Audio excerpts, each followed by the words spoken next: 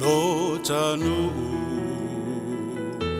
o talau whanua o Samoa lea le wha moe moe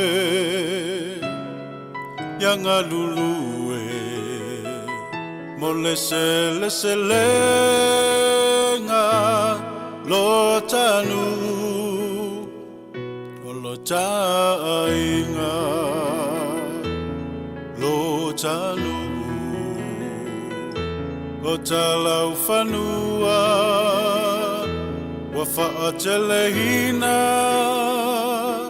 le wha moe moe tamau ainga wa sele e o na tanga ata ua whaalaina mo le anganga paia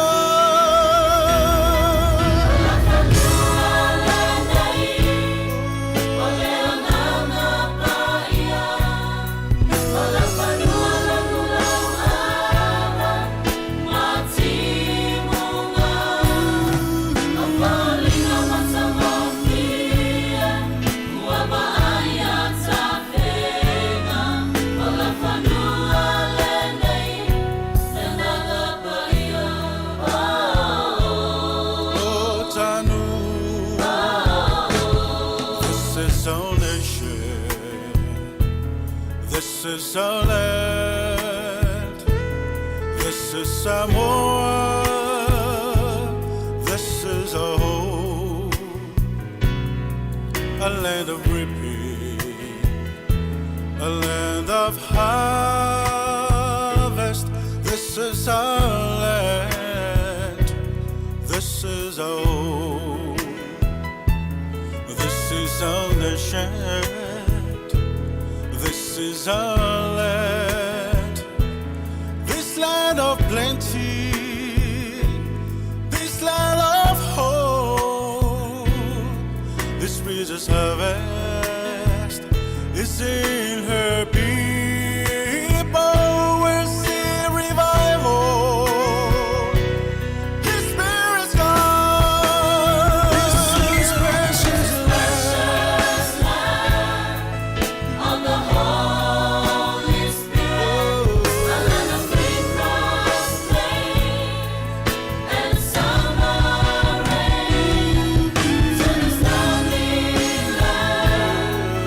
We will see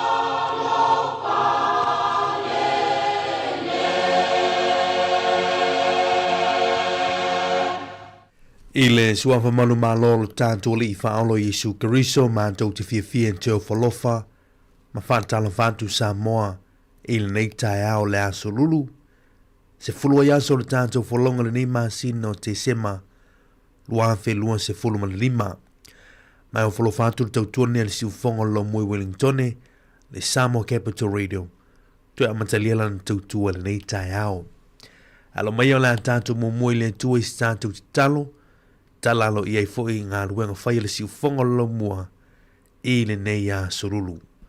O le vinga o le tua mai le Savali a Keriso o lau vi inga ia whai lea mataulanga. Teo te liu mai onu teita ia leu tātou i talo.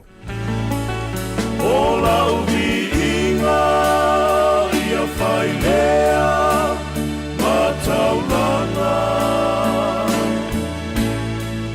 Taulanga whamanu taulanga whawhetai ia langona mai le langi o laumalanga e pa ia leona le mana o lau whai lea mataulanga taulanga whamanu taulanga whawhetai ia langona mai le langi o laumalanga e pa leona le mana Alleluia Alleluia Alleluia Amen ia falele ina lea tua sili ese Maya Yesu olo wangana Baptizo ina matou Maya famanuyana Alleluia Alleluia Alleluia Amen Falele ina lea tua sili ese Lilingi maya Yesu olo wanana Baptizo ina matou maya famanuyana Baptizo ina matou maya famanuyana Baptizo ina matou maya famanuyana Alleluia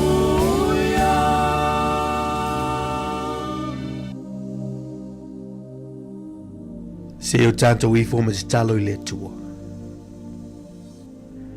Vi oilo mātou tua le nei tai au. Moni upo le nei vi inga o mātou langina le nei tai au lau vi inga. O lo mātou vi inga fai fantasi ma lo mātou o tunu fai lea matau langa ia te oile nei aso le tua. Wa o mātou ala fai mai le nei tai au i whanunga fōra nei aso. Mātou vi ia ma whamanuina oile tua totasi. Ono leola ma le malosi ue fo ina mai pea mo i mātou. Leo mātou whaafitai i ta mā. I le nei aso fau ma le nei tai au fau e au mai mo i mātou. Mātou te whaamanu ma whaafitai. O ina ilu ilu o ina tanu tanu le tua te whanguina mailo mātou wola. I le nei aso. Mātou moe ta oto yo mātou moenga le pōna pōpe yo mātou tangata whioti leise wha moe. Ai le tua ono lo lofa wha maoni ai mātou. Ono fufuanga ma polo kalame we walawina ai le soifua ma le ola u tangata. Le we tu walawina ai mātou ma whanguina i mātou le nei aso. Mātou whaftaita mā ono leita e au. Whailoa i malo wātunu. Lungo pea ngalu le ea le tautua ma le unanga le siufonga lo mui Wellington le tua. Mātou whatasi mai ai mo na yo mātou mātua. O ainga, wō mai māsani le tua. Sio mātua watu whatasi le taulanga whaftai la ufio. Le tua ma eu le walofa ma lo wha maoni ai mātou. E ngalo le tangata, ai le mawhaio na ngalo oe ai mātou le tua. Mātou stalo le nei tae au ta maa whaftai mo whamunianga e te awina mai le aso ma le aso. Au whamunianga i tono mātou ainga. Te tono le mātou community, te tono le lea tunu o mātou nofo mau mauai. Whaftai ta mai lau whaasoa mai ai mātou ta maa. Mātou whaftai o le mātou sāwalinga leo ua tau lau al whaamue moe toe o na yaso. Wa yaso toe o le nei tu sanga mātou Tawalunga leo le nei lua whelua sulima. Whaaftaita maa oena e taitai folau.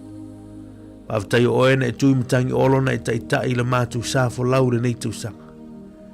Mātou te vi ia ma whamanuina oelo mātou te maa. Mātou whaaftai ono lau upu fola o lo tomtau ina i piele soifua ma leona o mātou tangata. Lau upu o lo whaimasuli o mātou vae ma le malama o mātou ala whaafitai le tua. I lo wa o mai ya wa I mai fa tonu mai fa poto mai e ala ya wa fionga paia au tai lo wanga paia malau fa unga lo fiso swani mai pe ya ma to fa malu mai I so se taimi lo matu tama ma to fa tai fo lo matu tua ono tofi mutiu te vala winaile se fo ma le olo matu tangata fa tai mo taleni lo matu tama wanga va ese we o mai au mātou whaamtaita mai le nei tai au, ono lau wha malo longa ye o mamai. Wha asalo tonga oe, ye o anono tia ma pupua ngatia. Le tu au mātou whaaftai. Ai sili ai o mātou loto le whaaftai ono lo walpelo Yesu Keriso le na maliu lunga le santau. Ina ia tongi o le ina o mātou semo mātou whale tonu whaaftai na maliu Yesu. Tongi o le ina ai o mātou tama. Mātou stalo ni taon le tua li fonga lo wantunu. Mātou lava o le whanau o le foto le anga masei.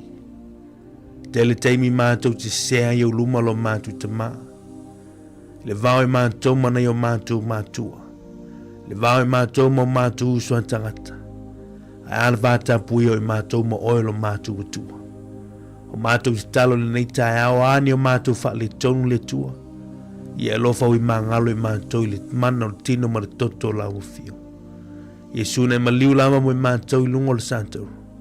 I ni o whai eise wha le lenga I o mātou tangata. I le tua le nei tai au. Mātou te oifo te fuelo santo. Wha mangalo wha mamai mātou te ma.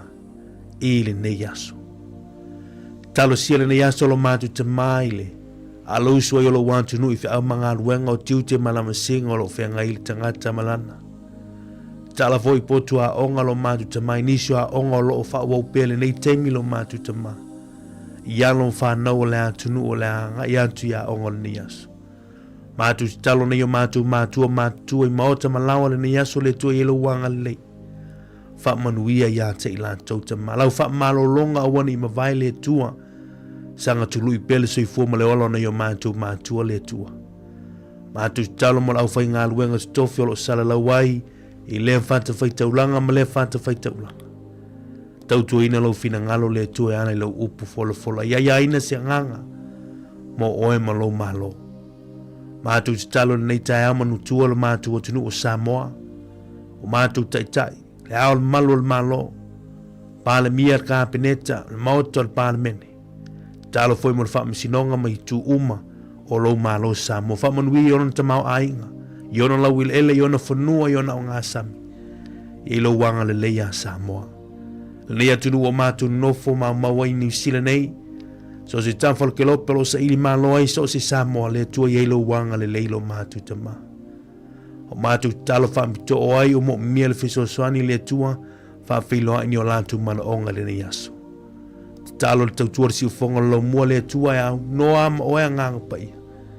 E whai fuara nei ngā luenga tama. Talo oe mai mātou le nei aso. Whamanui e lau whaafonga i pāanga i lau mai moe lau whaalongolongo le tautua le siufonga lo mua. Le ngata i Wellington nei au so se tawhal ke lope. I o atua i au whamunianga lo mātu tama. Le tua oe mai mātou umana matango nei aso se i o ina po. Aura vi inga i whaafoi pia i anta oe lo mātou tua. Mātou talo leo ma le mātou lenga e ala tu lo suafa Yesu. Amene, mamene.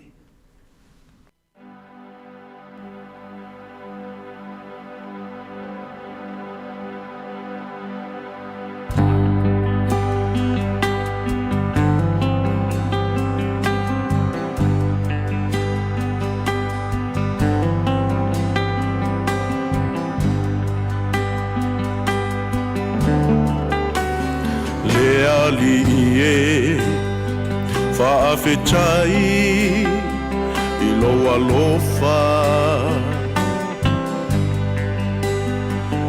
Wa e lavea ina I au Sa upolonga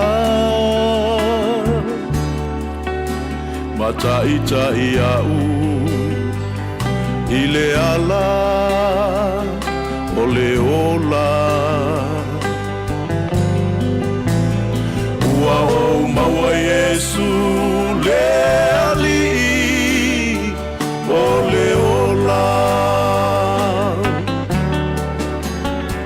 O maua le ali e maua I le fia fia O maua Yesu na ia whaasino mai o le ala na ia whaola ma au mai le ola e whaavavau ma o le ua o mauaina o mea uma whaapetai Yesu le manuia wa e whaailoa mai o te toe sa ili le aso e te awhio mai ai le aso totongi o ngā luenga sa tātou whai le au na le leina ulu vale mai o maua le ali e maua I le fia fia o maua Yesu na ia whaasino mai o le ala ia whaola Whao mai le ola e whaavavau Whao lea ua o mauaina o mea uma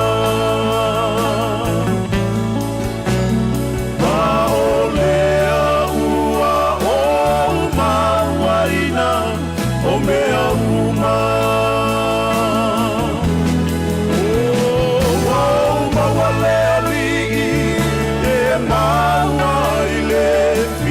fia O maua Yesu na ia whaasino mai o le ala na ia whaola whaau mai le ola e whaavavau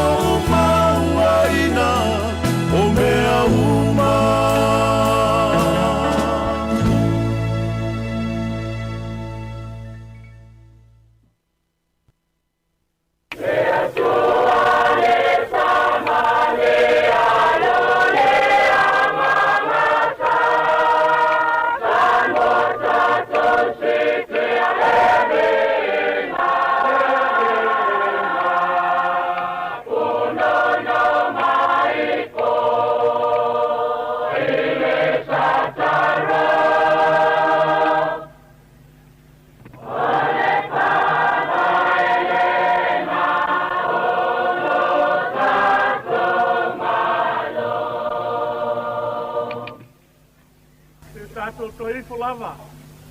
I le whawhai o lo tā malo.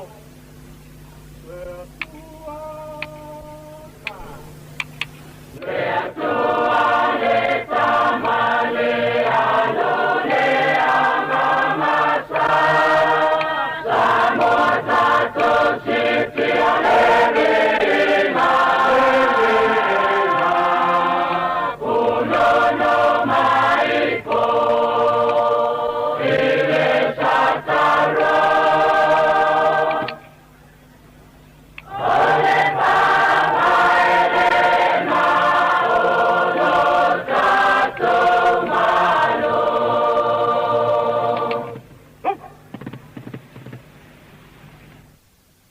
Tai tai o Samoa, tai tai, tai tai.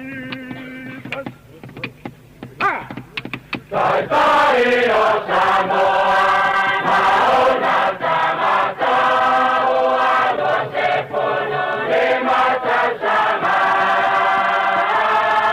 Loyo pelese le bawa pamana tuina tula e apati pati o rima.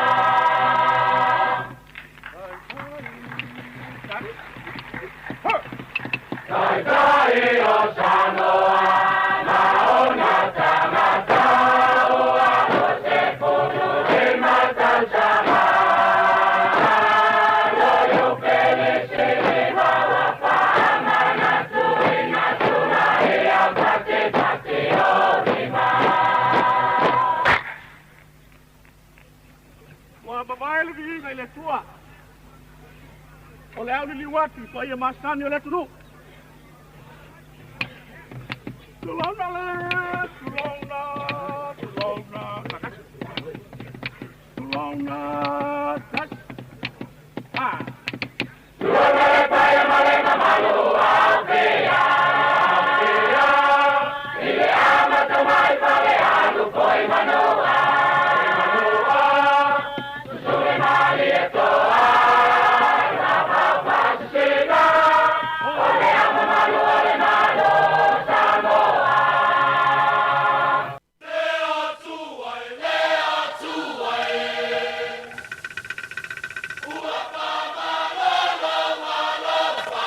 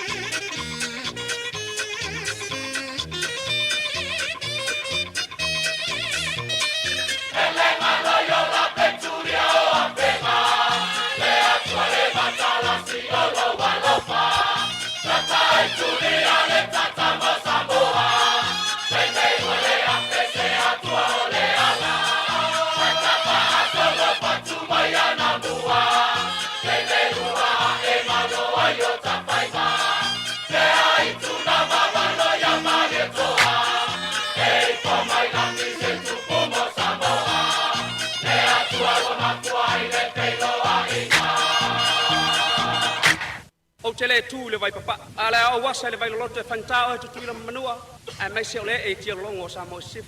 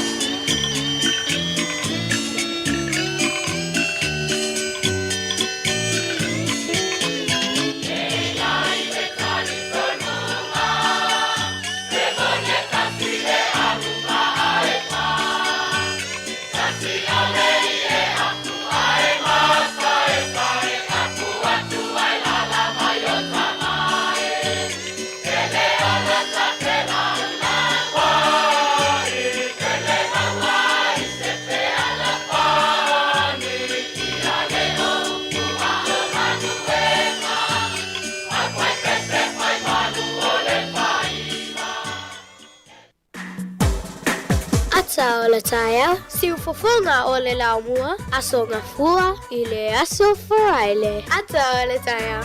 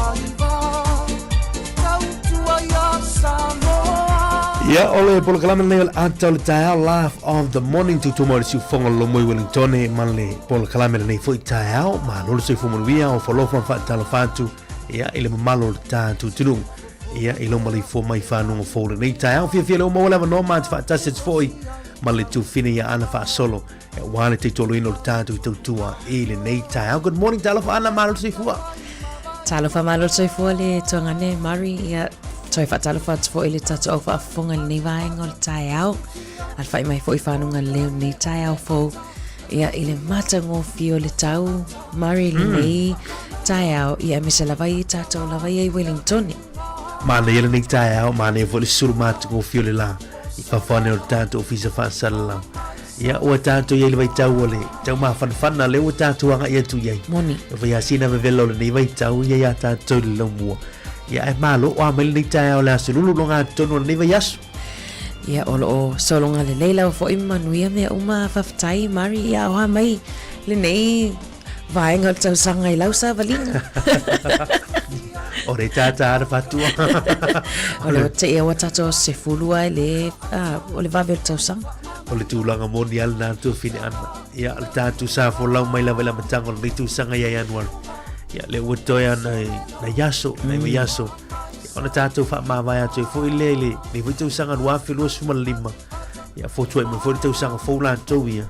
ia fa taile tu wai na ilu mata talu e ulia mai ia le ia so se fulo tese ia onisi wa alul malanga ile nga tono tu sanga ia abatanga tu sanga ia nisi foi wa ia tu malanga ila to ye ile le langi malola fa vaulo fa tali mai ia ta to yo ola pe ia to anga pe ola pe fa tau temi malama no ia I fuanga ma walawina ita to ile tua ia la fortnight to fine ia wa sta to fa filo il ni ta tu Malo fa tai Mari ia matou te fatalo fa toa to le ofenga pa ia le tua ia maula to fa le tua no fo alo no fo ekalisia a fatalo fa ato malanga fa alo tele ia iso se ofenga le tolo o fa fonga mai so fa fai taulanga fatalo fa to nei tato matua nei tato tamama tina matua le lo fa fonga mai to no mo tamalawa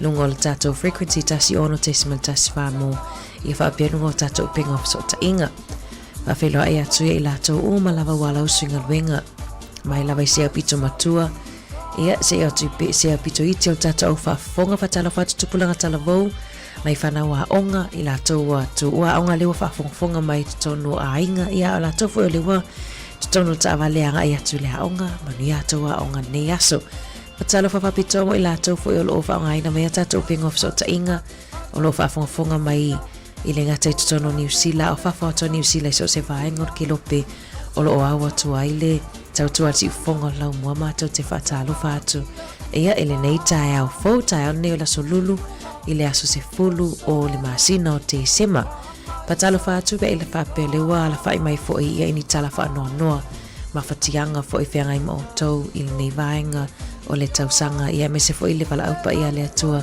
ile malima leoti ma tu te fa mafanfana fa alo te tele ate o tau ia o le tautua ne si fonga la mua o le atoe amatalia fo ilan tautua le nei aso lulu ma ngalu te olu atoe malituanga ne a Mari ia peona masania ia so lulu ia malo so fo good morning malo fa tai atu to fine fa tu lima fa tu a fo le tapo ingal tatu tinu le aso malo fa el faival nei tai au manatu nei fa nau ia wa tu survey table ni anole ole o fa na te pelale po tu ia mata fa fo ia o finga ai vo ia o ngaso ia etele ni so kodisi ma ni so ngole o malolo mai ia venga tai investi au ia isi o tamala iti ale tua ia na tu Mari pe o na ia mo lunga ia levon tu o ia o isi a mata isi le tu ia alfa solo ato ia primary school ia telen tu o vai aso nei peole o lai o ti fanga ia ai me se lava ila to le o senga valu amu ia so o senga ono fo isi primary school on me na mali e vole le fa longo so e o ti fanga o swimming pool ia fai la to dinner ia we vai ia ai le na me ia so ia le ni fa pena ia mato isa mo le ni me wa le tupi e o te lo le sai alo e foi vai ngale la ba tu la o ki la ni na ma tu ye o ta ma wen rainbow sand ta ma na vai le e vai me no ti ia so ia a ta to ye ia ma to isa mo e fa me ia vai la usalu ma lo fai me lo ofengal me e vai aso mun vulini ta pena ta to wa vale o tu la nga ve ta to e ia to ma la tu foi so fo ngan to so fo ma ye ma tu fo isa mo ia ele fai ngofi pe mai tawa foi le ia ele ia se me le ele uma io e fa me lo vai ngai mai a mo lu su se ne so ia pe ale mo bilion suingo le olanga ali Mari na tonua ia ta tu proclamen ater tao ta tu tel me fa sol proclamen le tao tu bol si fongon lo mo ta tu ma futet proclamen ater tao mai tal le mata mana fa fi ngan le tao la sa me alofa mo ke riso le nei tu sanga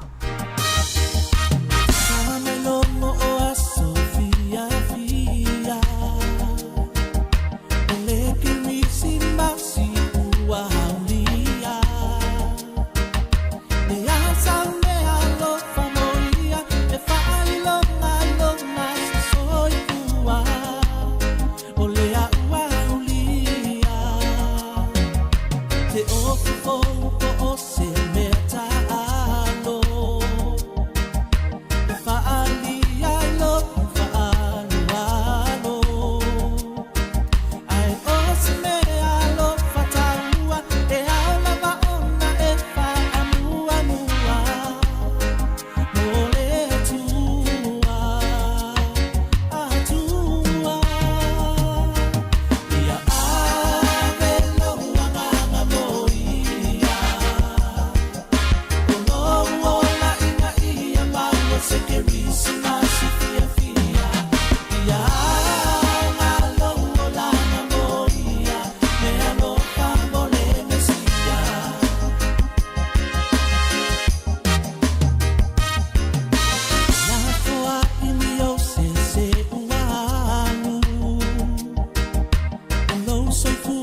ia tu mina tu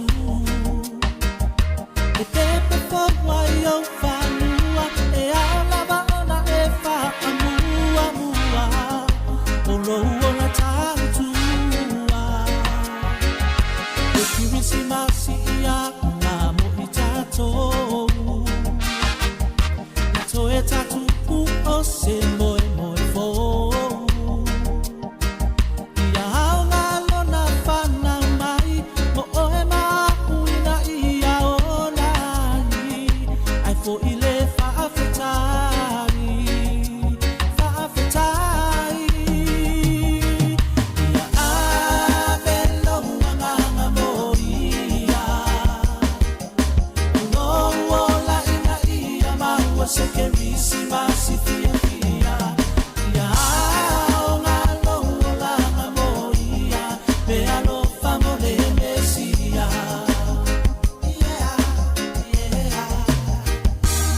wapana yesu yesu ile fane umanu amatu levi ina malefa amanu oyo le tupu tupu o manei fo atu ina pepe se ma aleluia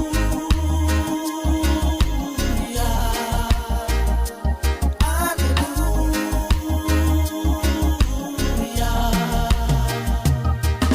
ia ave loa nganga moia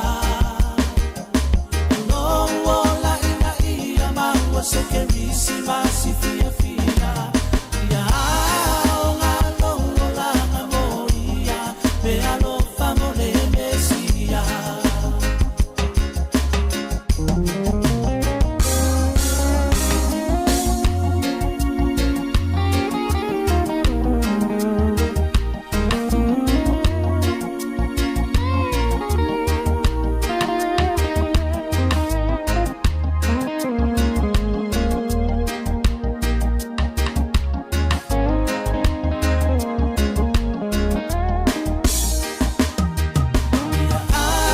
ave loa nganga moia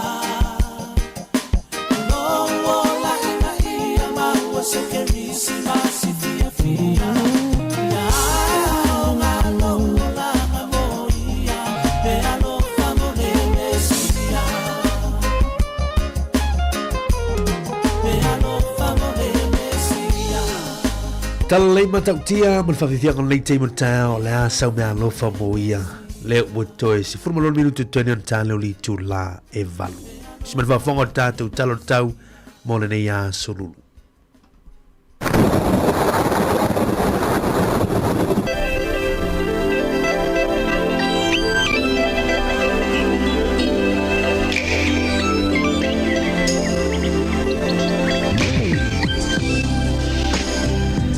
O le tala tau nei tae au le aso lulu mo tātou le mui Wellington e valo i alo fisal va i tau ia la langi lele nei aso sulu mātu o file la la ise au e va aia ia i tātou le mui Wellington e lua sumana tasi tike rile fuol e mawulunga fa mawina le aso se furumana tolu i lona mawulano o lo fa mawina le aso tofi le aso a tae au lo valo i alo fisal va i tau ia e ono a oa fa malumalu i ngone tau i le aso a tae au ia vai atu le ise live aia mo tātou lo mo le aso a tae au to ese le tasi le luas futi ke rie tu mawaia le fuone maulunga i le aso a tae au to ese fuone tasi le fuone maulalo sifuma lua mo le aso tofi le aso a tae au tātou i le lau mua i au Wellington nei o se vai ngai au kilani ia la ai tele nei tae au papena foi Hamilton, Gisborne, New Plymouth, Napier, Mastone susulu mātou o file la mo utou i nei tae au ma na ia lang le yaso pe on valo ia lo official vai tau le ise au e vai ia i au te lenga o le motu nei North Island motu i saute fa pena foi wingo le tau ia mātua ma na ia wingo le tau nei yaso i le au te lenga o Toro New Zealand Christchurch Timaru Dunedin e Invercargill sulu mātou o file la mo utou i nei yaso mo tātou i le aturu neo New Zealand lo tātou nofo mau mawai lo luinga le au te lenga lava yo le atunu le nei aso sulu mātou o file la ma na ia le tau i le nei aso lulu matalo fatu isi o tātou tunu i Samoa le tala nei le tau o Samoa mai afa o le lima le tau nei na uina mai ai official vai tau mulinu wingo le tau o se vaenga faatupula ia o fetaia ingo savili ma timunga ua tooto nei i sauti o Samoa mai au mai ao ma timu e awhiaile atunu inisu taimi fautuanga ma lapatainga mo timunga mamafa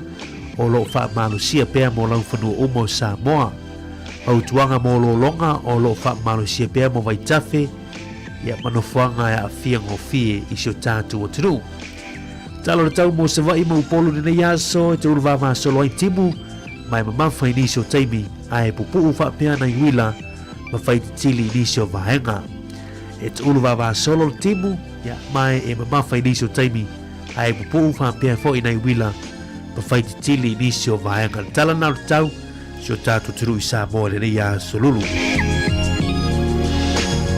tatu sema le talo le tau a tai ia talo le tai mo ngā te fale Wellingtone a tau umolo whangotina ngā te fale o tatu lau monei ia olo o a pele tai le teimi nei o le tai au fatu a sua i le ono minuti te elitu lai se fulu i le tai au nei fatu a pele i le afolitu lai fit afolitu lai fa sa atu le afolitu lai fa i le a fiafinei fatu atu e sua lea i le afolitu lai se fulu i le poa na nei a te fale nao Wellingtone a te fale o mana polua ia o lo o sua le tai le teimi nei ia te aman afa i tu lao na pele o tai a tato i nei mana polua pe ama le afoli tu lai valu tau nei e pele tai pato atu sua le lea woli nei le toe iwa minute li tu lai tolu lea woli pato atu e pele le ta tolu li tu lai iwa le poa na nei tau tu anara saunga le mu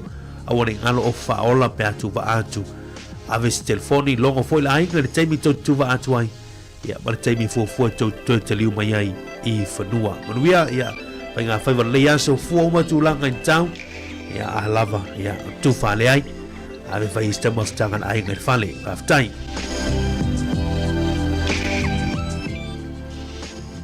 Malo whaftai o sewa ainga le swingo le tupe mo i lato fo i fiala fo ina lato se leni le aso whaamamonga mai le upenga te whailangi a le ANZ o le malosi o le tala New Zealand i tonga tasi tala New Zealand maua le paanga tonga i tahala tolu sful tasi sene tahala tolu tasi sene tupe Australia e valu ono sene tupe Amerika i le aso e 5 fitu sene o le tupe fiti tasi tala New Zealand maua le tala 2 sene fiti mo i lato i ui atu Fiji Airways o le tupe Samoa po le malosi fo le tala New Zealand la foi il tupe Samoa le aso e tala fast food iwa sene tala fast food iwa sene oni ngalo fo ile aunanga ale tato company telefoni al Digicel na o telena le lea lato rate ilungol ato aunanga le Click X manuel la fongo tau tupe le aso faftai le anga lei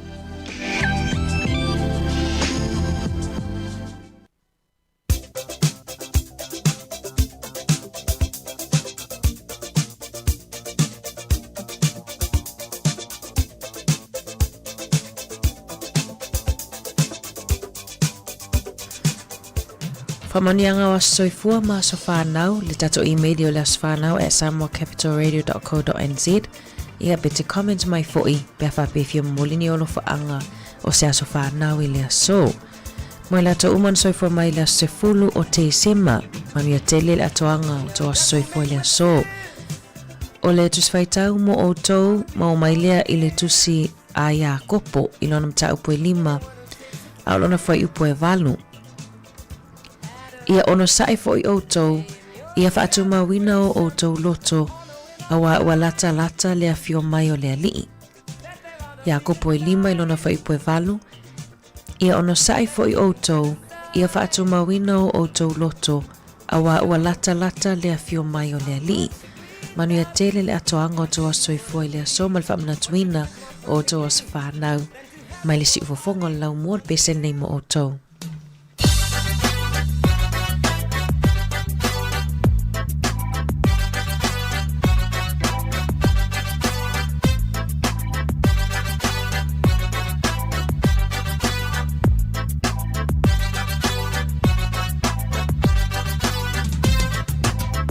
Fia ua uria loa so whanau Ki mai loa ma fa leo tele o la au tu loa o loa nganga ile la au fa fia o le tropica nai loa so fa now aso fa now fia aso fa now manuia aso fa now fia aso fa now manuia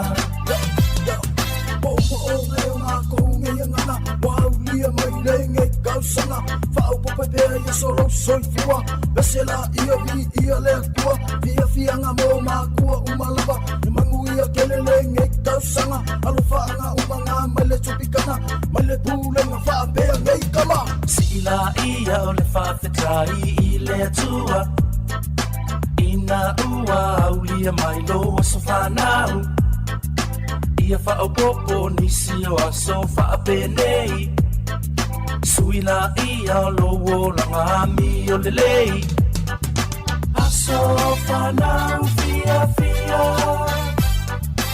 Aso whanau manuia Aso whanau fia Aso whanau manuia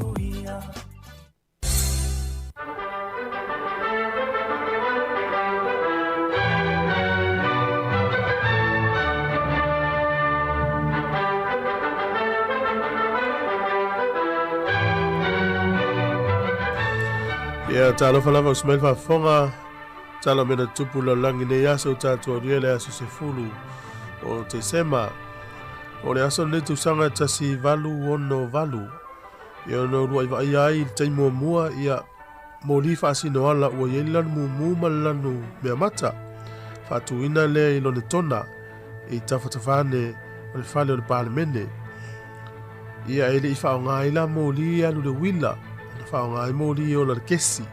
O le aso nei tau sanga tasi iwa o tasi na whatoa a mata ai ni whaelonga tau o loa le numera tasi la langi nei taimi e ta o le Nobel Peace Prize. Whaelonga nei e mana tua le tamaloa suafa ia Alfred Nobel. O le tamaloa i o le nuu leo suatena po Sweden. Tau ta ua le tamaloa nei mta upu whaasai nisi. Tele lon tamawa inga na maua mai ni fausia o mea whapapa ia po. Tau tātou o whanai a peoni. Whaen wha peoni pomu. Ia o ila taula na urua i maua le whaelonga le au fia ilitanga te suafa ia Jean Henry Dunant ia mai ia tunu ulava leo suatena o ia na whaavaina le kolosi mumu.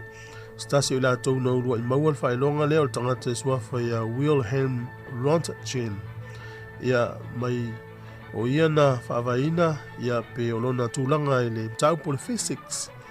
So nga whaasai nisi lava. O ia na urua i maua le mea tau le x-rays ia po le whaata. Ia pe o nisi na mua lava maua le whailonga i le asono nei. E mana tuarita maloa lea e luna fo i sao i lalangi i mea tau sai nisi. Tausanga la tasiva o tasi.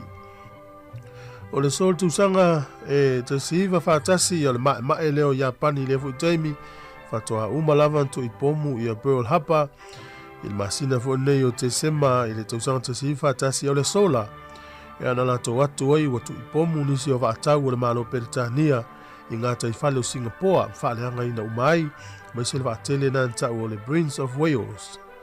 O le aso nei tausanga tasiva i vono sa inia i le Palestine o Afrika e saute o Nelsoni ia po Nelson Mandela ia le whaavai fau o le tunu ia le whaavai whaatemo karasi o le sol tale whaasol pito o le tunu o Roma e taula tau le asone e tau le Lux Monday ia po o le winga o le Light of the World ia po le tua e mawaina i le malamalama ia e tele lava la tunu Europa la tau te whamna tu le asone nei ia maise lava la tunu leo falani ia o tatonunga whaloma.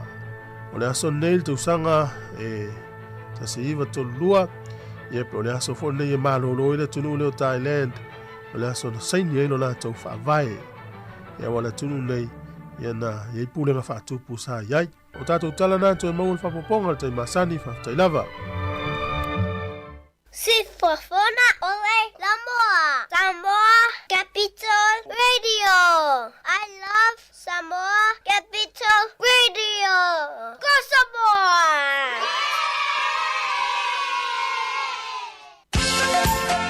Afai wa umale leile nei tau sanga e tere imalanga I Samoa au alale pole o sau nia nei le titu sau se ava noa e te ono manu malo ai se pepa malanga I Samoa ma le lima se lautala Amerika le tupe te tawhawai na ona whao ngā lava le ClickX e lafo ai lau lima se lautala New Zealand po le lima se lautala Australia pe silia tu foi i le mai cash o le titu sau tau ai ngai Samoa ona maua leo lava noa le se i le aso limo Januari e mawhai foi ona e anga waa i le se i pe awhai e lafo se top up tolu sifurutala New Zealand pe tolu sifurutala Australia pe silia tu fo I lo ai ngai Samoa e ia inga o le nei whaapitoa. Sekia Tijisa.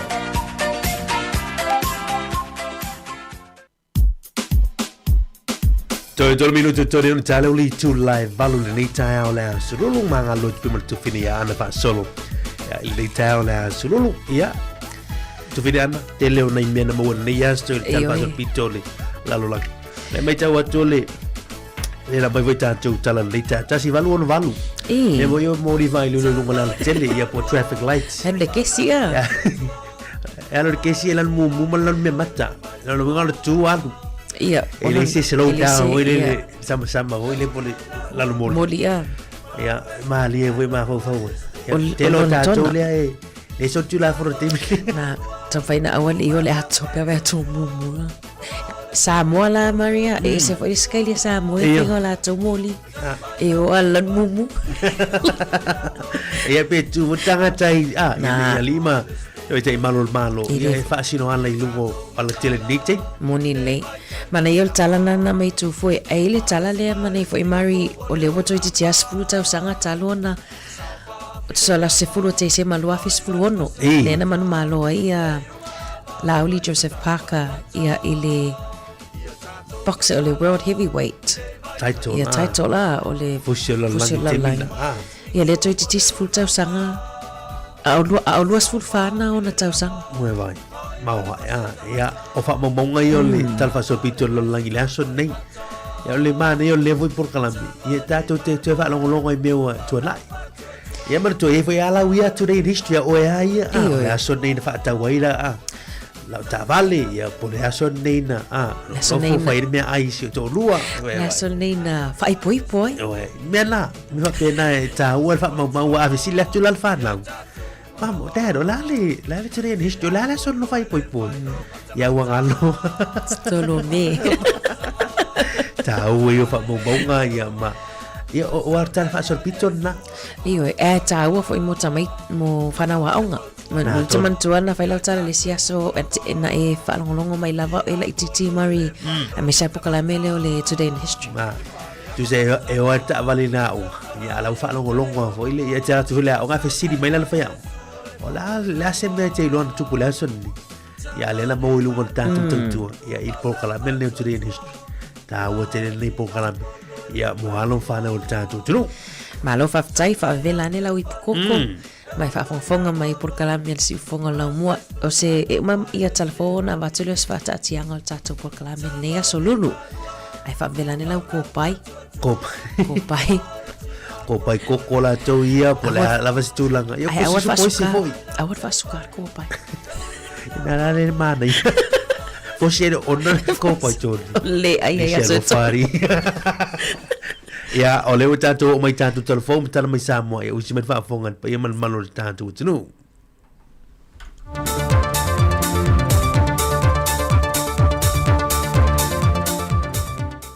Whatalofa na tātou tunu o leo ngā tatono nei vai ia sol savalinga e tiu te whiau mga rengo whenga iai ai o telefon mai Samoa nisi o meolo o tutupai o si mai ei lo whaafonga O le wha mea lofa I nā tua le malo Peritania ta wala mai I lana komsine sa monei o le lua se funmali lima a whetā la I le to manga moe popo ngā tia. O se isi a wala e wha manatu I pele so tanga vāvā la lata le o mwhaipa angai nei le wha la popotonga le to manga moe popo ngā tia. Ma le tina masiofo I a Queen Camilla. O le lua se funmali lima a whetā la le o wha apito lava le viso swani e una ia ele por kalame no futane lo fanga solo mo tina mata mai ta e lo matua fina wina pe lava le por kalame E ala ia lātou pisinisi lai ti le ua whaamanuia ina o lātou a inga. O le ofisa au tu o le tō manga i pia na whaatino ina le tu inato le neifeso swane ta walatu ila na komisina le malo Peritania i Samoa ia Daniel Carlick. E sui o le whaalampa mtonga a le tō manga a to ai manisi o tina matamaitai le ua ilonga na manuia na ia lātou pisinisi lai ti o lo whaatino. Sao no Daniel le tu inato le nei mea lofa o le a whaawa wai o na whaatino le malo Peritania nisi o mea whainga ruenga. E tā la whengai mapisi nisi o lo whaatino i lanto i te tono o lanto a whiu anga maainga e manuia i fo i tangata lau tele. O le lango fo i le malo Peritania le polkalame le noftane e le ngata e wha fo i atuai se fia mai sa wanga sa whengai iai mai lanto. A e sili i le wha malo sio le tutau se le ni maua.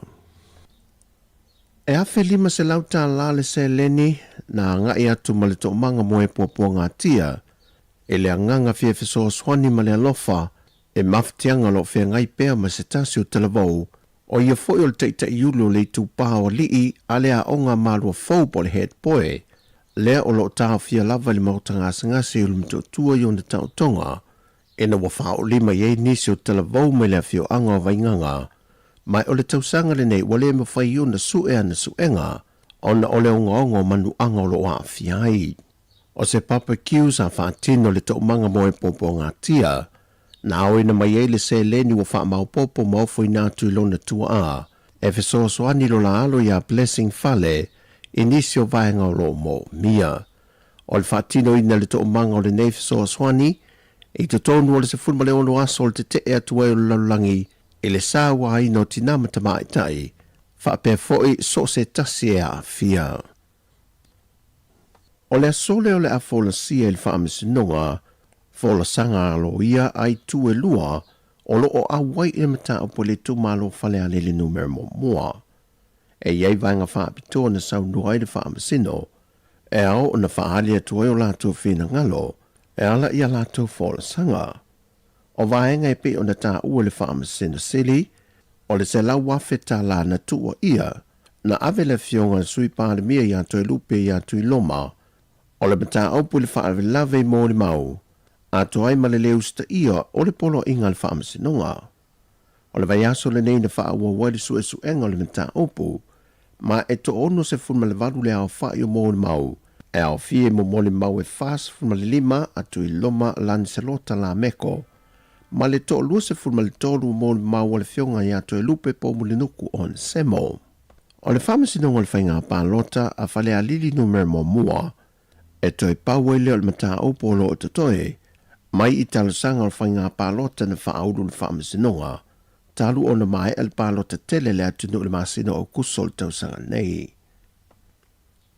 O le asa whareile o le vaiaso le nei, o le a whaia i se sauninga whaafetai, matala ilo i lalo le hola tausi soifua, ua tele tausanga o whaonga, mai o se atina e uasilia i le fitu tausanga, o whaanga solo whiutana inga au lea whatu a whaatino. So mo le mātou whale fō, wa ele tupe wa.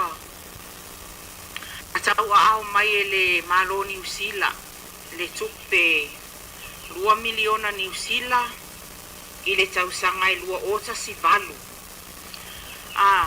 O le whaamanatu ina o le se lau tausanga o le Spanish flu, le na tu lo lava le na mali liu le to atele o tato atunu tasi iva tasi valu so lua o tasi valu e ato ale se lau tausanga o le tausanga fo nantu ina mai e New Zealand le tupe se vai ngā tupe fausi ai mato fali so le mato o le se leni la na le afa o ngai fausi ai mato fal fo ia o te manatu lava ile ngata ile na te talitonu lava o le ahanga le lei mai fo tato atunu, tato malo, e fiso asoani mai nisi mea e pa le lei ati li el mato, le mato fale fo. O le wha moe le asosia tausi soifua, e a mata le tausanga fau le masino i anuari le ngā ruenga, ma le wha moe e iwa masina e anga iatu le tausanga atoa, e wha mai e nai maumsa ai, o le hole nei o le atu i nei lalo, wasilia ma le fase fultausanga Talu na fausia, ma whaatino i ngā ruenga ma fuafuanga a le asosia tausi soifua. O tala fawia, manuia tele ni aso sio tātua tino, wha soifuia.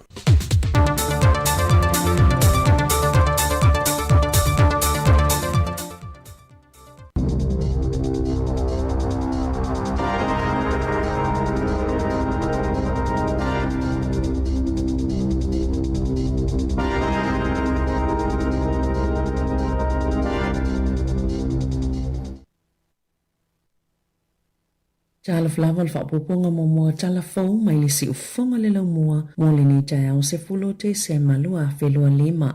O le asoana na fina whai e se sauninga whaapitoa e te tala aloa i eile polo keti o whale mua mua e se fulo malevalo. Na fausia ina mo tangata Pasifika o le whaamoe o whale e whaataunu o aile moe mitinga mo ainga Pasifika. O fia whaatauni whale aile ngā whatia le tau o le fufunga o le aso o maangele Maria ulu i le lata makiti o na tauira na tatala aloa ia i le whainga loto. Saunia e Reverend Hueni Nuku manalangina le au whaipese le Pacific Connection vi inga o le atua. Na mawale avanu e whaiei saunoanga whaapitoa, lea na tatala i le saunoanga le Pulisilo le Central Pacific Collective, le fionga whaamatua inu Tino Pereira, na ia whaamatanga i le tau mawhainga mai o le ngā luenga, lona lua saunoa Helmut Modlek, o le Pulisili o le te ruranga o toa rangatira, o le na whaipaanga ma le CBC, na saunoa ani tapeka o le pulinu o porirua i le tau o le whaamoe moe, ua tau nuu, mo tangata Pasifika e whaatau ai o lato,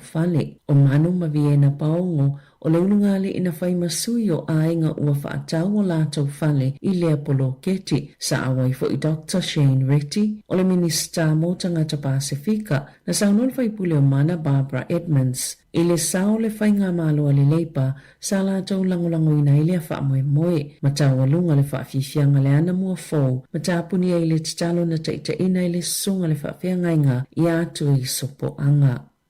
Ua whaailoa le whaaiunga le whaamasinonga sili po le Supreme Court e whaapea o mātua i e tau siatua maua la whanau i mana o ngā whaapitoa o ni tangata whaingaluenga le mālo ma e tatauna maua whaamanianga tāla whainga i whaapea ma le puipuinga e peo isi tangata whaingaluenga e lalo i tō la whono o le New Zealand Public Health and Disability Act luafe e tatauna maua tangata o aingolo tausia pe whaatinoina au aunanga whesosoani le tupe mo le tausinga o tangata o lātou ainga yeimana o ngā whaapitoa. Sa whafonga ina i lumal whaamsinonga sili le masina o Aperila, le mata upo Christine Fleming, o se tina e tausiala na tamatama o Justin e yeimana o ngā whaapitoa, whaapea ai ma Peter Humphreys, e tausialo na whawhine o Sian, e iei fo'iona mana o ngā whaapitoa. O le whaatupenga mana o ngā whaapitoa, sa ila matanga luenga o le soifua maloloina, ua whaase e atu ila matanga luenga o anga whisa o tai. O tangata tausi ma ipo o carers e le whaamawina o tangata whainga luenga, o tangata ia e le anga waa i tutongi, o aso malolo, whaapea ma le puipuinga i lātou pe a le tāla whia ngai, le wa aingo ni a lātou mata upu, ma i le taimio le whaamasinonga ia Aperila, na tā uai e lo ia, o le mata upu le nei, e onoa a fie le whaita wafi o tangata o ainga, i e tausia o lātou tangata e iai mana o ngā whaapitoa.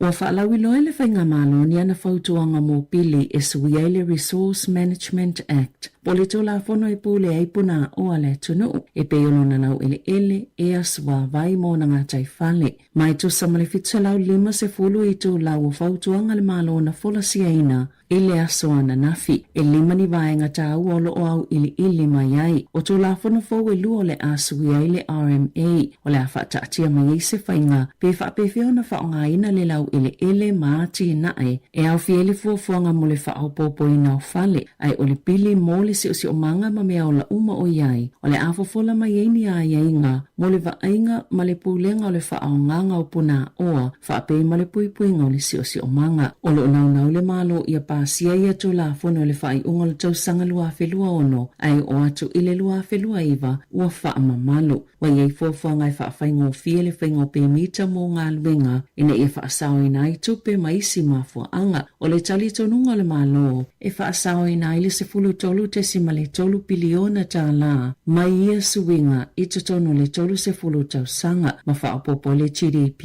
i le petusa lea ma le tesi ma le 5% i le tausanga ia o atu i le tausanga lua a lima se fulu. E 5 miliona tala ua whaasala ina i le company in siwa le tawa ona o le tau whaasise i tangata e ala ini tau pa una o foina atu iai. Na awe le pūlenga mā keti tau tupe po le FMA, le tangi le whaamasinonga mā walunga o na sa whaawau pe ona solia e company in siwa ia tu la fono o fi whaatawa inga tāla whia ngai. Na whaalia se tasi o whaululunga o le pūlenga mā keti tau tupe, Margot Catland, sa le ipolo kalame o ngā luenga le tawa, e ui i se mali lienga ma le komisi mō pisinisi, e o lava i le luafis fulfitu e fofo ai le asasi. Na whaongaina le company in siwa le tawa ni pa na whaasala la wina o multi-policy discounts e whaatau sina atu ai ma whaatau mawai tangata whaatau ila lato company e au noa mani pol kalame po systems e whaatau atu ai na le whaatinonga o tau pa uia na fola atu e to samanto onus fultasi afe tangata whai in siwa e umia le silia maleva se fulu afe o policies sa ova ni tau lato te tutungina pe tai o le usilia mal fultasi te si male 5 miliona tala ua mai o na toi tutungi e tangata na afia ia lato inisiua. Ele tasi se whaalavelave o tangata e maali le mo i tala whātai o kilani ile nei vāiaso. O le awhewhila songfuana malia o se tau le e lua ono tau sanga a o au i le sami i kari o i tahi. Na maua leo maulu i le asolua, le tino malia o se tangata na pa ui le leiku ai namu i le matawhanga o Bethels i le afiafi fo i o le asonga fua. Sa le ima whaiona maua le au lavea ima se helikopa leo. Le tau le e lua tolu tau sanga le matua i le asonga fua ai na whato a maua i le asolua. Na whaalia James Lee o le Surf Life Saving. E whani whaalavelave Natalia tu iaila lato au whaingaluenga i le pōle asonga fua. E au whieni whaalavelave na mau ai soifua o tangata i to alua. O lo o whaama mafa pia whautuanga mo i lato. E anga i le sami malewai. Ina ia tautua nā ma whaamua mua lava le saunga le mui nei vai tau o le tau mawhana whana. O fautu eina le lalani usila mo le puipuinga mai o sifa inga ilunga of sota inga whaate konolosi. Le whaita wafi o tangata ni usila. Ile a afia i o lato masini ni pol kalame mata utia e whaale anga ina ai masini whaate konolosi. Na lafo ina atu le National Cyber Security Center ni emeli e tangata i luas fulu no afi le tai awa na leila. E la pata ina ai i lato e winga se pol kalame e le anga i lato masini le luma stila ma o se whainga inga o i o lato wha amatalanga ta awa i puipui malu iai e bei o tuatu si o e-maili ma passwords. O nisi o upo whaalilo e tatala i e-maili po te unga tupe po passwords. E yele fisa o ta inga i polo kalamia la le malo whaape e manumero te unga tupe na whaalia e Michael Yakosh o le NCSC.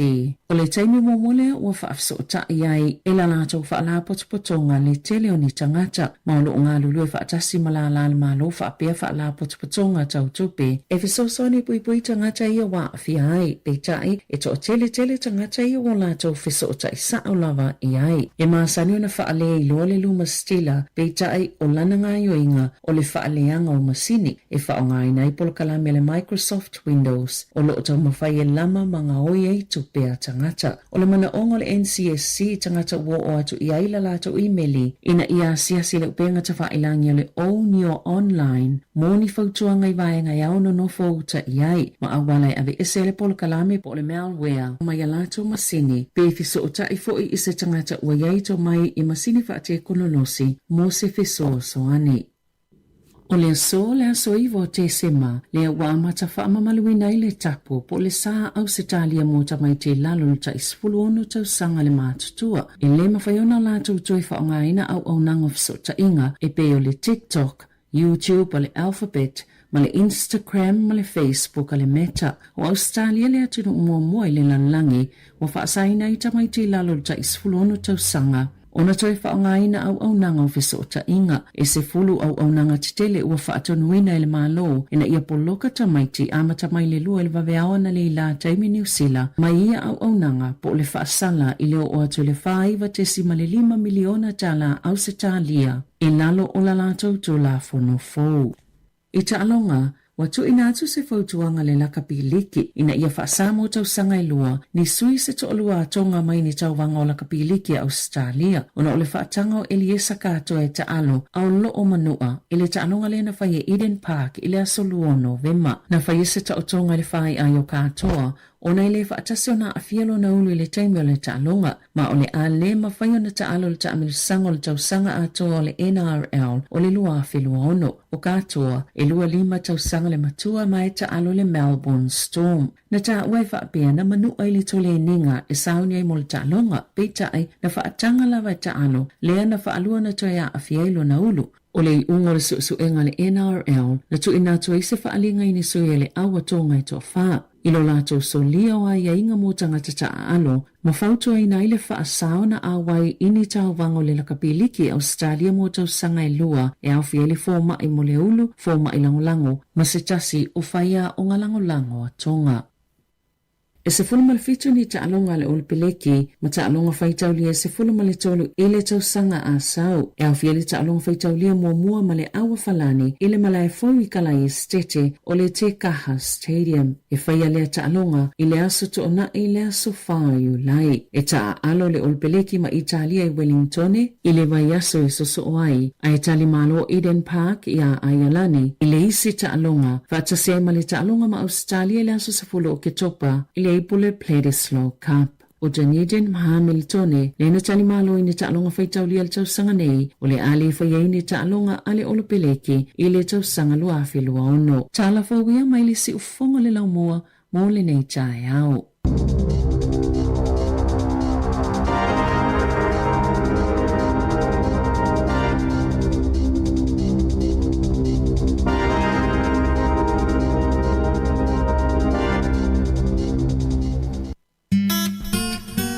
Fumo 20 minuti leo tene ni tulai valu tu mo le si fonga lo mo le nei taeao por clam anta le taeao ma nga lo tpe mo tu fini ana ya wa fo tanto por clam le nei taeao la sulu te le tatu telefo ya e mana e fat auto tanto por clam ana le nei taeao malo faftai mari ya ole itulai se fulu ole por clam upfai malo pena dua tatano to mala fionga ya la wano atilawa ia eile whaatala noanga i le tulai sfultasi o le alea istato ia lo uma por kalame o le neitau sanga mari peona masani ai ia e ai whaatala noanga na i le tulai sfultasi ia o talafo i le tulai sfululua whaawawa toi lawal tau tua se ia pa ia le tulai lua malo whaftai o le whaatala noanga wapcho lea mo le si whir tātu tunu se tasi o alo le tātu tunu mai Samoa ia leana whau ina ia ile amtango leva yaso to ala la stofi ia lana fa ungol sunga ya Henry Ferretti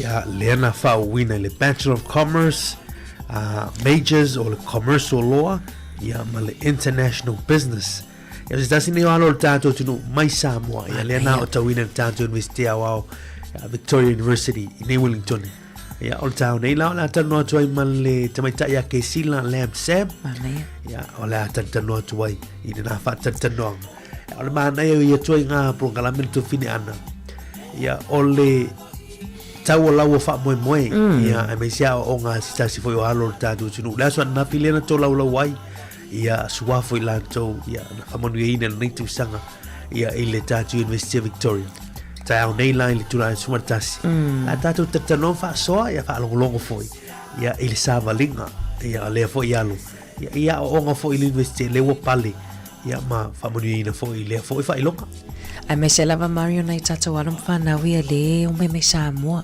tonu ya e tele nei tatu alum fa na ya e skola mai mo skola sipio mai nei e fa wa ya o nga alenga taile Mario nei tatu alum fa na wi e vai tama mai pe adopt mai ona mele to fa awa o ngai tai e se le mana e pe ata fa longo ni i itala ina i alum fa na masani on tato no mari i tamaitia vai tama mai fa pe e matue lue tupe masani on tato faso ai o tamaiti fa mai wo ese maainga e lei ai lesi lai tupe to tele vo tamaiti le wo mai fa au le lei mo mai o fa inga wenga ma lo la vai malo fa nei tato ainga ia mai nei tato fa na winei la tonua le wele tapu fo ile mo le terminei e wale mfai on toi adopt mai ni tamaiti ia e se fa talini usila po ala to ai ingo ala to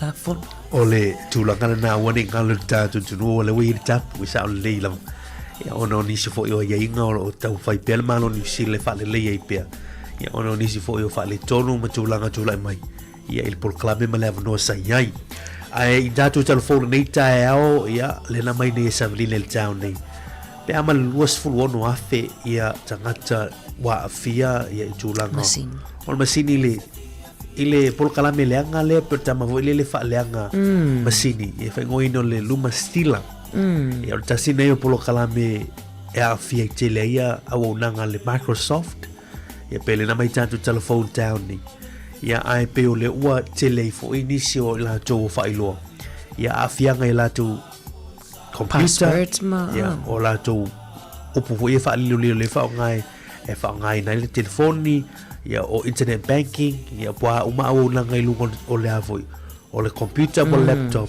ia na la foto la lu o email ia na o mila ia tanga to le link ia le lana saufia tuaia le luma stila le ia ngaoi pe ave ia fangaoi ia tulanga fa maunga le malu le atunu ia le mo le mawina le town ni lua se fulu ono afe ila to pe am lusu ono mantup lusu ono afe mantup le na afia le tulanga le ia fa telo ia le tato National Cybercrime Center ia la to yo na fa mal te mfai te fa le tulanga ni ia mai fiso tai tonu mai ala to ia te oi ai lo atu oile na afia ile fa la vela vela luma stila ia male foi por kala me tau fa se ma tau fa le o te mini ana wa o mai lungo link o ai link ta tu te omi pe na tano voi sunga ile ya tu fo ile ma onu na ye tuina pe e te omia le link le tanga e tu tonu alo ile ma onu te foi ave yo fa mo e saufia mai lola tama le tonu ya ave o fa mo bonga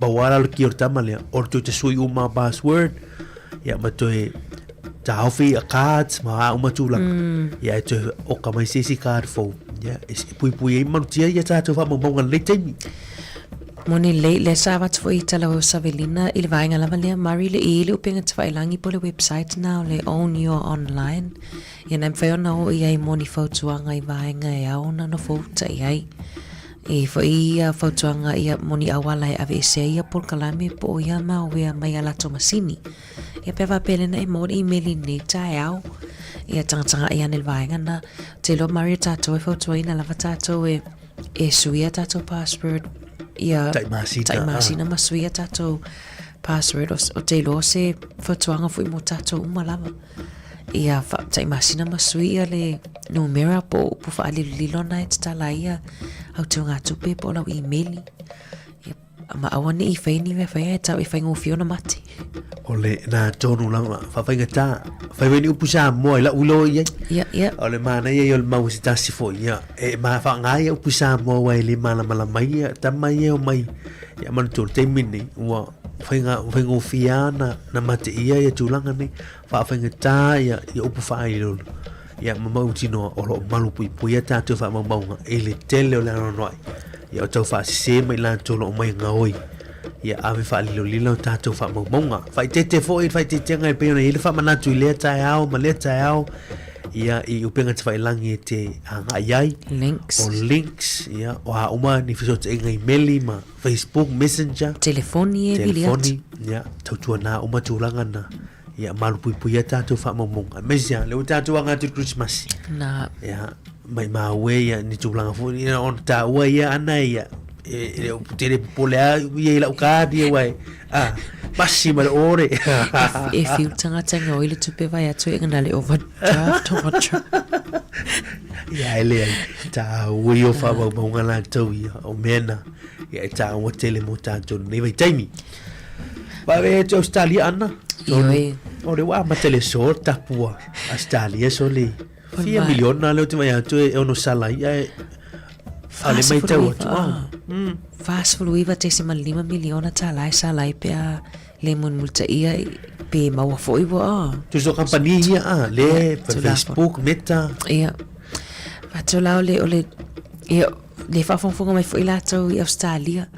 I foi lato alum fa na nai o fa onga ina lato Instagram lato ia wa na po o nei va vea te New Zealand ile luar va vea ni te wa ta mai te vai ato pola me wa pe ai pe wale se vai pe le wifi ia le ai ona wa ta pe ato Australia o le tapu le mantua le ua tapu ai la tu sumo le ono anga ilang ma le fa nga ino o pe ngatfa ilangi nei o Facebook Instagram ani so o nang pui mai la to nei temi ia fia ngai long on social media ale mai tau ni stu singa to fine ana o mau fo ila fa na ia nisi o wala va Britannia loopholes ia boni vai nga vo ile ma fai on Southia mai ile tu la fono le por tapule ia la ma tu langa ia ila nga ilum o wale wa mata fa malu ia tu la fono ni ale fa lo at foi e ono la ai foi New Zealand la to ia pe o lo fai ni sa ili linga ia pe ni munga vo ia fa lo to le parliament ni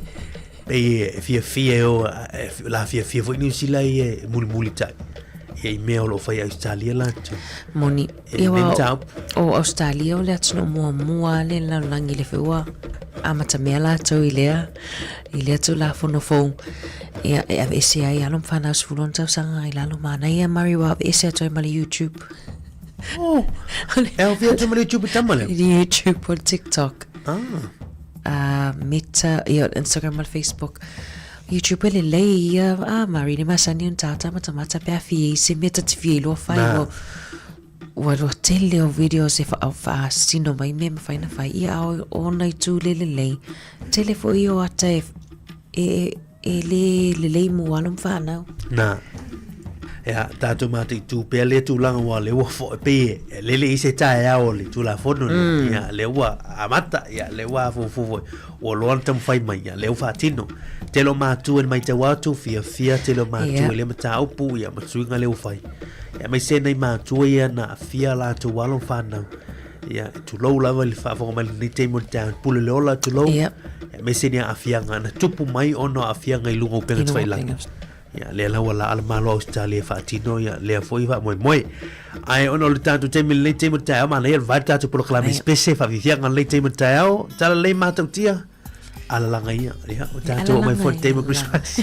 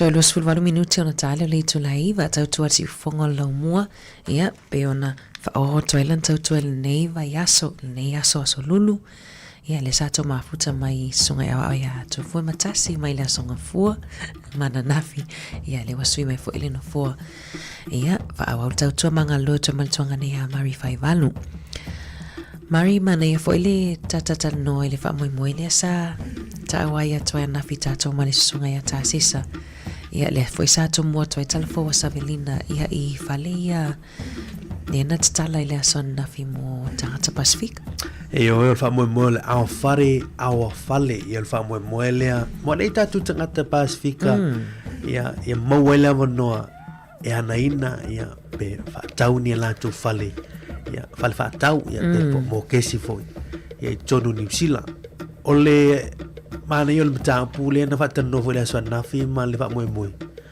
o fa mo nga ia tatu ni New Zealand e pa o wai la lo fa numero o tangata Pacifica e anaina fale Tono la tunu nei Pacific Home Ownership e le tono la tunu nei ya ona aile I mafuanga mafuanga ile mfai ai ona anai nei tatu ni tatu la fal ya o tulang o le tau o tulang o le tau fai se feino se deposits ya deposit wa ya tulang o ya nga fatu ya al por kalamen nei CPC por le Central Pacific Collective le la mole mawina la swan nafi le mao e o le fa mo tu finan o ia mo tu mao fa le la tu atu tasi o ata fale ia lua fale ia ua mai mo manta tu tunu o fale na lua le o tala o fale la e lua ia fale mai le sifuma valu fale ia tala la so nafi ia le la o le so e le ua tau a tu ki ia ina ia inga sifuma valu ia le la o ul fa mata ul fale le so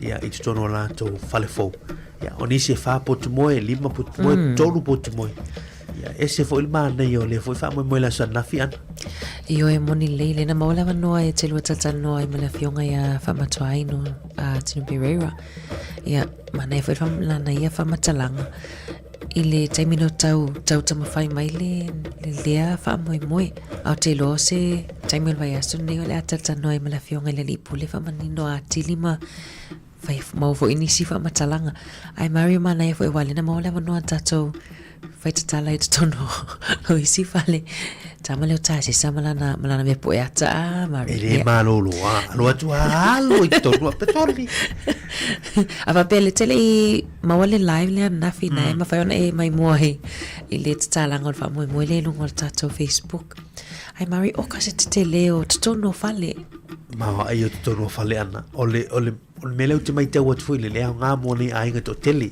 ya wa a fa po tu moe ya e ile si fale len tato ya ile so na fi e ana ina e ai nga to nga leo manuma viena pau e ila le si po tu nei lam ya e ono pe o si po tu ai fa ina fa ali mai po tu lo fale ya pe fa ina fa ai tu langan ole pe ole au te fa moe ia na ina e tatu tanga Pacifica ia ni fale pia poni mota e mo ainga mai tau mai foi la le pa moe ne le Central Pacific Collective e fai pa anga mangati to ranga tira ia ol por kalamela nei tu se ana ina e ngati to po maori ele mo fonua e fa wi fale ia al fale ia ma tino fale ma o me umana e fa tau o ina voi la fa iti le tau o tongo fale ia e pe o le wale ele pe se tu ia ala u fa tau an fale e pe na tasi na va o for deposit la to ia nga lu fa tasi CPC tele yo o me ma o fale so na fi le si ainga tonga le tu finan io e tasi tangata fai ngaluenga tasi tangata fai ngaluenga ele fai ngaluenga ia si ona le ia masiola lo tonto sa ale mo fai ona fai fa tinu tulanga ne o ni mo mitinga on na no tinga o puna o ave mai le so nafi ia ole tulanga foi lea a foi so mo mitinga e nau ia ia te loe e tau lau fa mo ia mala nga o fa wai seminar ia mo workshop ia mai ole mai te wa te fa tananga ma fa mo tainu le so nafi tu sei tolu su lua fale ia le wa mata fa watu ia le mai er sumal van ai pe ama lo se la mo tu pula to le fa tatali lisi ia lisi fa tatali o fale e pe ama to se la ule fo siene tato por rua ia ele anga i lumale lumana ia al mesili le wa mata fa mo o le mana ia Mario ngala lue fa tasi tato Pasifika mana i tato so Maori ia mana i fele sanoanga ale pulisili ale tenunanga doanga nanga tira ia le ia helmet mai o langa famatalanga o ye e mana o ia uplift pe si ilunga ia le tato Pasifika ma tato Maori ona la le tele fa maunga ia o mai matata ia e fai mai au tato Maori Pasifika ia le pepa uma lalo i le tele o vaenga i suenga ai mari sa li o mana ia le story for ia manuma ma Vienna na file sa famatala ile tama fainga menga la ua ainga wala tats fulta sang ai lena visiting ia po la le tele workshops po tala no sessions in masani lena o fai tono tau sanga ta sia le fa pe me Vienna pe na le fa pe lima ia vai tato ia na o restala na watele na foto email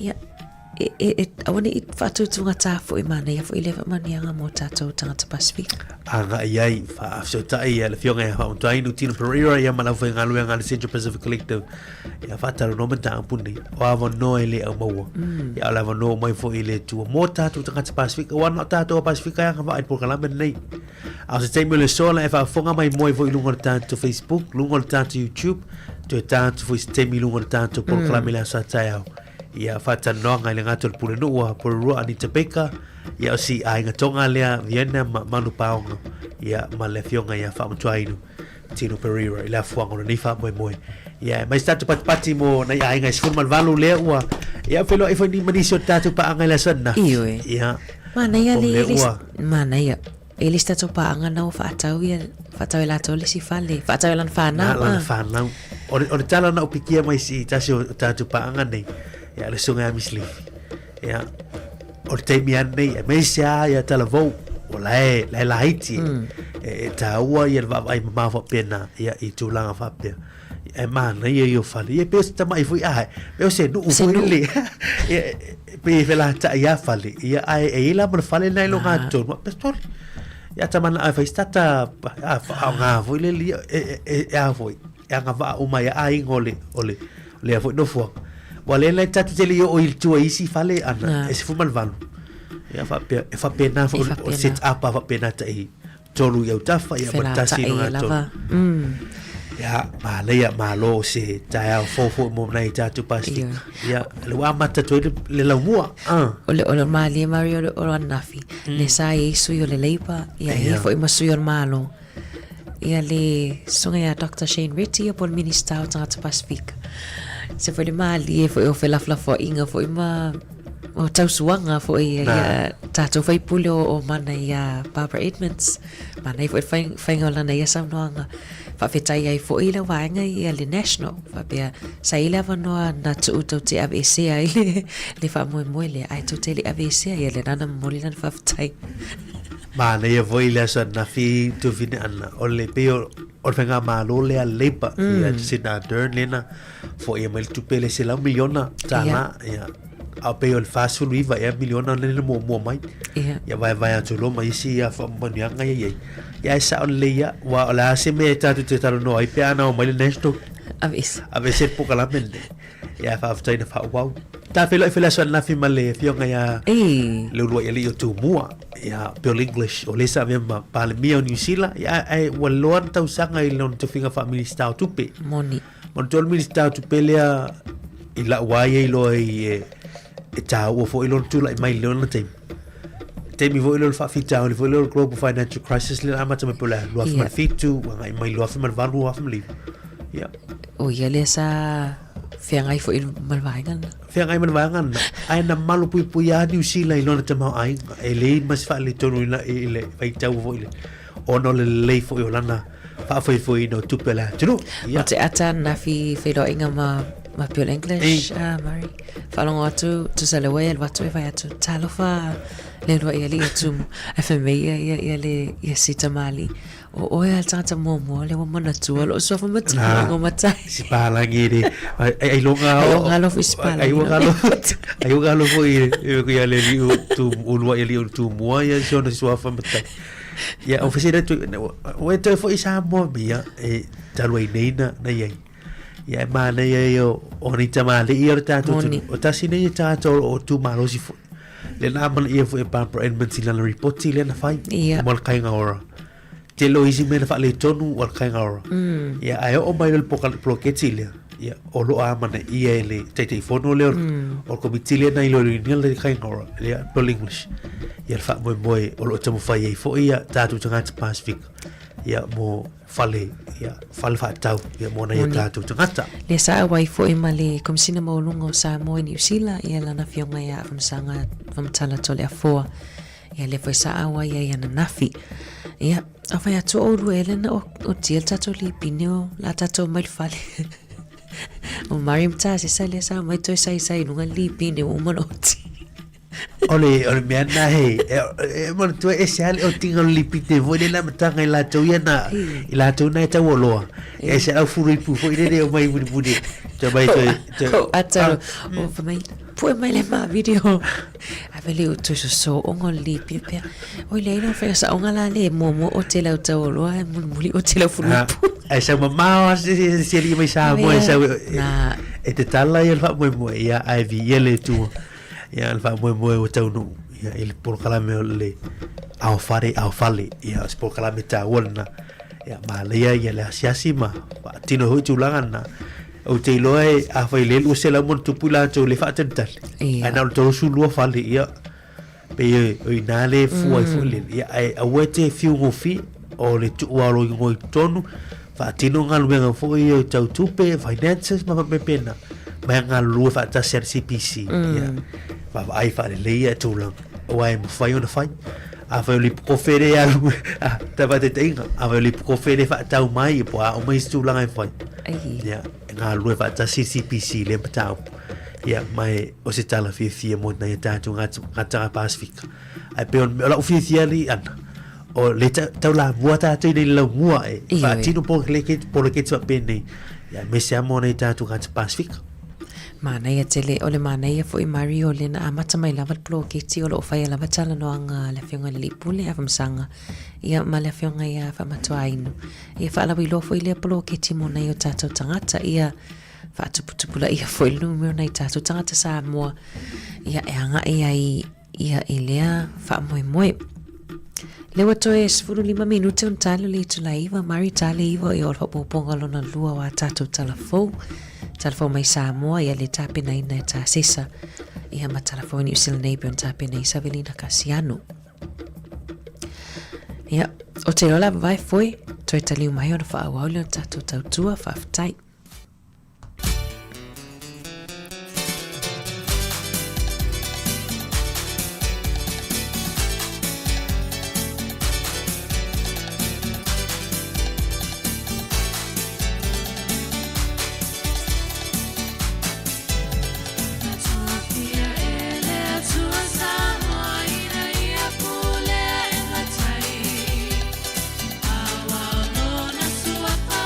Hallelujah.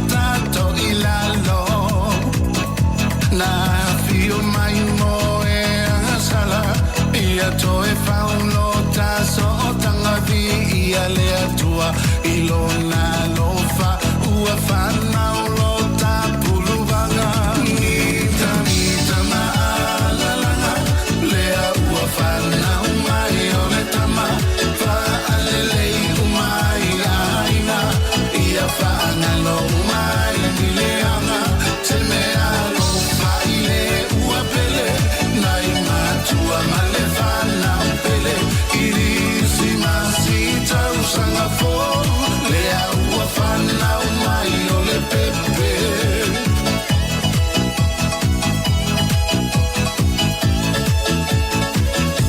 tatani olongo omoli fe mo e moa i o fa ailo ilo ua tanto iai le kirisi masi le mauta uma faua felanu lanu ai manai malo e fenga solo ai tanga o le songi ai sale o omi tafa amanu ia le kirisi masi nita maalalanga lea ua fana umai o le tama fa alelei umai aina ia faangalo umai nileanga te mea lo faile ua pele nai matua male fana pele irisi masita usanga fo lea ua fana umai o le pepe nita maalalanga lea ua fana umai o le tama fa alelei umai aina ia faangalo umai nileanga te mea lo faile ua pele nai matua male fana pele irisi masita usanga fo lea ua fana umai O vianga le tema town Junior vai lua ya Kerisimasi manuia te wala minuto tone tano li to laiva le tema town ya tu vini ana male vita fa talo fa nishu tanto wompa anga ya le uma futa man le tema town pesta le fa so man le tema town a mani na to le fo ya esi fo ya tama yam ese lima i maalta pestani taya ata va pesta ya va ya mar fo Eric le ma futa man le tema town ya o keleni tangwai ya tole ole pula minaka mai nai fiti ya soli ya ole sunga ya tim tulilo cha ankole ma uta mai nai apahate le temo tao jirsa ene good morning Delisia Agustino fa talfatu sunga ya salo sem fa ya ma lo se fu monuia ya o tulu walesi ya fa talfatu ya le ngatu lea o Pepa Fitness ya le mafuta man leita ya mawaka base ya ole sunga fa musili ana mafuta mai Hamilton ma ole me voi ta fa ngal ti lo le wo il malmalu me sunga le kopo ti lo inai we kato no we ba tawas fo ile ni ta sunga ya fa wina Daniel le mafuta mai ya ole sunga fa ole pule yata kon moni fa wina fa ole talo fa tu leita ya ya ngat fo le Rika Mooi ya ole sunga ya ya le tina ya fengo isira le mafuta mai le sunga ya ali wainga ya falitang wa ile mafuta mai sunga ya pali sina leo di sini o tatu malo o lupe malino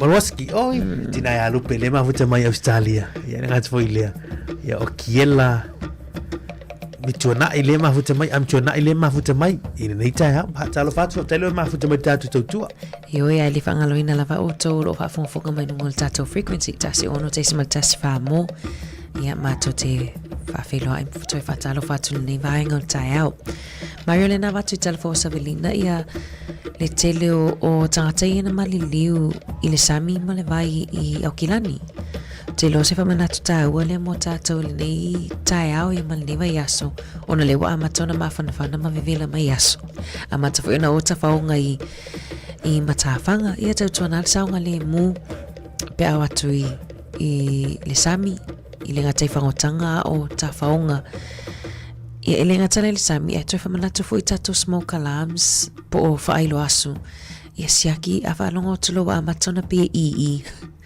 o lo na winga lai whaailo mai pe o tatawana suile maa la tonua ma e vautuanga ia tu fine ana ele ngata o le saunga le muilunga o ngā sami mawai o fale foi mota malao ya tatu tatu no le tala le na mai tasi o tala fo po sta le duas furwono tu sanga ya le na maliu ya o kila ni le fia fia so fua ya o tanga tala fa pe fu ile tatu te mai ta wai fu ile po le ale le o lo au ai a o ana tafe vai e me sia o nga sam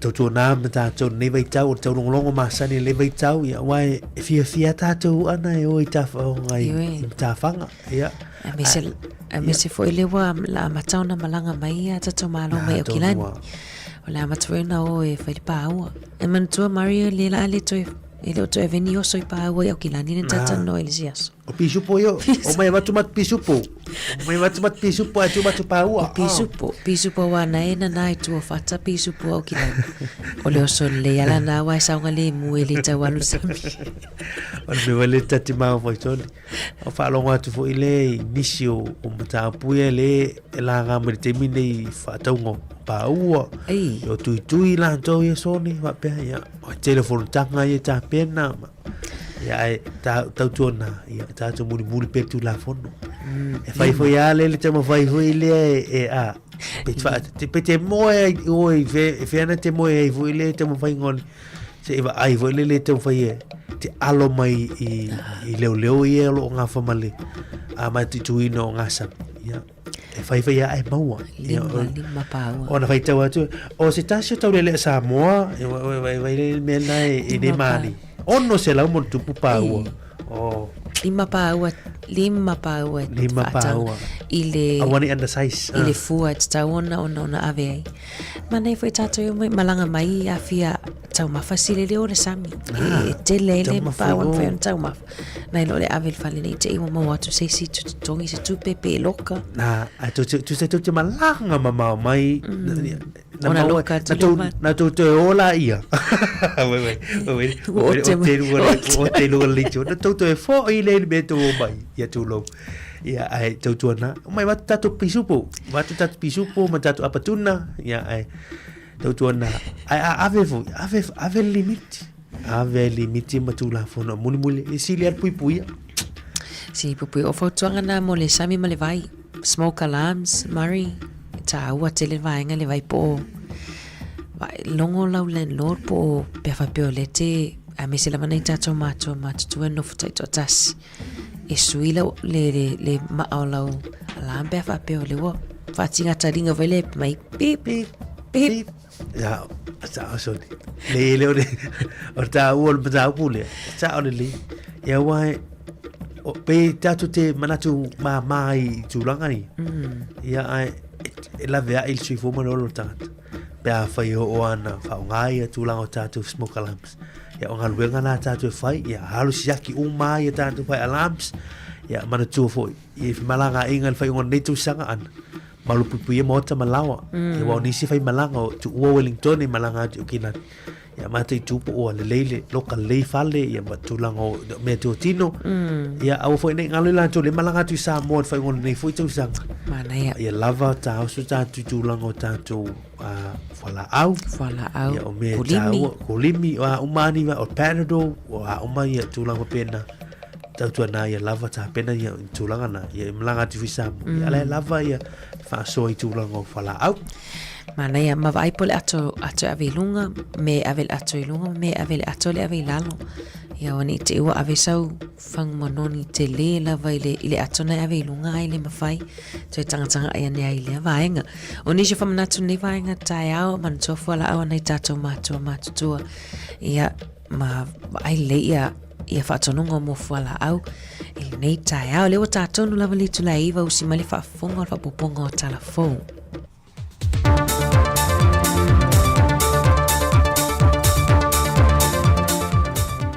Whātālofa le tātua te nuu leo ngā te tono nei vai ia sol savalinga e tiu te whiau mga rengo whenga iai. Ai o talafou mai sā moe nisi o meolo o te tupuai o si mai eilo whaafonga. O le wha mea lofo i nā tua le malo Peritania ta wala mai i lana komsene sā mo nei o le lua se funma le lima a whetā la i le to manga moe popo ngā tia. O se isi a wala e wha manatu i pele so tanga vāvā la lanta leo mo whaipa angai nei le whaala popotonga le to manga moe popo ngā tia, ma le tina masiofo i a Queen Camilla. O le lua se firma le 5 afe tā la lea ua whaapito lava le vesoa swani, e una ia ele porokalame le nofutane lo whaanga solo, mo tina matama i tai o lo matua fina wina pe lava le porokalame, e ala ia lato pisenisi lai ti le ua whaamanuia ina ina i o lato a inga. O le ofisa au tu o le to manga i pia na whaatino ina ile tu inato le neifeso swani, ta walatu ila na komisina le malo Peritania i Samoa ia Daniel Carlick, e sui o le whaalampa patonga a le to manga, a to ai manisi o tina matama i tai, lea wai longa na manuia na ia lato pisinisi la iti o lo whaatino. Sao no Daniel le tu inato le nei mea lofa, o le a whaawa wai o na whaatino le malo Peritania nisi o mea whainga ruenga, e tā la whengai ma pisinisi o lo whaatino i lanto i te tono o lanto a fiu anga maainga, e manuia i fo i tangata lau tele. O le lango fo i le malo Peritania le porkalame le noftane, e le ngata e wha fo i atuai se fia mai sa wanga sa whengai ai mai lanto. A e sili i le wha malo sio le tutau se le ni maua. E awhi 5 se lau tā la le se leni, na ngai atu ma le to manga moe pua ngā tia, e le anganga fiefeso swani ma le alofa, e maftianga lo whengai pēr ma se tasi o telavou, o ia foi o le teita iulo le tūpā o lii, a lea onga malua fau po le head poe, lea o lo tau fia lava li mautanga sangasi o le mtotua i onda tau tonga, e na wafa o 5 ye nisi o telavou me le fio anga o vainganga, mai o le tausanga le nei wale ma fai o na suea na suenga, ona o le onga manu anga o lo a fiai. O se papa kius a whaatino le tau manga moe popo ngā tia, na oi na mai ele se leni wa wha mau popo mau fo i nātu i lona tua a, e feso soani lo la alo ia blessing fale, inisio vaenga o lo mo mia. O le whaatino ina le tau manga o le nei feso soani, e te tonu o le se fulma le ono aso le te te ea tuai o le lalulangi, e le sāwa ai no tinama tamai tai, whaapea foi so se tasi e a fia. O le asole o le afola sia il whaamesinonga, fola sanga alo ia ai tu e lua, o lo o awai e mata o pole tu malo fale ale le numero mo mua. E iei vanga whaapitoa na sau nuai le whaamesino, e au na whaali atu o lato whina ngalo, e ala ia lato fola sanga. O vaenga e pe o na ta ua le whaamesino sili, o le se lau wafeta la na tua ia, na ave le fionga sui pāle mia i ato e lupe i ato i loma, o le mata aupu le whaave lave mo le mau, a to ai ma le leu sta ia o le polo inga le whaamesinonga. O le vai aso le nei na whaaua wai le su enga o le mata aupu, ma e to ono se funma le valu le au whaio mo le mau, e au fie mo le mau e fas funma le 5 atu i loma lan se lota la meko, ma le to lua se funma le tolu mo le mau o le fionga i ato e lupe po mo le nuku on semo. O le whaamesinonga le whainga pa lota a whale a lili numero mo mua, e toi paue leo le mata aupu o lo o totoe, mai i talusanga o whainga pālota na whaauru le whaamesinonga, talu o na mai el pālota tele le atunu le masino o kusol tausanga nei. O le asa whareile o le vai aso le nei, o le a whaia i se sauninga whaafitai, matala ilo i lalo le hola tausi soifua, ua tele tausanga o whaaonga, mai o se ati na e uasilia i le fitu tausanga, o whaanga solo feutana inga, au lea whatu a whaatino. So mo le mātou whale fō, wa ele tupe wa. Atau au mai ele malo New Zealand, le tupe 2 miliona New Zealand, i le tausanga i 2.8. O le whaamanatu wina o le se lau tausanga o le Spanish flu, le na tu lou lava. Le na mali liu ele to atele o tatou atunu. Tasi iwa tasi valu. So lua o tasi valu. E ato ali se lau tausanga. O le tausanga fo nantu ina mai e New Zealand le tupe. Se vae ngā tupe. Fausi ai le matou fali so o le matou. O le se leni nal nao le afa o ngai. Fausi ai le matou fali fo. Ia o te manatu lava. Ile ngata ile na. Te talitonu lava o le ahanga le lei mai fo tatou atunu, tatou malo, e fesoa soani mai nisi mea e, wha le lei ati li el matou, le mātou whale fō. O le wha moe le asosia tausi soifua e a mata le tausanga fōu le masino i anuari le ngā ruenga. Ma le wha moe e iwa masina e anga iatu le tausanga atoa e wha mai e nai maumsa ai. O le hole nei o le atu i nei lalo wa silia ma le fase ful tausanga talu na fausia ma wha tino i ngā ruenga ma fuafuanga a le asosia tausi soifua. O tala fōwia manuia tele le nei aso si o tātua tino wha soifuia.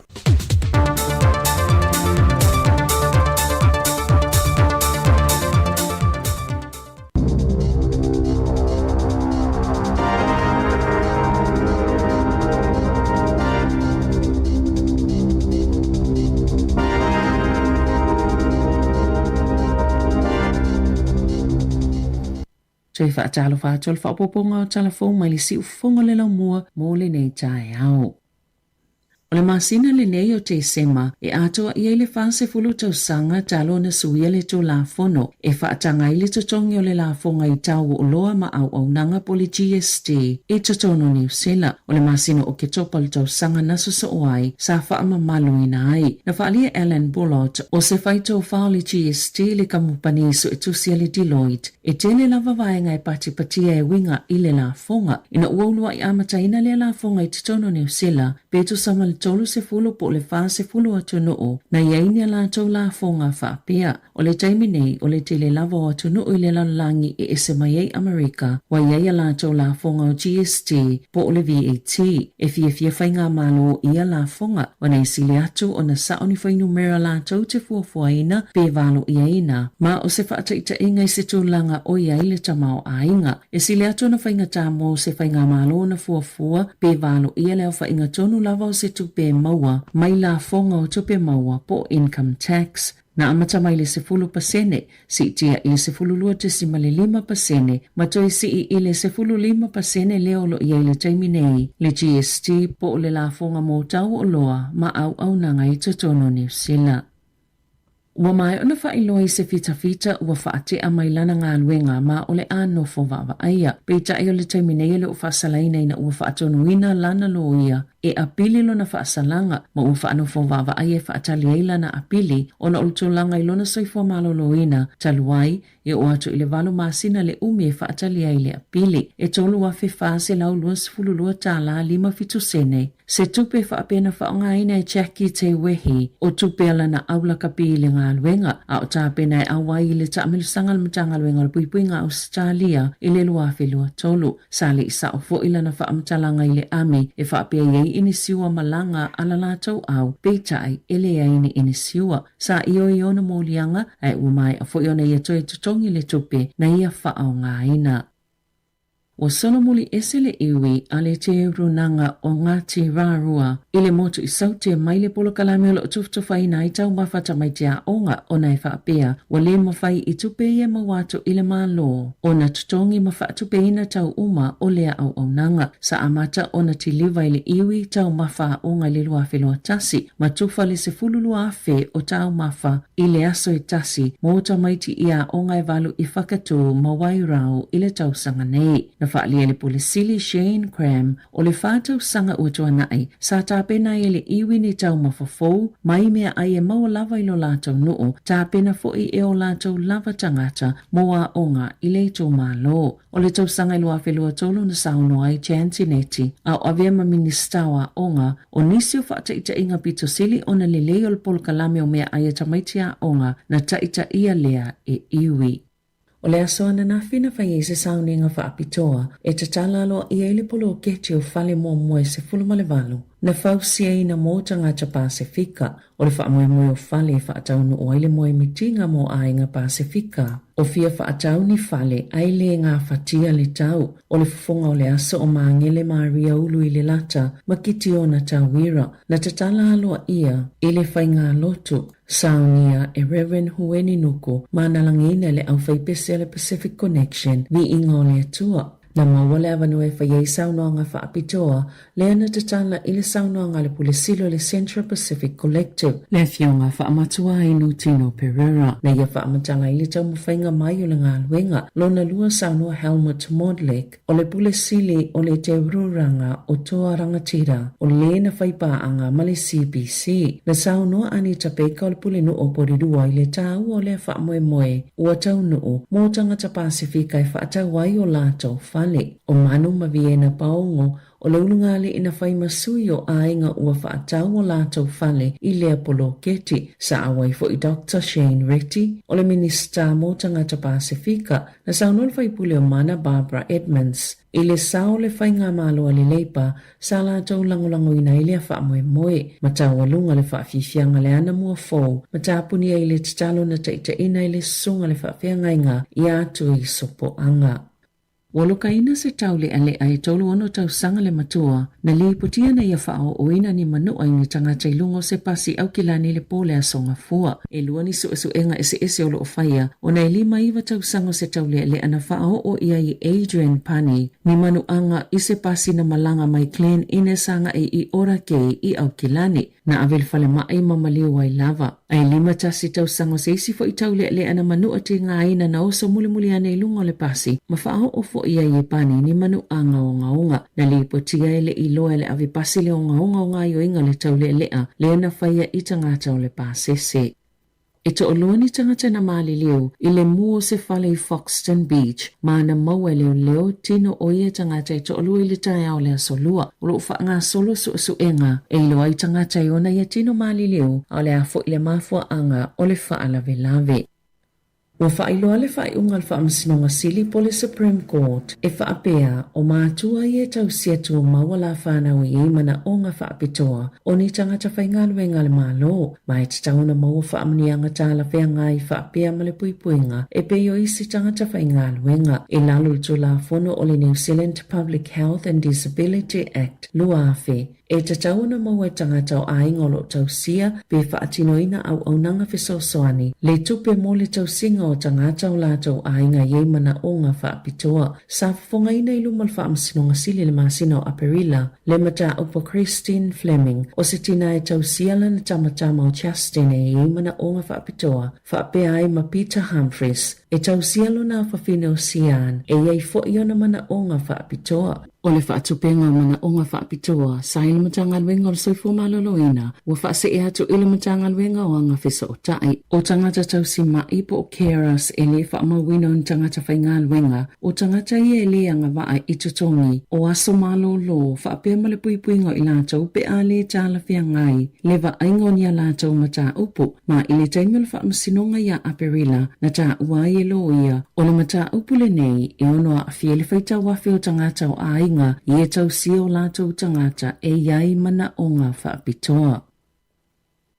O whautu eina le lalani usila mo le puipuinga mai o se whainga ilunga fsota inga whaate konolosi, le whaita wafi o tangata ni usila, i le aafia i o lātou masini ni polkalame mata utia e whaalea ina ai masini whaate konolosi, na lafo ina atu le National Cyber Security Center ni emaili e tangata i luas fulo no afi le tae awana le la, e la patai nai i lātou e winga i se polkalame e le anga i a lātou masini, le luma stila, ma o se whainga i ngā o i o lātou whaamatalanga tāua i puipui malu iai e bei o tuatu si o emaili ma passwords. O nisi o upu whaalilo e tatala i emaili po te o ngā tupe, po passwords, e iele visa o ta inga i polo kalamia la le malo, whaapea i manumero o te o ngā tupe, na whaalia Michael Yakosh o le NCSC. O le taimi momole ua whaafisa o ta iai e la lātou whaala potopotonga le tele o ni tangata, maolo o ngā lulu e whaatasi ma la le malo whaapea whaala potopotonga tau tupe, e visosoni pui tangata ia wa fiai, pe tai e to tele tangata ia o lātou fiso o tai sao lava i ai. E maasani o na whaalea i loa le luma stila, pe tai o lana ngā yoinga o le whaaleanga o masini, e whaonga ina i polo kalame le Microsoft Windows, o lo o tau mawhai e lama mga oi ei tupea tangata. tangata. O le mana ongo le NCSC tangata ua o atu ia ila lato imeli ina ia siasi le upenga tawhailangi le Own Your Online moni fautuanga i vaenga iao no no fauta iai ma awalai ave ese le polo kalame po le malware ma ia lato masini pe fiso o tai foi i se tangata ua iai to mai i masini whaate konolosi mo se fiso soani. O le aso iwo te sema, lea wa mata wha mamaluina i le tapo po le saa au se talia mo tamai te lalo ta isfulu ono tau sanga le mātutua. E le mawhaiona la tautoi whaongaina au nanga fiso ta inga e pe o le TikTok, YouTube, le Alphabet, ma le Instagram, ma le Facebook, le Meta. O Australia le atunu mua i le lanlangi, wa whaasaina i tamai te lalo ta isfulu ono tau sanga. Ona toi whaongaina au nanga fiso o ta inga, e se fulu au nanga titele ua whaatonuina ele malo, ina ia poloka tamaiti ama tamai le lua ele waweawa na le ila taimi New Zealand, mai ia au nanga po le whaasala i leo o atu le whaiva te sima le 5 miliona tala au se talia, e lalo o la lato to la fono fou.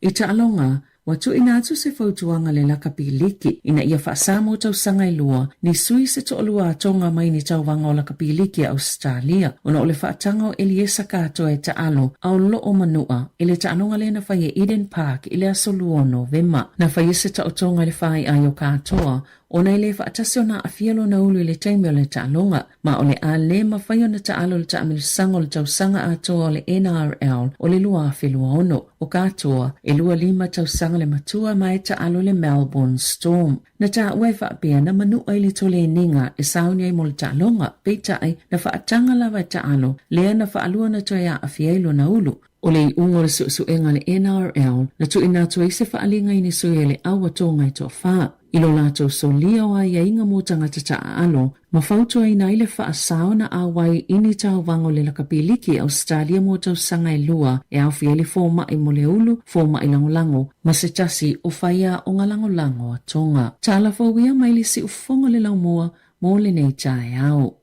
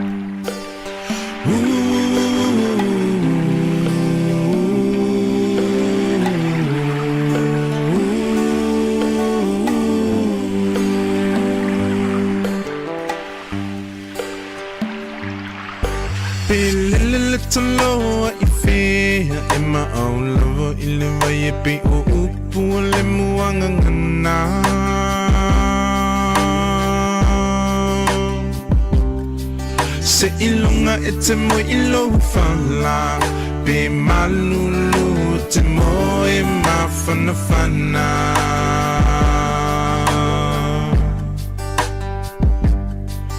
Pe o whea o le nei lalulangi E te au mawai E te mana tua lo atu no umoni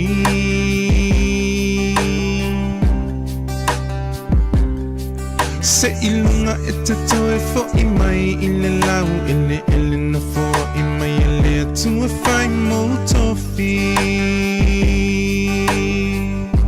Hoe Samoa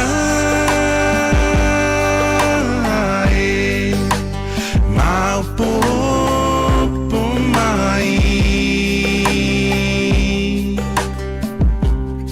Ia e pei o le taloa Pelele I whea ai ma au lava I le vai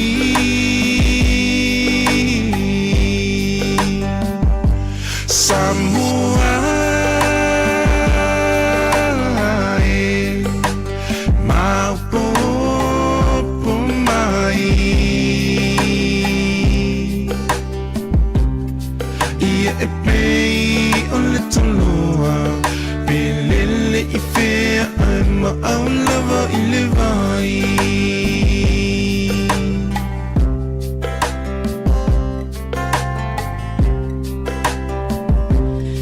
E una uma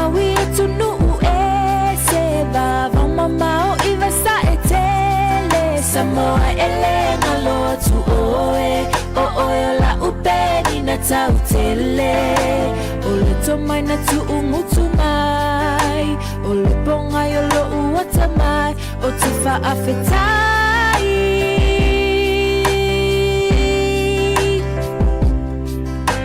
o au tu manai au anga whaalo alo so o se tangata lea la leo lo umita Beni na oe le Pasifika lo whaavai ia tūmau Lauanga nuu ia uumau ia whaavavau Samoa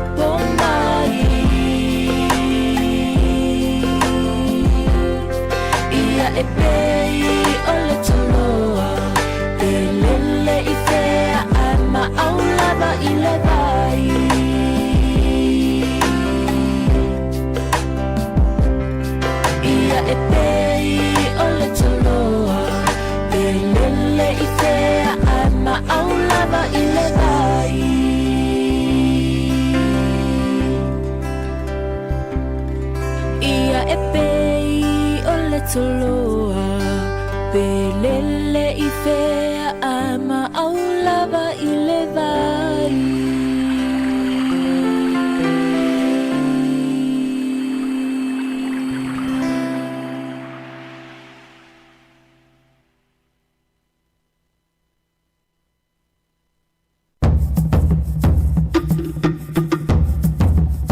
O le pavifiana mai le sunga ia vania toloa ia ma le manon tofini a Joe toloa ma le pese Samoa ma o popo toi whamaloa toi le vainga tai au le ua luas fulu minuti o te aini le iwa tau tua ti fonga la muana nto whafonga mai le whapoponga lona lua tato talafou ia talafou mai Samoa ma talafou ni usila nei mana whailena watu talafou a Savelina ia ile le masina neo te sema le ato ele fast food tau sanga talo na suia le tula fono e whaatanga ele tutongi o la fonga i tau o loa ia po le GST le te leina ina tau mai lunga o tato li city pe a tato e whai a tato whaataunga ma le vesili e whaapea pe toi si ile la fonga o le GST ia o le vaenga le te lava ia o lo maua so so se whaataunga tātou te whai ia e tātou te wa aila vai le vaenga le pito i lalo ia e tau mai leo whainga o la fonga i o loa o la fonga i tau mafa o ala vai toinga o loa ia e tau mai lava lai li siti le pito i lalo ia leo whainga le GST i lungo o loa te tasi ia o le vesilina o te lofo i mo le anga i luma peto i si e ole ai e sisi ono e sisi tanga ile GST ole na amata mai 10% ia si tia ile 10.5% ia le na toi si ifo ile 10.5% le lo ia ile time nei ia le GST por la fonga mo loa ma au nanga ni sina vainga le na vatu i talafoa Savelina fa ai wi ufo i nei tau sanga fa le o onga ia ua fa ai wi ufo i manga luenga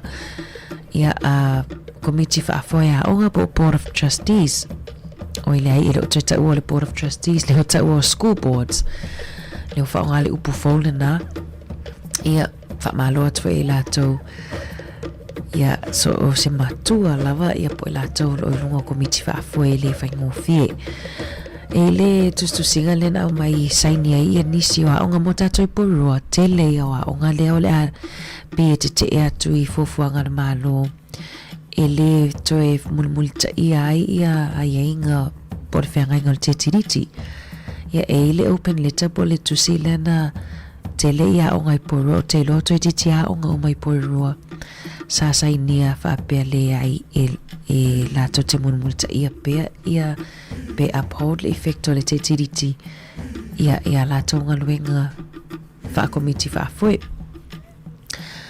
ia fa malo nei fa ia onga tele o fa ia onga ia la onga le fa ia onga lue taimi nei to tele fa ia onga fa ma vai wale to manana o e tono fa le onga to so wale to mana o e to avela to classroom teachers ai o manana o filifili ngalu lue tua ia pe on release e le o to mana avela to mo e o tono potua onga ai ngalu lue tua ia pe ave fa reliever ala vai foi ni vai nga o le tai au to tari mai fa au tatu tautua Pacific Lamal pese ua whanau mai le tama.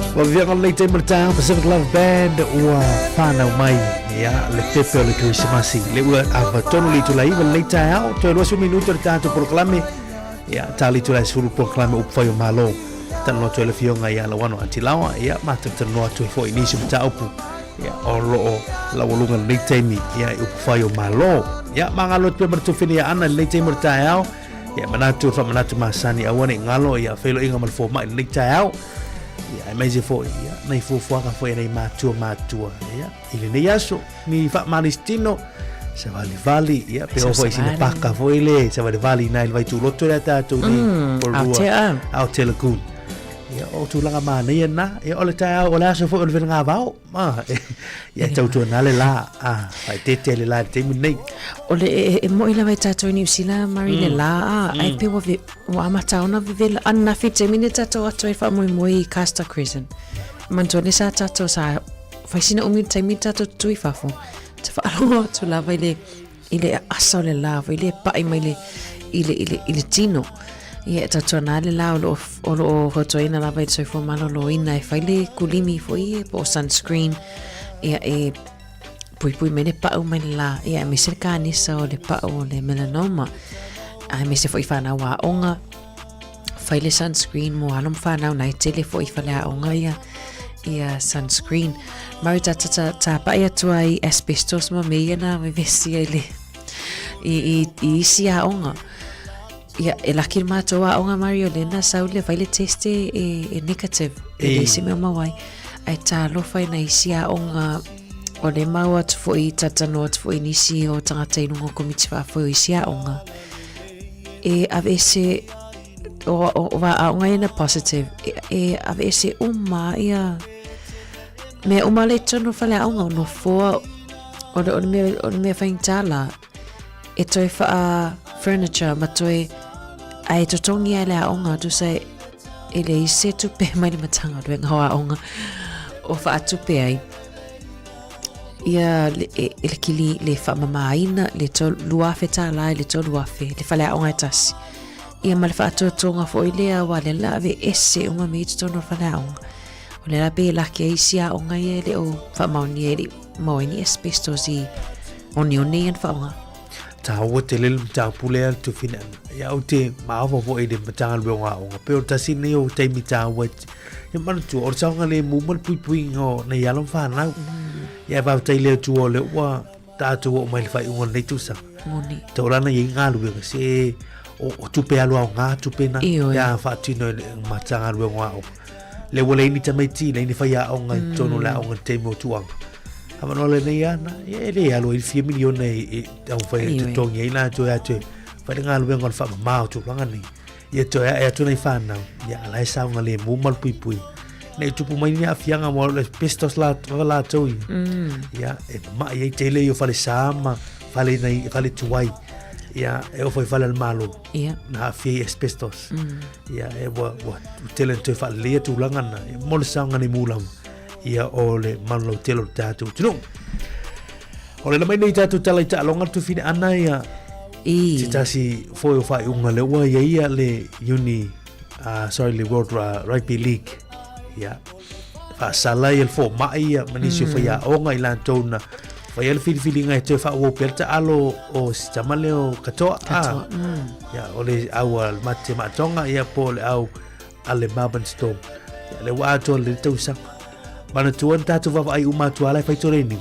ia o la vea mai le tu lo lava le o le alo le ale a tonga ia te fa pe fo ila ia wan to training a pe o si no warm up ia ale la pa alu tono ta alonga na afia ia matua ma ale na ta alo fa ta alo ia e pa o wale sa mala lungole o lulu fao ia mese o sei fo malo lo tangata ye tata noi ia wa uma so fo ie ta alo sa we ai fo le malo si male a pe e fai le malo si talo te mine we ai mal bul puinga fo le lo ma fo fa o le ulu a so se tu langa i lunga tu le tu lo tau au ia ave fa sala i tua ia pe ave lulu ia ona le ngo a fianga ia le we lo te mine ele i loi na te ia le we lo te mine talo mana ia sa tatou tutulia ia tautonga ia matong fitinga fo isia fo i halo Pasifika ia le failo mai ia o te lo se fangu mo tato umalama e mese tato ia whanau talavou Mari mantua tato whanau talavou e tia ona la vivea ai le whatua matua malolo no fasan tano ai o ata alo o le puipuinga mo tato e sila nei a mese lava pe a fiale le ulu por fai ai tau ala val multa ia fautuanga a li matamai tai fo mai. Ya, malova tai tata tru le te martao, lo su 5 minute tone no tale li tu la si ful maloro non sai malor fatto tor songa il fa venga pasta tempo ino fo inga pongo no fo inga. Ya le ma futa le te martao ma fo Eric, ya va tro fo ya le matutia ala fatto che le ni tangwa ai fatta ala fatto o Joyce Asiu malor si fo via mai au kilan ni sunga malaki ya fatta ala fatto mon le ya sosione tupai ya ala fatto tel ma futa mai ya te uto ni te mo tato tua ona itala ile me tupu la langi ni te mito fin ana le mai tau tinai Indonesia pe ama luas fulu luai la tau ne la ma liu se tasio fa la velave ya o se mu se tasio fa le ya fa fe ngalu ngo ofisa ya fo nga fa le fia e fa nga fa le tolu ya el fa le ya o chon le ai e te le fo nga fa le fa le e pe te fa manato ya tato nei vai tau ya al fe aulen tata no no atu ai tulanga o saunga le mu ya fima te mo bunga la ya manutua e le temi o te lo le wa tu la mai fo le temi e fa ilo mai fo il tanga lu ngol tinei mu ya tapu ya posa ya o fa ngai no afi ya i te lo temi nei ya wa manutua fi ya tato fa no campfires matula voi yo tai nafi voi ya o le tu la lo pokala a ngani te fa na me o vai nga foi le i sa le mari fa la vele tu pa Indonesia ar fa tau va ai o le fa ali leo o le pe o le pese ma o se drone le ana pe pa i le folo le pito ilalo ya amata i on le mafuango le mu le na mu ai o ma sorry o le drone battery o le ma o le drone ya te lo foi Mario le sa ile taimina mai talafo e sila tatou e whaatau mai ia vanga i lungo le temu ia tulo fo ile le temu Malaysian o maa o whanga maa ele o saunga le mu le na mo e su enga ele saunga le mu ia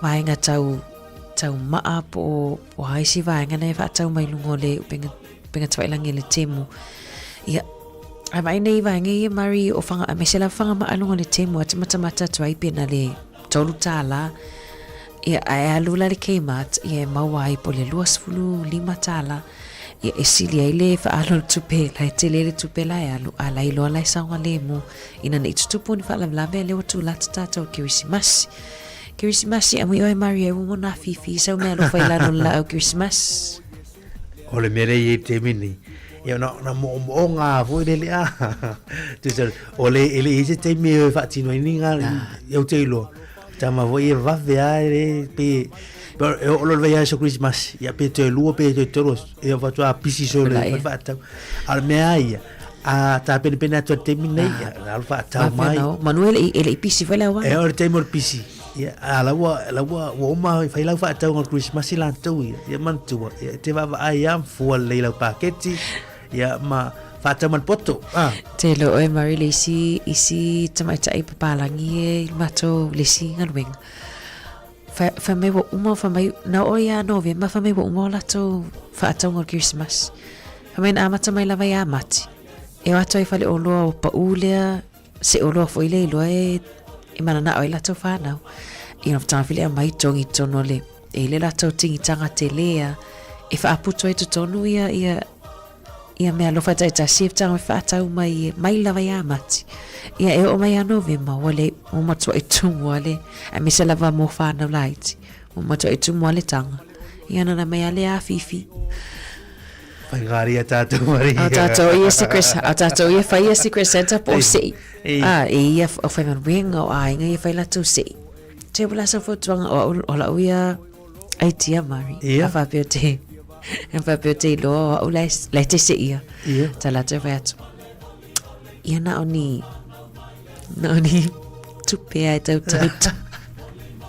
Marista ula tu pe voi dia. Ai mana ia e fu tu pe tato la au ni Christmas. Ole me mani voi ila voi pikil melor tu pe. Na alu ali tanga te faisana ia filinga polal me fifata wai. Ya arme ya me be ala na tele ya me alo yo na fa na. Ya ile nei te mo Christmas ila tu. Ya ai o tatu ya matu ya. Wala vasida pusukala. Po biana masa ni timini. Ya telo o disi voi tanga te timini mo matu mana o ai pe tangi voi ni pe adi. Mo le ham o Christmas. Ya na vai vai lei. Bon me ole la walo Alo fatu mo auto nei tai au, ai so malu tai au. Te wangalo so breakfast. Ya tawa yon malu tai au. Ya ona okay ya le ono was. Tau te le i rana fautuanga tu fini. Ana fatara fatu le fatu ya silulu pouten malo se fuman vil nei tai au alo fatu. Au te ma futa marita tu polo klame. Tau wa ia awane ngalo le te mutango la wuli mo nei tatu matua. Ya malo ila nga sisi ana. Ya wai masani ya volele ya te waftanga nei matua ila wuli. Ya mawele le sina fa singa malo se foi le wa ya tau singa la fiafila tau ya. Ya on nei vai temi a misia fo ala au. Ya ta wa yole. O pe o inale ma fu o le soi fuanga ia sa mola tu ya. Penor ta wa po mala fiaf. Ya pe fa tali ai po. Ya ai on non lia tu no ma nei vai tau. O fuala au ni tatu matua e mo mia le yo sta mafa mo mua ya e le fatinoina ya le nui no la tu fala au moni malia mario le fa nga solo is la nga tongi le va ya so man la va ya so te e la ni si on wa toi la nga tongi o fa tu ma to fale on ma na yo ni fa me lo tina pe a fa tu on ma na yo ni ta o mai a pe text mai pe email mai le o nga fa ilo mai le ma wale fa ilo nga failo mai le mo failo nga mari le nga tongi las farile fa sa mo so ya o te loa isia o ngai tuai loa e tangata la maua ia failo nga la to fa nau pe longo foi ia o ngai na no ta o ngai te ia mari i savalalo mo ia pia ele failo ina e matua i o ta afu afu longa tongi e fa tali pelo pela ole vai foi le ole e peo le anxiety ta mai tima mo fele ele lope armane nei e matua ta pena le ainga e maura mena wisila longa tongi ta pena mai ula e mo foi le se me mo ta topela ta maleo tasi e mauti no ai ta si mawala na failonga i launga tongi le na me tasi wo ele la vantu tu so ilunga mai ele tau mate foi pe fani ula lole e faia ula lole wala mauti no mo oina ye me na oia la yo o me na ya ba tu i fa la vai ta upuma ya mau tamata tu lo va mo tanto tu tan tono ala ya te ro le si lo matu e fata tali la walingo ya malo vai la tu la fa iwaso ya wai peli mau sau fa ilonga ile tu fa fa ilonga ai na mau la tu si fo ile le fa iwaso the graduating class of the year te lo an ia o se fianga laga onisi ele umala tulo ele uma fola on tem vesenga fruto ya wa le tawais ya a fa te fi nawa tawa fa o lo to sanga tona ya ila ya fa pale o se fianga fola na mo nei matua o le me fi la to ya utau fa ai ya o my level primary intermediate ya o mal kolis ya ole ala me tu la mai le lumana ima au fu fanga fai ya le o mai tu la onga e pe na ya primary intermediate ya ma kolis tono tato tono ya fatalo mat persona ya pe telo alo sio le ma futa malita Lismore New South Wales ya le fatalo mai Aaron Sila good morning mai okilani ya fa tele ma futa mai ya lo orta tu proclame nei tai ola solulu ta te longa tu lo yes. Ia ono tato taimi o te loto e tasi staff a vifianga te tali mai. Ia ona ta tawalunga fo ile o tato pokalame o ato tai au an mana ia o fa vifianga ki wisimasi mai. Tapea wata O mer Christmas te tasi vai as. Te tasi vai as o tanga fatunga ia ma pela te tili matafanga te mine. Ya, la wa sung tun papakiu ia ma ya la vai ati fa no ta ele mai mata alo mai. Te fai fa fon. Te fa fon le te o ta afa na afa pele tau mate pola le aso pa o Christmas ia la stoffi. La stoffi. Okay. La stoffi la ta wala ira so. Okay la. Ya sui foi la le panga Christmas ni tasa. Pada mo so me alo ese ya po fua sale le mahuta mai alo fatu. Au fianga mai le Pacific Love Band o tamal folanga. Ya le o tatu sawa ni fa manatu. Vai as fo. Ya al nei te mo tao manuia ia fu fanga lo fianga ile tatu tuno. Monili.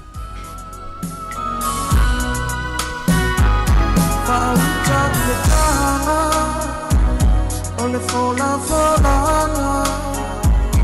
ua awina mai ole fala ole tanga ole fale o manu o soi fua mai ai ole pepe le na ole matai ahenu mai le rani ua lanzau longo mai Amiale tanpo e te fana wala sieta matale fai ngoia Yesu ole pepe le la ole file mu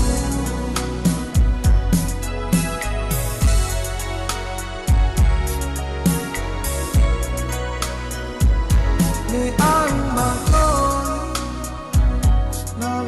sa ili le fale o manu soi fuai le aliti le fetu pula la fai matayala ile ai makoi sa ili le tama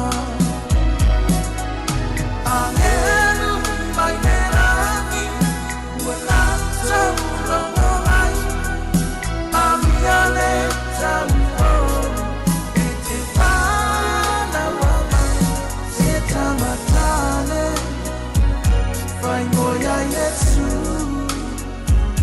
Ole pepe le la,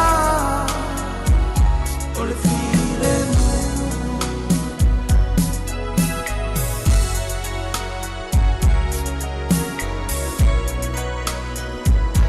Amaya se waina, se fa amalia, le sai fuamai, Yesu le Mesia, tamai bicara, mau suami inga, Maria ma Yosefa, dua polo akina, ahenu mai nerani, wala tau longo mai, Maria le tau e te ana wala, sieta matale, fai ngoia Yesu, ole pepe le la, ole file mu.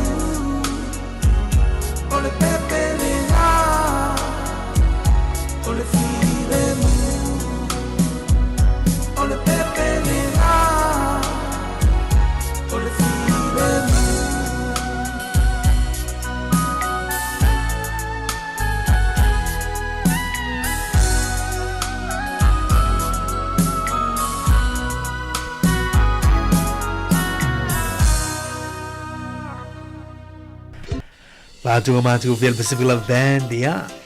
Tamal folfolangan le tay mortao. 10 minuto to ni talo li tulais. Fu malato le buta ulungan tatu por kalame anna. Ya le town por kalame ato tao. Oras fo el Christmas yo. Vaya so tu. Nueva. Nueva. Tonginga mengo lo oficilia. Te nueva ya so tatu li Christmas. Te lo me mo mantuai. Lana Leana o file tanga tali se ia un mato fale. Na ni o tasi e vaya na taili matala mai op shop. Pawana me te manao. Ala el fisi matata. Oh, for Christmas wa tu tasi vayas. Tasi vayas so ya mana ya. Tatu tu latele. Pai un litu sanga ya malo al fola manuel tatu tu. Iwe. O ina ilu matan talu tantu tau ni mani te mo tau sang. Ya pa taili tu ena yo matatu ma tua. La tu fo fai langin fo long ya misi ai nei fai tau ana la tu fai langin fo long. Ya ma ftanga le mfai na fa ngaloin. Ya tuli al tatu ai lum. Ya tau sang fo lo fo tu ai mai. Sui fo no mira la tu ya taru si sui matata. Sui no mira ya fo ini awa onga le tatu mawal tau sang fo. Na ya ani lu i tau fo ya le afia ngai mai tatu. Ile tatu savalinga ile tau sang fo. Ya te lo Mario no tatu taimi. La foto nai te ulunga matatu por kalame. Mole toi fa tail tatu fa fonga awale suia le ki fa longo la litio. Ma futa mai peo le to la sfuru le la fata si mai le afionga ya la wano te tolo atu Mari por kalame up fa malo. Ya ai le ota no mai fo mal tatu malo por tatu guest. Ya mon fata no ngai le to la sfuta si. Ya le songa ya Henry Ferretti la tata no tuai male tamai ta ya kisila ya ai molta minei ya fa mangalo fo ile ma atau ya fa hese wale no mali la fa fonga to mai le team la so tayao le atau sunga ya tu fo matas tamana tele ala la tala mali tele fo ia sui fo it fa longo ai lo fa tuma auto manuia lava ia fo fonga to ne yaso Tato filo ai foi la solo lua sauni. Halo pa tayo tu fine ana ya taulungan proklame pesinga marisunga tap solin mayama manuel Christmas il payaman malo tanto tino. Wa fiang ole tema tao tapi man proklame ole upfayo malo. Merry Christmas to you all. All right. Malo ye saya ole afana ole tama. Momo ina re ulo le ngata Oia ole mesia ole tama ole fola folanga Ole ola tanga botanga ta umalava E ole o mamo e na lato moli mawina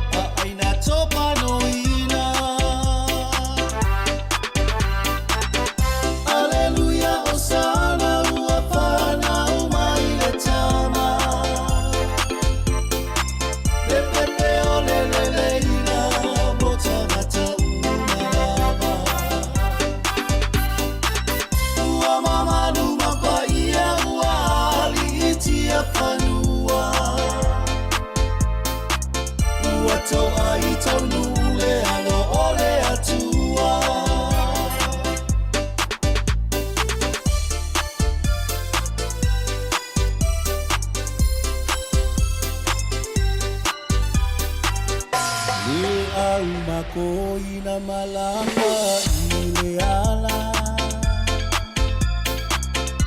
ina ualongo ina maile ni tala le tupu ole langi le aua pano mai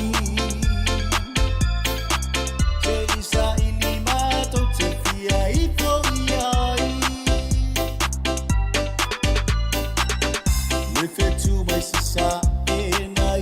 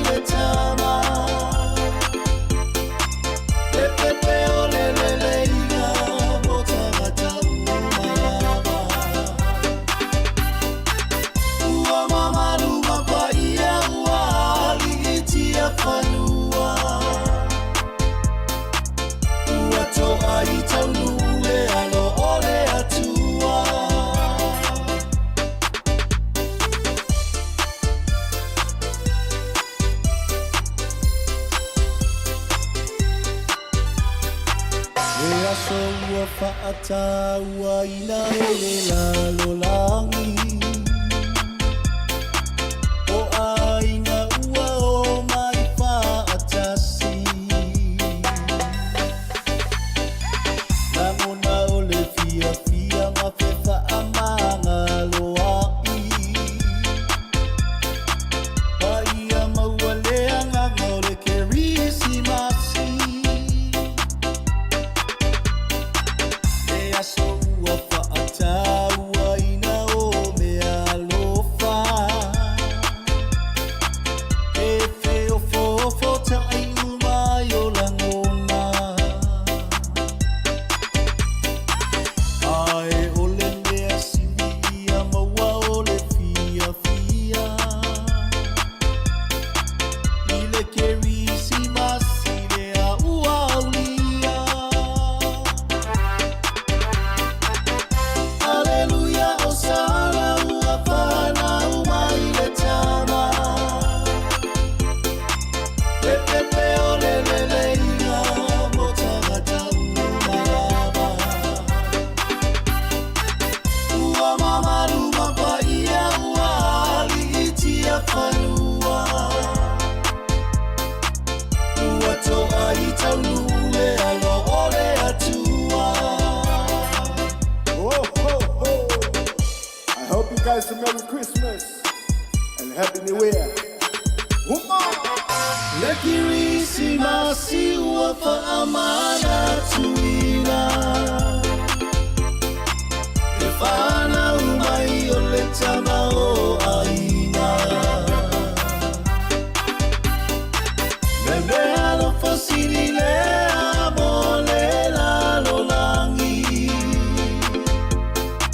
Ua whana umai le pereni se o le langi Wafana mai le pereni se ole langi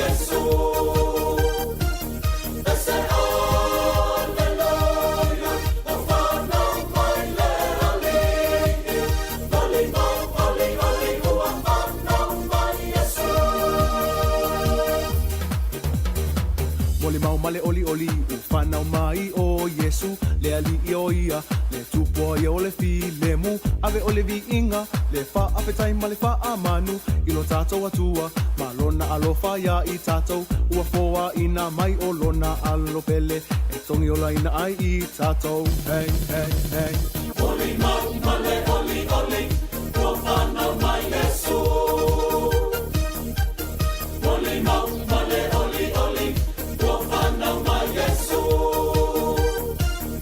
Ese Alleluia o whanau mai le alingi Oli mau oli oli o whanau mai Yesu Oli mau male oli oli o whanau mai Yesu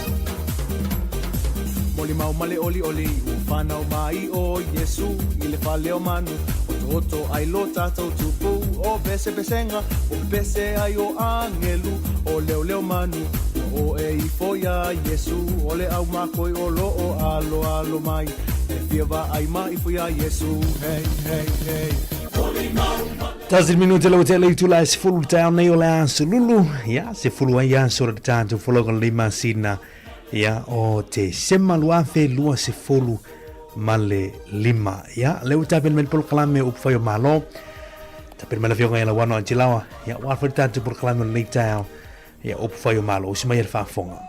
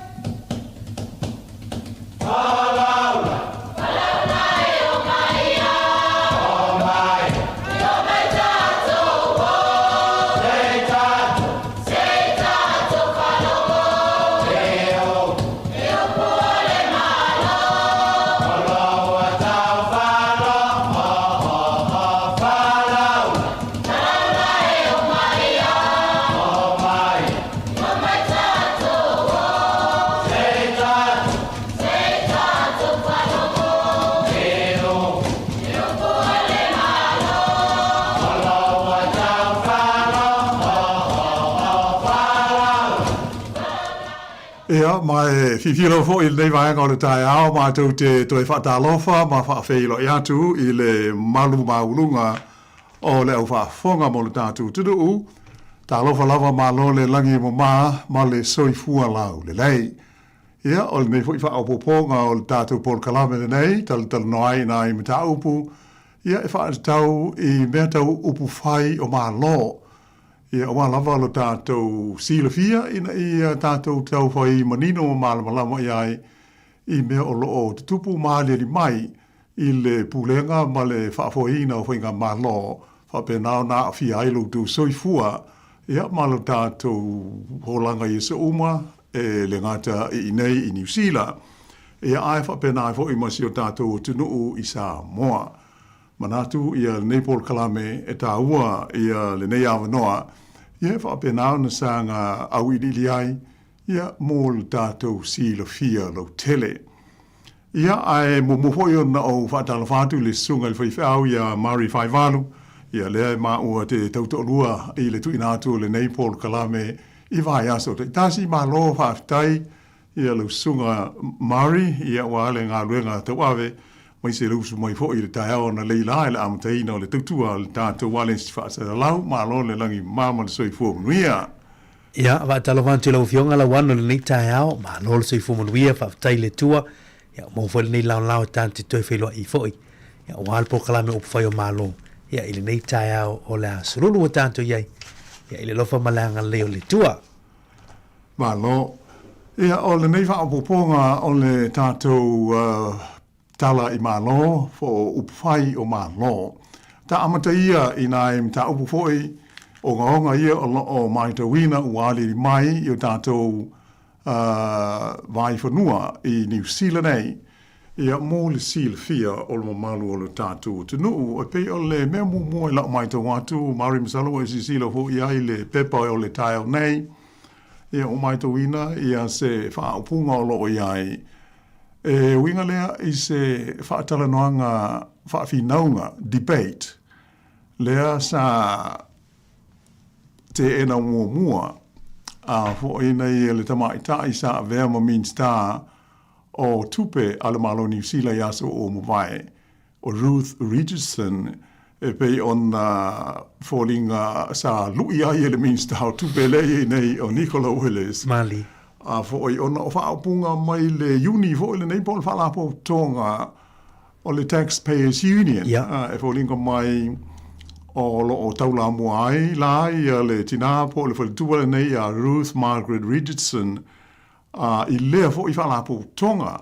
E ai mana tua o le tamaitai le nei e o msalo lo si le fiel au mātua A fo i olona taimi sa tula i mai ai i le tofi min stau tupe i le awhi iwa se lau iwa fulu ma se i o mai i le awhi iwa se lau iwa tolu.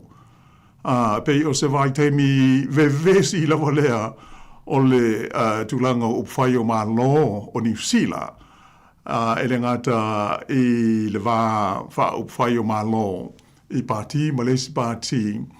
Ai, o le soifuanga sa matua ai longa on vesi ai i le soifuanga i New Zealand i nā ona pō. Ia ona o le tau matau mea ma suinga te tele sa pe ona wha au au ele tamaita i minstal na YouTube i le whainga maa lona wha.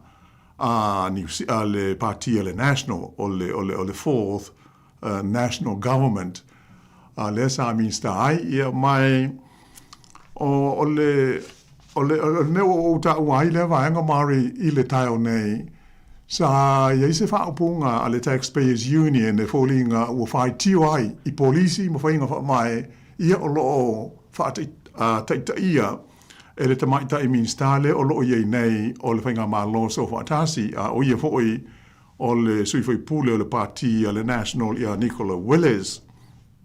La leala sa iei mo wose la fonga ale minsta o tupe le iei nei e le leile au le la lafi o te ngata nei pe fa daula na fa upunga iei le ia la tau ia le taxpayers union ia ai po ai e manao e la te whinau, ia matala noa wha whinau ngai se debate alo ia.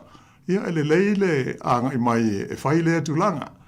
Ia mai o le mesa ia i sa le Italia e Richardson ia le lui lea Nicola Willis. Ia e pela ona au ta ua le o sisila ho ia i le pepo i le so. Ia le o saula wha apunga o le o Italia e Ruth Richardson ia le manao o le tamaita i minsta e la te debate. E tusa la o le tūlanga o iai le tamao a inga o New Zealand, ia maisa au whainga whaavae e tutupe, ia pei o le ele i roa se aso, ia ai pei o le mea e maa lia fo il nei man tauna sila fia, o tamaitai uma nei o sui au mai o le partia le national, ia a le folinga o loo iai se e senga, ia ona o tūlanga lava le tātou te moli mawina i le taimi le nei le tātou soifuanga, i whainga whaavae, ia ma le taunga tāo le soifuanga, ia ma hua mai i polisi ia sa au mai, ia o wha malo lo, ia ma waea le to tele o tangata whenga le ngale malo, ia o ma hua ai o na le aini ngā ruenga le to tele, ia ma ngā ia tuai i meo o benefiti manatulanga, ia ona o whainga whaavae le whainga malo, ia ai tātou tālu sia, o le a wawe ona tātou mauastana, ia ma whaalonga foi po la tonu ala le winga ai pei o le pine ma le meta ua i le maitau i ai ia o le o whaamao nia lava e o a foi i ala tau sa au tu i le partia le national le o whaaliera la tau le o fia i polisi o loo iei nei ale tamaita i minsta tupe Maaliela o fionga la wano e pei o le ata maaliela na o le whawhina wana nei o le o lo tangi ni matau pule po o lo whawhinau fo. Ia o la o mau minista o whenga malo o le national. Ia pe e atangia mai ai. Ia e se manantu i whaatino i no le o ngā ruenga. A me se polisi o le o te maitau atu o le saunoanga Ruth Richardson. I le si vaanga le. Whaapea o se tasio polo misi lena e saunoa ai. Whaiti tia tu pe whaalu. Ia pol boring ia pol tupele e no no mai e whaatino i nisi o ngā ruenga. Ia le peitau le lata fo i le waitau o le Damon Minister tu pe Grant Robinson i lana maulea. Ia lono winga. Ia e au ngā fo i pe e au ngā fo i tu ngā mea i loa. Ia pe te vai ngā wha uwhai ia pe ia e ia e se ngai me se pe a whai e lote lo tūlanga o te maha inga ia a mesi o le tofinga le Minister tu pe ia o se Minister o tofinga mawalunga. Ia o ia le rente vai a antoa tūlanga patau tu pe malo. Mo i le lei lava. Ia pei o le tūlanga au tūna i lau mai tau atu i le whina ngalo Richardson. E a hoi wa polo misi le malo e fix le economy ia ma hoi awana i toi sanga tele ni ai tālafu. A le mele ua tupu nei i hoi nung mela e na ua au mai le lipoti alo i ai tūlanga o mea tu tupe a le whainga malo taru na tūla i mai. Ia le ua sili atu na tele ai tālafu a le whainga malo le iei nei pe a fatu sa il whainga malo o le Labour, lea na o mai sui.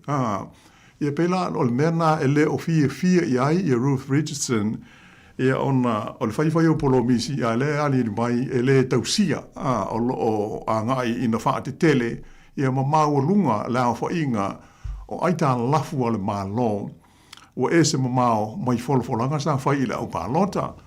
Ia ai mana tua foi, sa mau lunga, ia aita lafu le teimi o le whainga malo le Labour, lea na tua na etu nei, a o minsta Richardson grant, foi ona, o le whai umi o le wha mai sa tātou whenga iai, e o lawa foi il national ia sa tū malosi, e lango ia polisi al whainga malo i le nā teimi, e wha atele wa ngā tupe e ta tala mai mo le tunu, a mai sa pisa nisi, i le teimi o le wha mai, teimi lena ta loka ai ngā ruenga, ma whebala ngā inga, ma mea uma wha tau inga.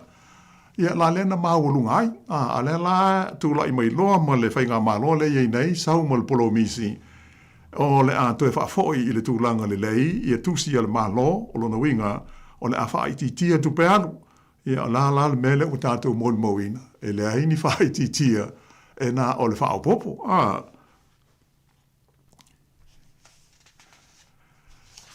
Ia, pei o se tasi le nā vaenga, ele i mauti noa la, ele i whaailo mai po o la tono ale taimi o la whai ai le tala noanga le alo. Ia, ale Minister tupe, ia, ma le tamaita ili nei a Ruth Richardson, ia o stasi fo i lawi loa o le neitina, ia o se loia o oina, a o le i urfale i le parlemene, ia mai pe ona o ta ua.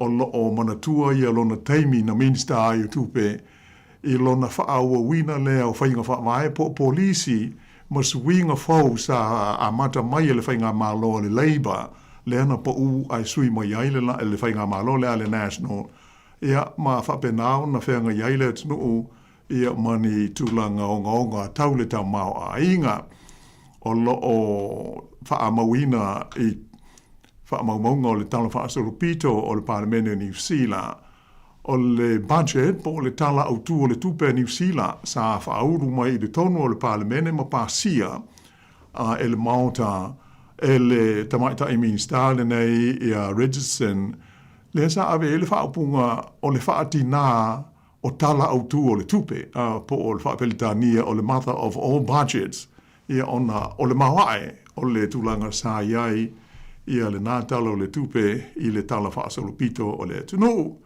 ia ai tātou mātai tū, ia po le ale tūlanga o le ao o iai, ia apo la fo i se mea e ono mau o mai ai, ai ia o lea e toi tasi il tau sanga o i le whainga pālota, e ta sui ai, whai pūle ma tūlanga whapena, ia lea u fōri ngā liri mai, ia le vesi ai o loto i whale o le pāti le nei, a le national, stasi o pāti, ia po o pāti le o lo au tū nei, i le whainga malo so whatasi po o le coalition government, le tolu pati o no o ia tātou i le teimi nei. O le tasi o mata upu mari, ia fia o ho ia ise whaamtalanga i le nei whaapoponga o le tāpol kalame. O le vai aso nei, le so ngofua le po le so nafi, le sa au ta awa ia tātou telefou, ia se lipoti winga i le fina ngalo whaalia, o stasi fo isa avea mapale mia o le tunu, ai o le pati le Labour i lana whainga malo ho i le nā taimi. O le li o Sir Geoffrey Palmer, e pe ona silfia, sa e le umisa taimi na ave ai, i le hoi tamale i mapale mi o le tunu o ia o se loia o oina, ia mai ina ua le o toe avea ma whaipule, ia ona toe hoiale i tūlanga a o ina o mata upu whaale tūla whono i te tonu o universite o stulanga i te relama ia le alo ia i mata upu whaale tūla whono e le ngata i New Zealand nei ia ai o isi fo ia tunu o i whafo. Ai pei o le whina ngalo whaalia o se Geoffrey i le neivai aso i le maita watu i Eimari o e whapea o tele na ua ia le mau tūla whono ia po pili ia e ave i tonu o le mauta e le whainga malo le tu nei le foe.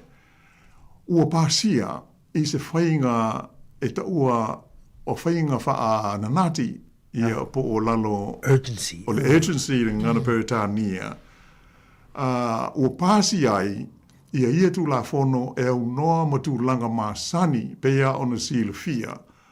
O le tu langa e masani ai se tu la fono e fina ngalo le malo e de tau na tala noa le palemene ia ona au maila le tu langa alo ia o se pili ia a uma ona whata atia i le maunta ia ona tu atu la lea i komiti filifilia hoi nei le ia i le komiti o tu la fono tau whaofi e sila iai e le ngata la e whai iai lo i longa masani a komiti filifilia o le maunta ai te tala mai e foi mala vanoa mo le mamalu o so se tasi o le tunuu whalapo tonga te ngata te tasi e ka le sia maalawa e fia whaalia iai ia se langona po o se manatu a o le i o ina tu ina atu e talanoa ma pasia e suia foi pule o le palemene. Ia pei o le whainga masani le na e whaitau whaalua mumua e whaitau whaalua ia ona tu atu lole komiti ma whaia le process lea ia ona au mai ei lea i le tono le maonta mo le talanoa whaiu ia ma le pasia i lona whaitau ngā whaatolu. O pe i o le whaasolonga ana mene i o pili ia matu la fono. Mali. Ia ai a oloa ina mana ol malo e uia ia tu langa whaana tinati ia le urgency process. Ia ona poloka umale ua le maua le awanoa e whaatino ai la processes ia. Le la ia tu ngalunga o se Jeffrey. Ua whai asi maua e o le mau pili ma le mau tu la fono ia ua pasi nei e le coalition government talu ona tula i mai. Ua le ui ai ia inga ia e ta ua o meo siaki ma paleni o checks and balances i le ngana Peretania. Ua e maua ai le fina ngalo o tangata lau tele tātou ia e whaali ai ia pe tātou te talia pe tātou te le talia. Ia ni fuafuanga e whaatula i mai i so se tūla fono lava e fina ngalo le malo e te tau ona pasi. Ia peina o le tūlanga na aia fo o le tau o le mea e pei ona wha mafo mai le fina ngalo o le li o Sir Geoffrey Palmer. O le au o le tau fia ai o le whainga lea e pei o lona manatu o le ale mafuanga e whaanati nati e fua. A ia mana tua. O le pili, so o se pili po o so o se tula fono tau whaofi, o le mata whaioi lea a sui mamanu o le maota po o whaipule o le palemene. E whau, ia pe whausia, ia tula fono uma ia e pasi mai, ia ona tātou soifua ai lea ia so uma o le soifua ganei. Ia peila o lo ofisilingia le li o se Jeffrey ia le mafuanga o le ua tali mai le taitai o ngā luenga le mauta le leader of the house o le li o Chris Bishop o whapea e ia e le so ona whaia e le malo ia le mele o le whaana tinati ai whaato a whai ia pe a iai ia ni mafuanga onga e te tawai ia o le nā mea ia, e tātou te le mai lopo, e pei... Vali. O se mea... awa, awa nei ngalo mari, e pūle hale malo. Vali. O pei o le mea le tā ua ai le silo fia. O le hale mea fina ngalo, i le whai ngā malo, o la tau lai o mia le pūle. E awala, i le to o tele o sui fai pūle, lai lango ina se whai ngā malo. E pei la o le mea na... ia ai au mai nei wha apunga wha pēa a foi e iai mafuanga onga e te tau ai ona wha ana tinati. Ia ai peitai o le a tātou te sila fia. Ia o le ngang sa alawa ia mo le wha apunga wha whaingo fie. E le leile e le uia o le urgency e bypass ai ia ma le uia. Ia mea ia pei ona tau whai nei e tala no iai. Ia mai o le mesili ona whaale tonu. E fōlinga ai ua tāo fia ia le aia tau a isi te ngata. E tala no ai ia pe whaalia ni o lātou manatu ma whesilingia le mafua anga o whaape ai una whai ia se pili ia ma se tūlanga e whaatula i mai e de tonu o se tūla whono e mana o aire ma lo.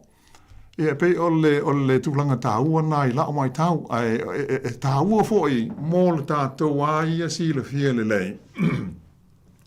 Po o le a ia le tātou te, le a le tātou le fia, ia ai pei a ona manino, e a fōi o le pāti lava, ia po o le tū, whaau whai, wa iai le fōi no mera fulisia, ia o le au nganga, male au tū me uma. Mali. O la ia umia e la tau, ia le pawa, ma le pule, e whapea ona whaatino ai. So se mea lava e amata mai ai tū la whono, o whaai unga whai, male a, o mea tau tūpe, a fi ai, ia le tātou soi fuanga ia se uma. Ia o le pawa naha, ma le pule, ua tu ina atu i le pāle mia, ma lana kāpeneta, ia mai se le whainga malo, ia ma le pāti e tūla i mai i le taimi, ma le taimi, Mari? E mo le sau no ngalo fio ngalo wanu. O le siwa ngale pe e ta ue Jeffrey Palmer. E pe o le whaatino ina leo o le pāsia whaanatinati o stula fonu. Pe e upu e le whaangai na ministerial dictatorship. Lo inga e mai. O leia i le minista le atuanga me umai li mo mia le te tala o lewa noe. Whaasoama. Pelo aso umatua ile malo le atu nuu pisinisi o whaala putonga o ai umani awa unanga i velo aso atu wha moe o tu la fono. Ia le ua mai o le mea le ua avatu wha tu la fono e le minista. Ia pe o inale pe e se le nganga o tu manga wha te mokorasi tono o se malo. E fau wha tasi tu la fono. Ia mai vole manatu i o li tu o lo angai ma pena o isi vanga wha ufai. Ia mata atou ia o tangata e a fia i tūla whono i e whaatinoin. Ia ai o le tūlanga le, ia e pe e mone e lau sau noang. O le mai tau te whaaiva na whao ngā ina le. A pe e whaaiva e tūla whono i e ua mai on pāsia e whaatinoi. Ia manisi i o lo e whaalongolongo atu e o no whaatinoin ai le i mālo lo mor Christmas. Ia malamatanga o le tausanga fua e le i lomal palota. E mo i le lava Mari e pei o le tūlanga ma tau tia le na, o le danger le na, o le ui, o le process le, o le urgency.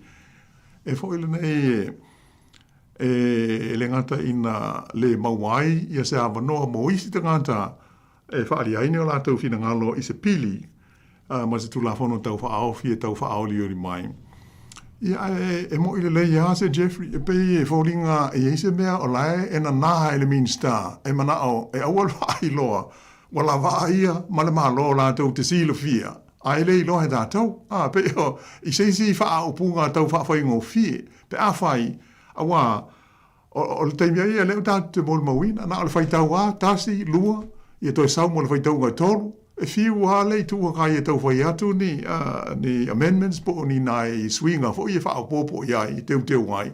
Ui e le mo whai e pāsi al mea lai whina ngalo e le malo. Ai sea, ona, peia ona tā ua mua. O lai a la tau fo inu mera, a o ina whaatangi sia e le tua ngai, ia se pālo te tau wala au. Ia a lai mauti noa nawa, e a fōi, o lai o il whai ngā mālo, ia le nu mela futusia, e pāsia ai tu la fon. Ai pei o le nganga lawa ia, e iai, ia le pālemene, o i, e whau ai so o se tu la fono lava, a wā, e a fi ai so i fua o te ngata uma o le tunu, e le whapea na o te ngata e lango i le whainga malo. Ai, o te ngata uma lava e i te tonu so o se tunu uwha a demokrasi, e pei o le laasanga lea mo le whainga o tātou mā sani ai. E pei la o se tāsi nā waenga tā ua i le mai tau fo i le nei vai aso, ia o le mo i ailau sāu nanga Mari, e iwa, e o mai le teimi le nei pe ona wha ai lo mai Bishop, Chris Bishop, o le taitai o le maota i ana ngā luenga whai, le leader of the house i New Zealand nei, o lea ua iwa, lea whai o tūla whono, ia ua uma ona pāsi, e le whainga mālo, talu ona tūla i mai, i lalo o whainga ma tūlanga whaana tinati, e le whai ai, ia tūlanga māsani e pei ona mātau whai e wha manina atu i le nei tūla. Ai, O lea iai maisi pili pe lua ea le mana ole malo.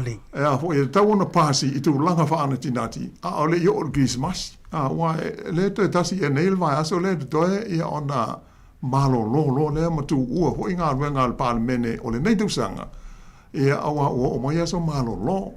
Ia peila ole tu langa tonu ale na ia tonu e au ngā fo ile tātou talutala no iai awa pei on whaafonga mai o le toi tā sili tau sanga atoa o lo toi ia ona whea ngai leo tātou ma whai ngā pālota mō le filifili o se pāle mene fau ia e pei e au ngā e mahu fau iai ia ma fua fo iai e tātou filifili ngā pe au mai le teim Pāli e lau whionga lau anu le mai tau atu nisi o fo e o target mō le suiko le tau ia po le climate change Ya, o nisi nau tu lang fono lilo mamai o swinga fo ile Resource Management Act le wa fa ilo mai fo ile swan naf. Yo nei swinga na le la mai tawot. Ya la li te tala ile no ai fa pasia. Ya fa nati. Ya el pe moni lo sono. Pe ni mai ngai pe olo na mai tua. Ya e ono afia ya la ta tomati tu.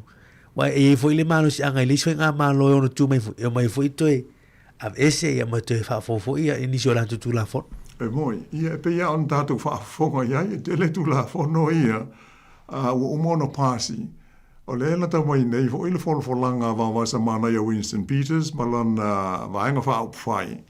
A whai tula mai la tau i le paia inga fau, ia po le pālota fau. O le la campaign i le whainga pālota le loma nei, ina so loia sidasi o tu la fono le na la tu pasi sa lango e la tau ona o o agreements ia ia le sa ia i le fa vai ina o fainga malo le ia ai le ele mana na ai ia pe o se tu langa le na ile mai tau ia o lai e fai lava le fina ngalo o le pati la tau po o la tau fainga fa vai e mana ai Mali ai tu fatasi lo i no inga ele o lai no tia lai le agreement mo le fenga inga e tau ana lango e tu sa lava pe tātou te le lango ina ia le nā whainga whaavai po le nā pili ai tau ana tātou io ia i lenga le o tātou tonu le whainga malo le o mau tātou tohi means tā ia pe o le o le tūlanga le pe o na e mo ia ilau saunoanga o le tele lava o pili ia ele ia ma se fainga ta wa pe ia on ta ua fo i mumua o le foi numela fu di sia lava o le vaenga pito ta ua le mo fainga malo fe lava le parti e ia le foi numera ia ro no bingo la to o ia le pule e fa tino ai ia le pasi o tu la fono ia ma tu langa o malava ia mai a faila e sui le fainga malo tu le mai lesi e tu po le tu ngai po ai ia a fai sa fola la tau e le mana na o ai le tu la fono e le ia mo se fainga tai le to e o mai o le si tu la fono e solo iai ia ai sui ia inga so se tu la fono lava pe o le fa so longa na le sui fuanga masani ia e tau na tātou sil fia ia ai mo le nei vai aso ia pe o nai ma ta upu ti tele na lo mai te wantu ia lo fa pe na tu le mai i te tonu o mta au tau whai i au te rone. Loa te lau whionga la wano. Ia, ai leise i vai fwoi nei vaenga ia on so o tuai leo le tātuk tala.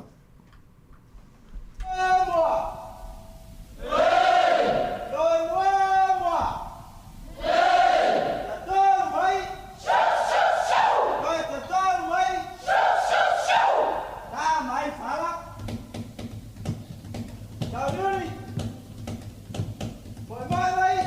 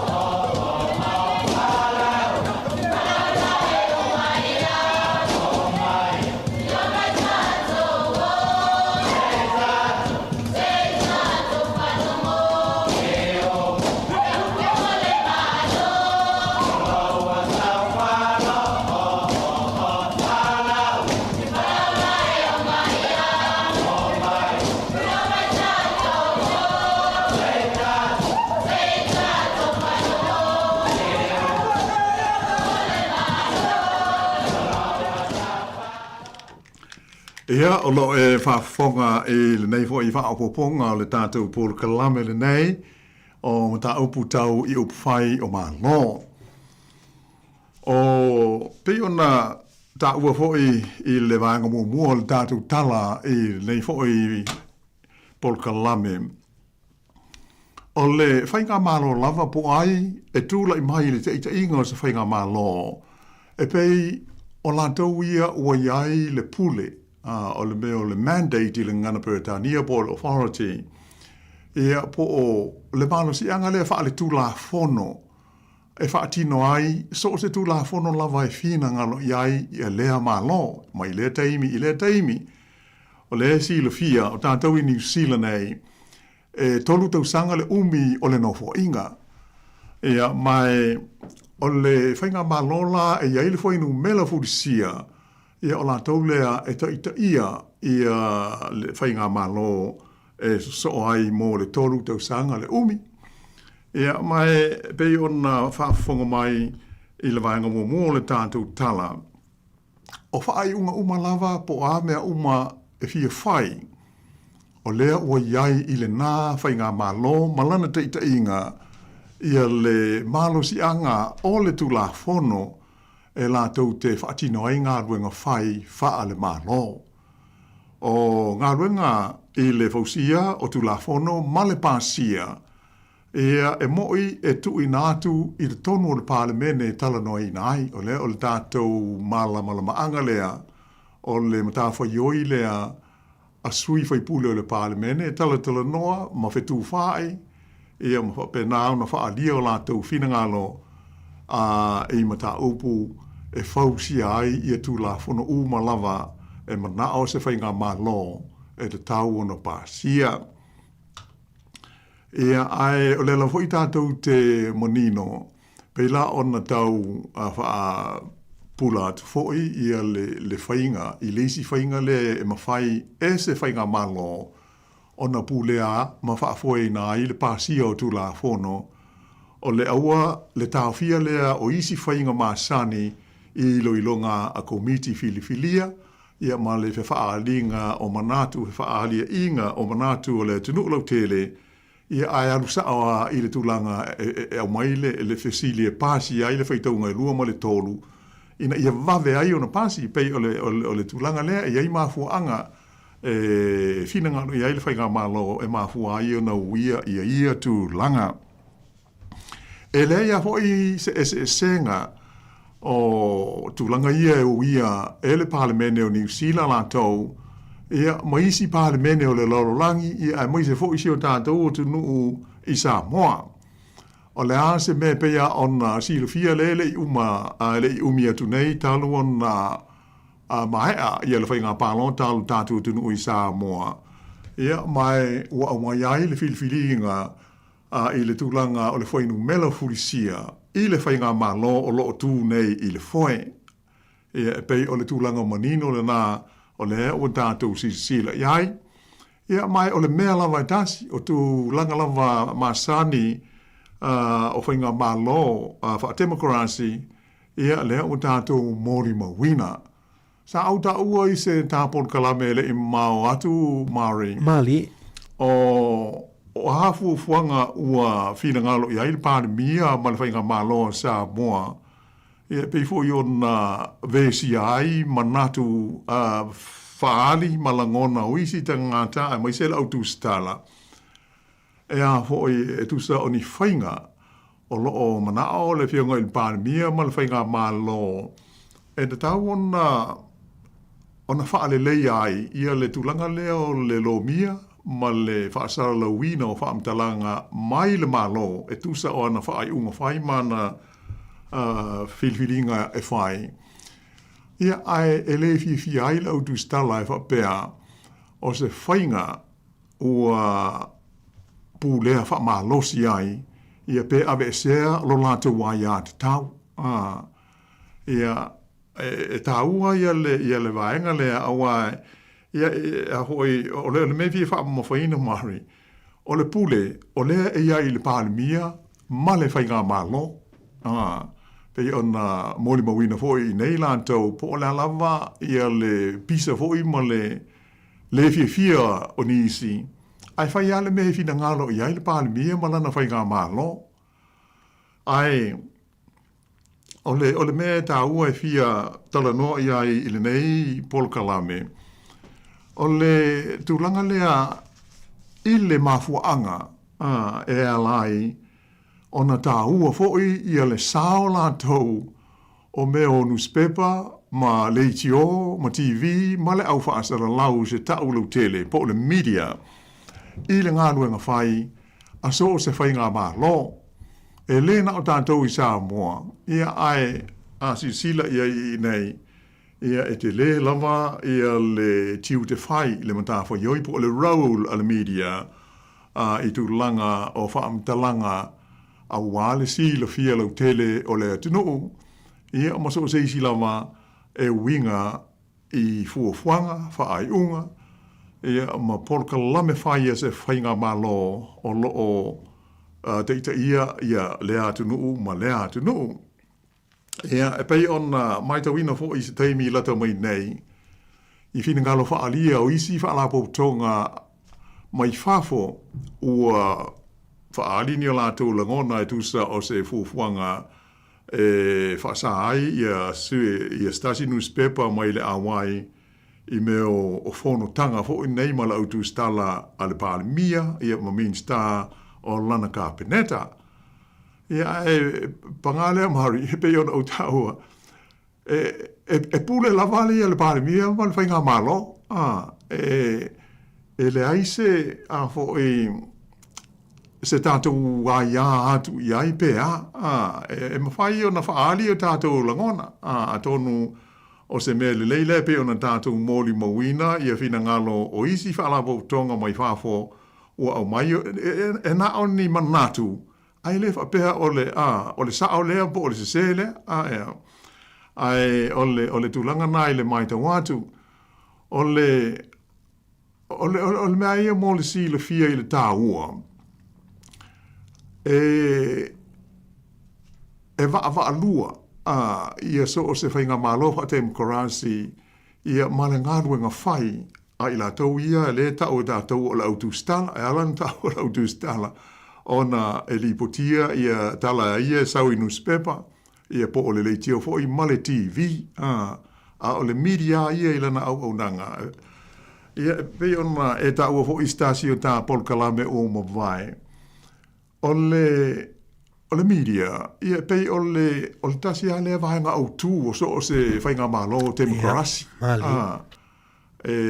Le sa tātala no ho i leisi teimi i vahenga au tū e tonu o le pāle mene, le ia ele whonga whatalai, sui fwoi pule, matulanga uma, e tū ma o tiara ngā ruenga le pāle mene la tau, malana man tā whaioi o le whausia o tū la whono.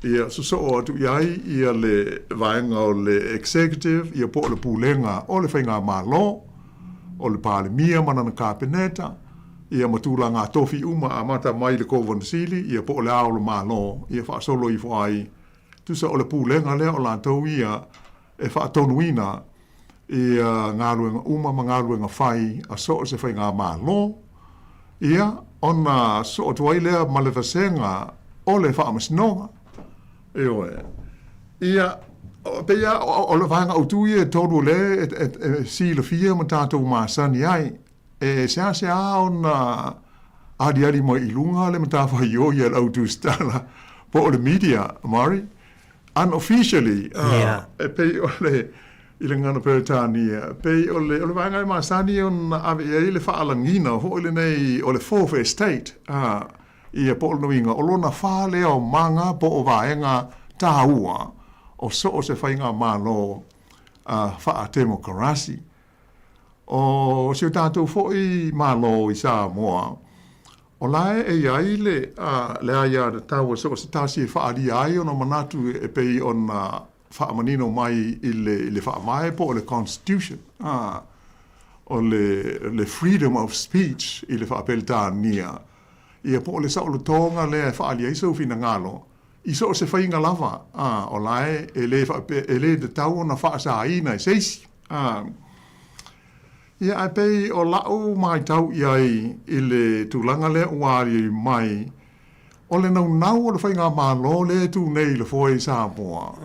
Ina ia sao, ma le lei, ia whaamtalanga ia e lolomi ma whaasa lau inu spepa, ia pe o lo whaasa lau ina fōi i lunga o le social media, ia mai se a tātou le tio ma televise.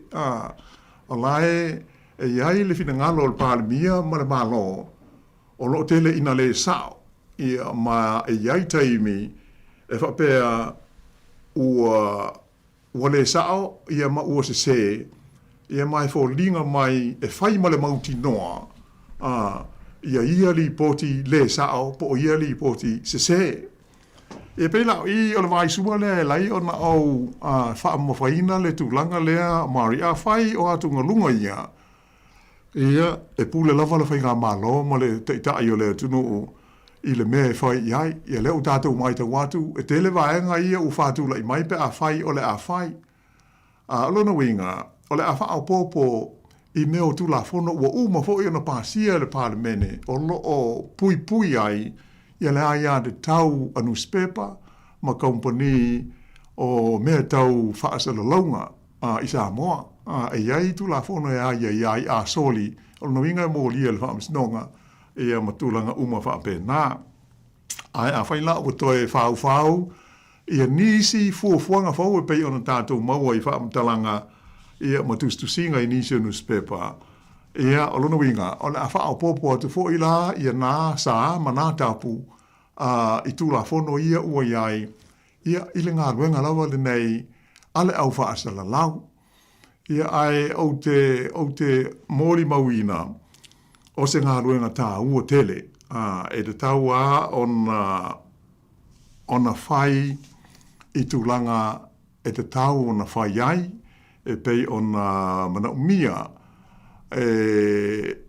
o se vaenga tā ua tele le whaatinoina o le nei matata o le upupa a pel tā nia ho le nei mari o le impartial ia pe tonu o le meo impartiality ia tau mwhai ai aua le atangia e te au i seitu ai mai se ala ma tā upu tau upu whai o mālo a pēa se whaate i te inga e whaia se li poti e winga i se whai unga whai ala mālo e le te tau na ia ma se si me wha o popo iai e le te tau na tangi ai se manatu o le na tu sia le tala ia po se si lava mea li poti ia le mea o tupu e pei o le basics ia masani mai ai lea ngā ruenga ai e le tau na tangia fo i o oe e te au i le tuangai ia pe e te i le malo i lau tu singa ma lau li poti po lau tala e whai o le melea i lau mai tau a tonu o lo o whaawai ai e tūlanga le fia o le whainga malo i nisi o le au tu stala o le ahe manino sa noanga al palemia e le o newspaper uma, po o tu stala uma, ia po o walesi whaasara lau uma. Ai e iei lava ia tangata o lo o whaia ma le mauti noa. Ia le tūlanga o whaasara launga le moni, ia po o ni whaasara launga whaatupu, ia pe tau whaase fo, ia tonu o leo tātou masani, i le whaapunga leo o iai nei ona po o le meo le fake news, ia po o atonu o ina atonu palasi ia ile vaenga lea o ta tele na ua i lunga o vesa o ta inga tele va vave o le meo le faitala fa tupu e le ise mea fa pena na tupu ai te ia o fa sara lau mai ia pe tusi mai i se newspaper po o lunga o le social media ia maatili vevesi ai ia fina ngalo o le mamalu o le tunu o faitau iai ia pe fa fonga fo iai ia pei o le whawhita hauli o ngaonga lea, o lo atonu talo sia, o le a whau ia ni tu la fono, a fo i isi o tātou o tunu e sila te toa ai I tu a inga o whaasara launga whapea, ia ma le whaalea ngai na ai o le tamali I anga wisi tangata, ini whaapunga mani whaasara launga, mani tu inga le sao, ia pe oni whaapunga tala whaatupu, pe ele se mea moni na tupu a te ia o whaatupu I wha mawhoringa ia o se mea na tupu ai le se mea whapea. Ia pe o le langona nai le maita watu iai a tātou tālusia le sa maua pai ho ili poti lata mai nei ia se pepa a le whapea e se furuiwa I tu lau o se pepa halo ia le malo o lo o lisi ai ia ni fuafuanga ia o lo o whaamoe moe e le malo e whaatino ia walawa le whaale leia o ngā ruenga le nei o le whaasara lauina o tala ia ma whaamatalanga mai le malo mo le sila fia o le atuno. O le si vahenga ma tau tia Maori ia antonu ele o se mea fau foi. O le fina ngalo o le pāle mia ta hofi umai le taimi nei ia so o se whaasara launga tutongi po o se advertising mai le malo ma ona matanga luenga mwhala po tonga. Ta hofi loa I le taimi nei awal to e tu ina atu e whaasala lau e newspaper fo I lea tua e po o whale whaasala lau ma TV ai walawa na o newspaper al malo e pei o le Savali ia maana fisota inga I runga o le social media e a whape fo I ma le TV iwa o le TV na le malo le iei ma le 2AP e pe o inga lo whaapunga e le fau, ona, o hala le o ana sa wai le amtanga, a le malo Samoa, o le teleni e tātou newspaper, ma teleni e tātou le tio, ma teleni e tātou TV, e sana o le 2AP a ma le Savali, I outlets po media, a le malo sa iai, ia sa tātou whaalangolango umo iai mo whaamtalanga, mai le malo, ia maisi o isi whaamtalanga lau tele. Ia ai pe tai o nei vai tau mal tātou soifuanga li tau fau ua iai. E le ngata ina o matua malo si ale media I te tonu si o tātou tunu o. Ai, o sili atu ono tele, ia le mau, la o whaapunga I te ngata whaafolinga o lātou o te ngata whaasara lau. Ai le ai. O me ia o podcast fo ia mo me e ngalo alea tangata se I tu lou whaafonga le tātou tunu. E au tawa ai tu ia o sau se whaamtalanga o lana whaasara launga. Ona, o lea ua iai ia le awala e mawhai ai ona whaia le nātu langa. O seisi lawa ua le whapea se ilonga o se kompani ia po o le malo ia po le alawa ia lātou o maua ia le teknolosi tau fisota inga ia ona mawhai leo na whaisa na whaasa la launga e le ngata ile na ia o le mela o tupu o so se isi o whaia le whaasa la launga o le mea fo I le tupu o le sisila tu loa e whapea o whaasa la lau mai I lunga o le Facebook po o le YouTube ia se mea o le te leo tātou manatu o le mea pito sao a lea o iai. Mali.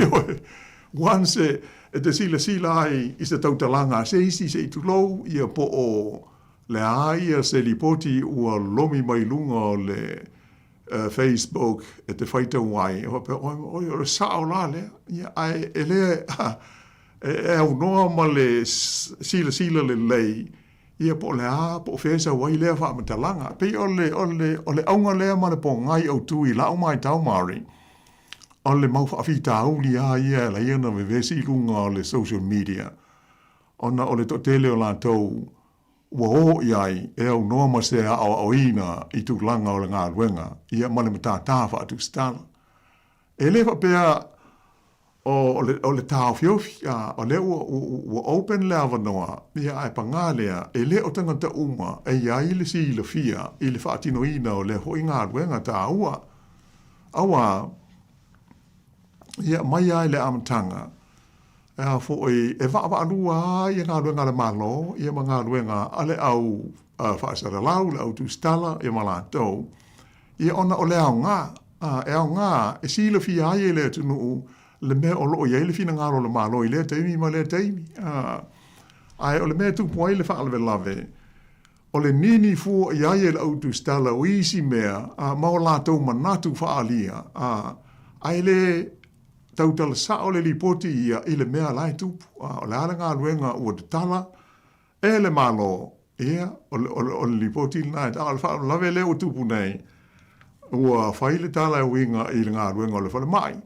Ia ai saua i tua mamanatu o le tu stala wha pēr sa taulaun, wha pēr.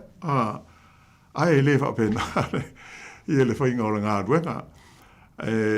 Pei o le whaanua noanga tele le nā, e fuolinga i le nei taimi, ia ua o se matata ua pei fuolinga e le amana ia le matata la utu stala isi o tātou tunu, ia ona o le mau whawhi tauli, e pei ona tātou mōri mawina i nei vai tau.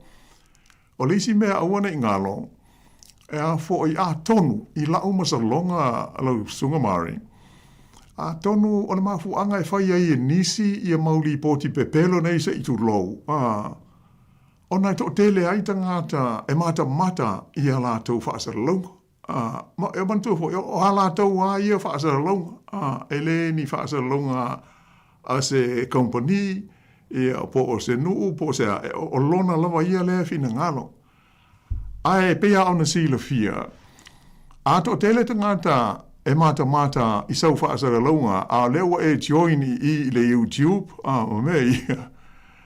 Ia, e maua ia se whaamanianga, o sao e le mari, e le whaamanianga tau tupe, e maua mai ai. Ia pe a whai o fia awhe tangata e sila i lau i tū lau, mau tau mo whainga se nai o lo whai. E au mai o ia le se leni, ia e sanga whai e pēa, ia lea tūlanga whaale tonu. Pela o winga o talamari a whai e whawhau se tū la whono e sila ai il tu ai ngā melea. Ia a tonu e le maalofia de taona maua se feso soani o le nei whaafi tauri. Ai o lau maso salonga a tonu o le tasi lea mafuanga o sanga to o tele ai le au whai whaasara launga i lunga o le YouTube, ma lunga o le social media. Ona ele ngata ele lei ia le whai o whaamtalanga le sao ma pepelo o tala whaatupu. E fia aisi e mata e i whapea o le sao lea. Ia ai le lilo ai, wa olengi ai le to tele o le tāpua inga, ma le sila a i la tau e le manino i ai i nei mea. Ia ai o le manatu o tūla i ai, ia to tele nisi e follow i langa i tūlau. Ia ona mau ai leo si ana tupe. E lafo mai o e la tau ia, e o ma lea la leo. Ia pei o mena e tau na sila fia, ia lea ua la vea o mātu ai, le matata o le autu stala. Mali. Ia o whainga, ia tu lou ala a whaafonga, o whainga le popoi a nisi. Ia e whaia ma le mautinoa. Mali. Le whaatupu o tala e le sao, ma tala e le moi. Ona, o lai, mana o whaatou sina atu tangata whapea o le lipoti a lea e tātou te mau ai mea, ia mea se. Ia, e le mara. Ma loa tailo vionga la wano, e moni leila usau noanga, ia lewe folo mtampuni ia i tūlanga o whaasala. Ia le tau sero tuwai lau vionga la wano, ia wa le te poma le whaafonga tātou tunu. Ia wa loa foi tau sanga o e tau tua, i ngaluenga whaatu istala, ngaluenga whaasala lau isu tātou tunu i Samoa. Wa te le foi la suinga, i lau mai tau foi, ia i le telo tau sanga. E pe wa ngai ese mai ia ngaluenga whaasala lau isu tātou tunu. Mai le ala tonu e taun ta oto e ai inga o tūla ngol whainga o ngaluenga. Ia maua o mai tu e luole o so se mta upu. Ia pe o le wa vave pe o te mine wa e lau mai tau e pe wa tau whaia newspaper o halaata mai o le tangata e mwhaina mua breaks e news pe ia ai le isu e fa le lei pe o pe o mena wa le wale to mo wene ne vai tau ia e pe fa popo atu ila ma au nanga ilunga o penga te whailang e moni le lau sau no tu sa la man tu elo ini tu la fono e ia le social media ma lunga le YouTube ma e leo mai mwese malu si anga ia inisio o account ia fai wifi e lunga lata page ia po lunga o la rumasi tu lau e no forta ngata whailang na vaanga le ia e pe o le manunga na o le wa sala lau wai a whamatalanga e le fa vaia ia e le fa maunia ia mai e pelo tu lo fa fo mo tatu tu ia tatu halal fai te kamale ia pe ona sa no ile tu langolo ia ngaluenga fa sala u tatu tu la mata tatu mata tupe ia waile o tatu le mata tu o lo mata tu fo tu tino fa salonga mai sia tunu fa mata fela la isa mo fela tu ia mesiale talfa sur pito tatu tunu ia tau la mua i mei tonu la tu Pasifika. Mo i le lava, le hoi mo le sile fia, ia le ave se le tāua, o le mtata po le mtafa i hoi le autu stala, ia le role tāua, le media, i le ati nae o so se atinu, le ngata i le ati nae lo tele, o le social development, o le ati nae o le tamau ainga, ia po le economic development, ia ai fa pe fo i malati nae o upu fai o malo, le economic development, o se democracy la po o se atunu sauloto fa democracy e mo mia ia ona nga lu fa dasi ia le fa ga malo ia ai fa pe fo i male media ia po la to o ona fo i le data ai ona ole data i Mario manatu ia la fa po mo i nei fa po ponga le por kalame o upu fai o malo ia se ia le fo i te mi level nei le vai aso ia fa te tele le so mai ia el nei fa o ponga o le tata o por kalame ma tu fa so i fa tu le montele le tino mala o fa fonga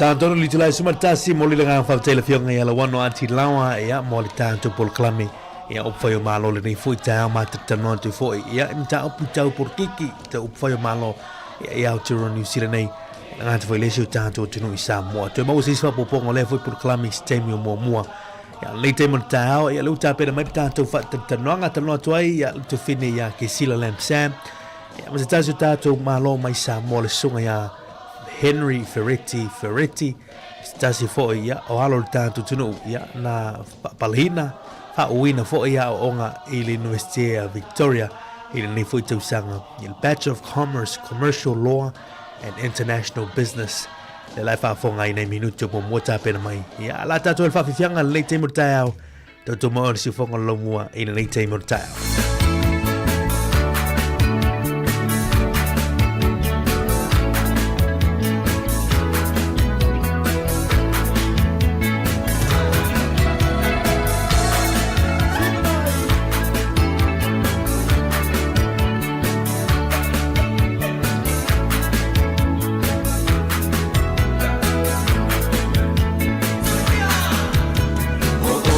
Fuala, I'm sad to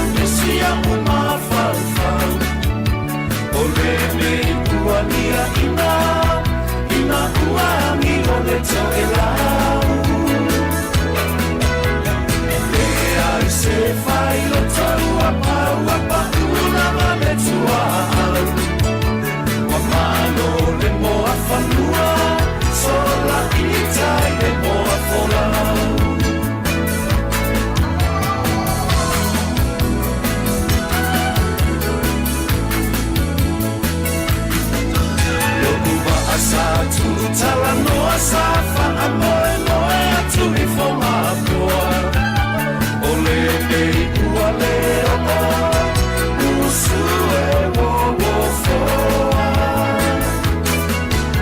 Le moli mai a poli mala Ua emo mai fa anoa Ola uma atai mane Ua avea foi se fai koroa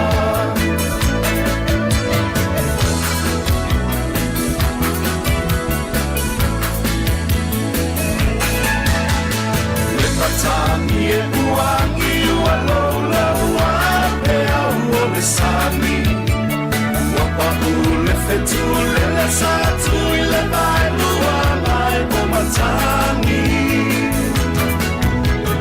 Ako ai fo I le na ua tu I le ala sami ma e lani Ola upele la uma amora Fola ua tu I le taita fola Esi a unuku esi ni la lelei E ese fo I ana tifina I ona ponei Ai utele fa ai aina oe Ua laino ufa a benei Ele rosa a faine a mosei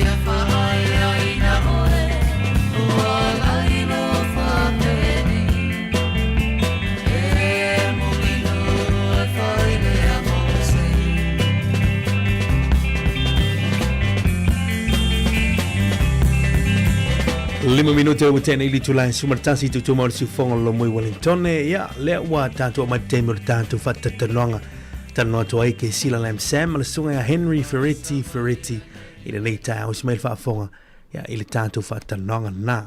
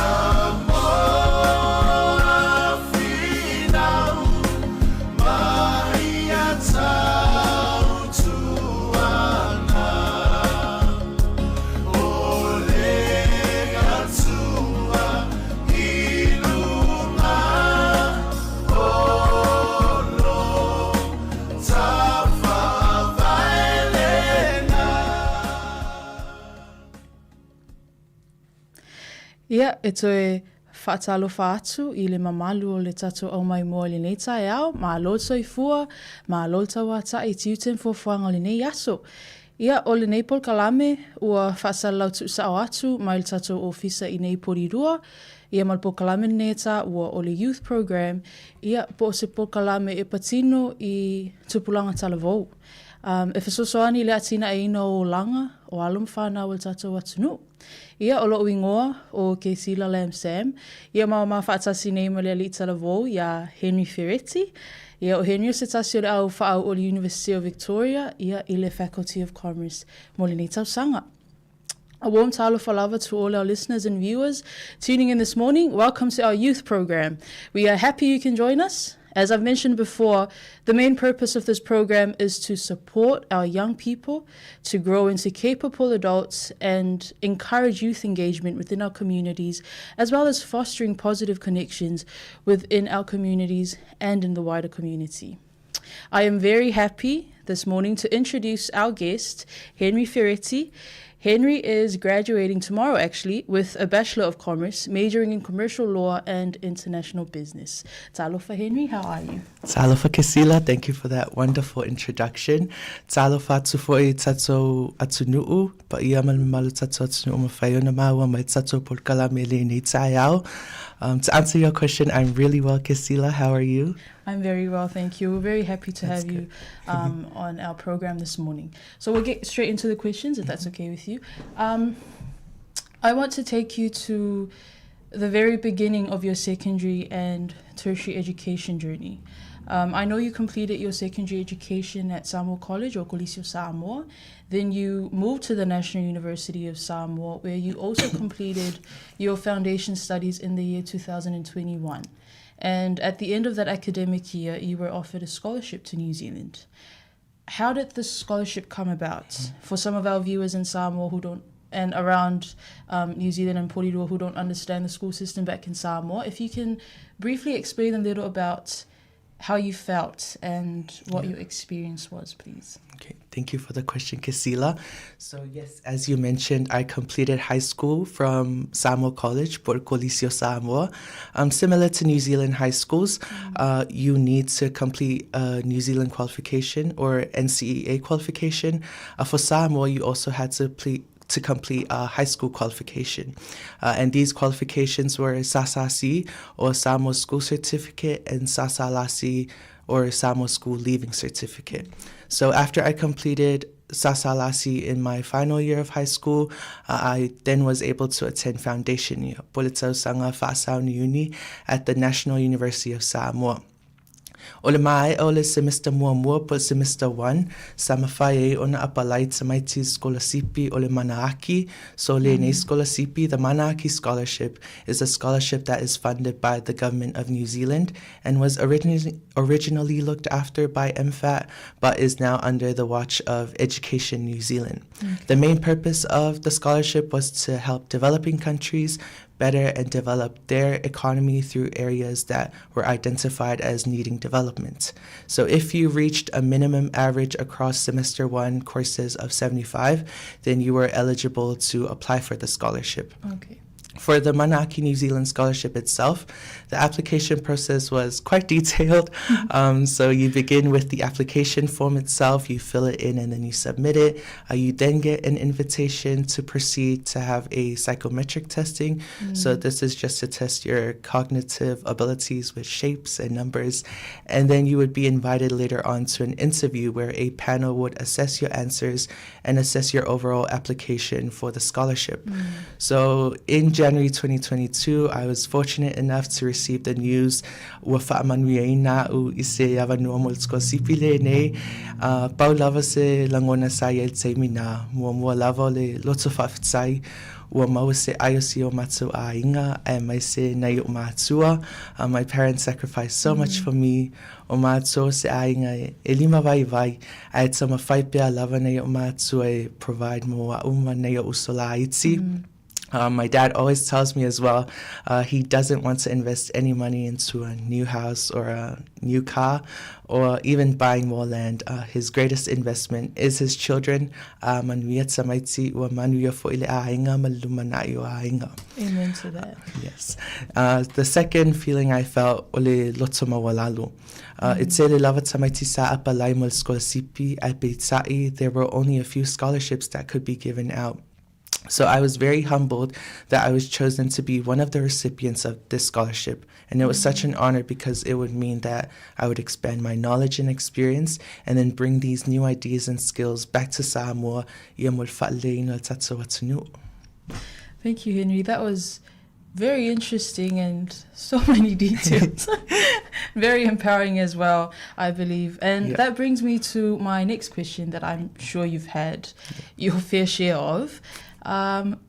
What were some of the challenges or barriers that you faced at the beginning of your journey? I believe you were 17 and one of the youngest, if not the youngest scholar from Samoa in your year when you moved to New Zealand for your bachelor's, and your parents and family resided in Samoa at the time. So how did you feel? Was it a challenge? Please share with us your experience. Yeah, thank you for the question, Kisila. So yes, as you mentioned, I was 17 when I moved, and I was the youngest in my cohort. So that in itself was such a challenge. There were a lot of paperwork that had to be filled out just because I was still considered a minor when I moved alone to Wellington. So that in itself was a challenge. But other than that, one of the first difficulty that I had was it was very difficult to express myself through my culture or our Samoan Nanganu'u in places that were really dominated by Ba'alangi. So for example, in my first year, I stayed at one of the university halls, and at that university hall, all the residents were basically Ba'alangi, so it's very hard to express myself. For example, one time at the dining hall, I would walk in with my lava and people would sometimes laugh and call it a skirt. So it was very difficult just to do basic things that I did in Samoa, so like wearing a lava and stuff like that. Even sometimes I would want to speak Samoan or Samoan language with a friend, but there were hardly any Samoans around. It was mostly dominated by Ba'alangi, so that was really one of the main challenges that I faced. Also with the classroom, sometimes it was difficult to express myself inside the classroom or my ideas because it was mainly white dominated. So that was the first difficulty that I experienced. The second one, and I'm sure a lot of other scholarship students face this one as well, is homesickness. So being far away from family, they're always your major supporter. So being away from your support system for that long, 3 years, is very difficult. So I also miss my mom's cooking because I can't really cook. So that was another reason why I was homesick. But yeah, those were basically the main two challenges that I faced. Thank you, Henry. And my last question before we finish this segment, the first segment of our program, were there any positive outcomes from these experiences that you've shared earlier? I know you've mentioned that you were homesick and it was difficult to express yourself through your culture in places that were dominated by Ba'alangis. What were some positive outcomes? I'm sure you have a lot from these experiences that you've shared with us earlier. Yeah, thank you for the question. Yeah, despite those difficult experiences, I was still able to find some positives in those difficult experiences and find the silver lining. So firstly, I was able to find communities that I could relate to. As I mentioned, at the university hall that I was staying at, there were some Samoan students, quite a few, but there were still some, as well as other Pasifika students from around the Pacific, for example, Tonga, that I was able to connect with. And those students were basically, they've been born and have lived in Wellington their whole lives, and we're still good friends to this day. So despite having that difficulty to express myself, I was still able to find some community and find lifelong friends. And through that experience that we shared together, I have been more confident to share my culture with others who might not be Samoan. So that's one of the positives that I found. That's amazing. Yes. Second one is that I was able to find love and support from others who might not be my biological family or ainga, but have shown me what true ainga means, which is love for one another that knows no limits. So this really helped with my homesickness. Yes. So many aunties and uncles at the Newtown Church, which we attended, have offered us food. They've told us to come to their homes, they'll cook for us, or even if we needed a place to stay, extra blankets, they opened up their homes to us, and we were very grateful. And they even offered us rides countless times, even at unconventional hours like late nights. But yeah, my friends also, their uncles and aunties have also shown me so much love. It's taught me as well that although you may be far away from your biological ainga, you can still find ainga everywhere. And it's also taught me that I need to show the same love and kindness that was shown to me by these people. So those are some of the positives that I've experienced. Thank you, that's amazing. Shout out to the aunties and uncles at the church that gave you a ride. Shout out to Newtown Ifakasa. Okay, and that brings us to the end of our first segment. Iol taimine ua sfuluiva minute te aile tu la sfumaltasi iole afayasi na tato malulunga pu'u tatasi na tato pese ion tato toi talima ia lea mo le fa'auaunga o le tato talanoanga. Lo nu ue Samoa e wai la le le vasa la le oe inu o le vasa.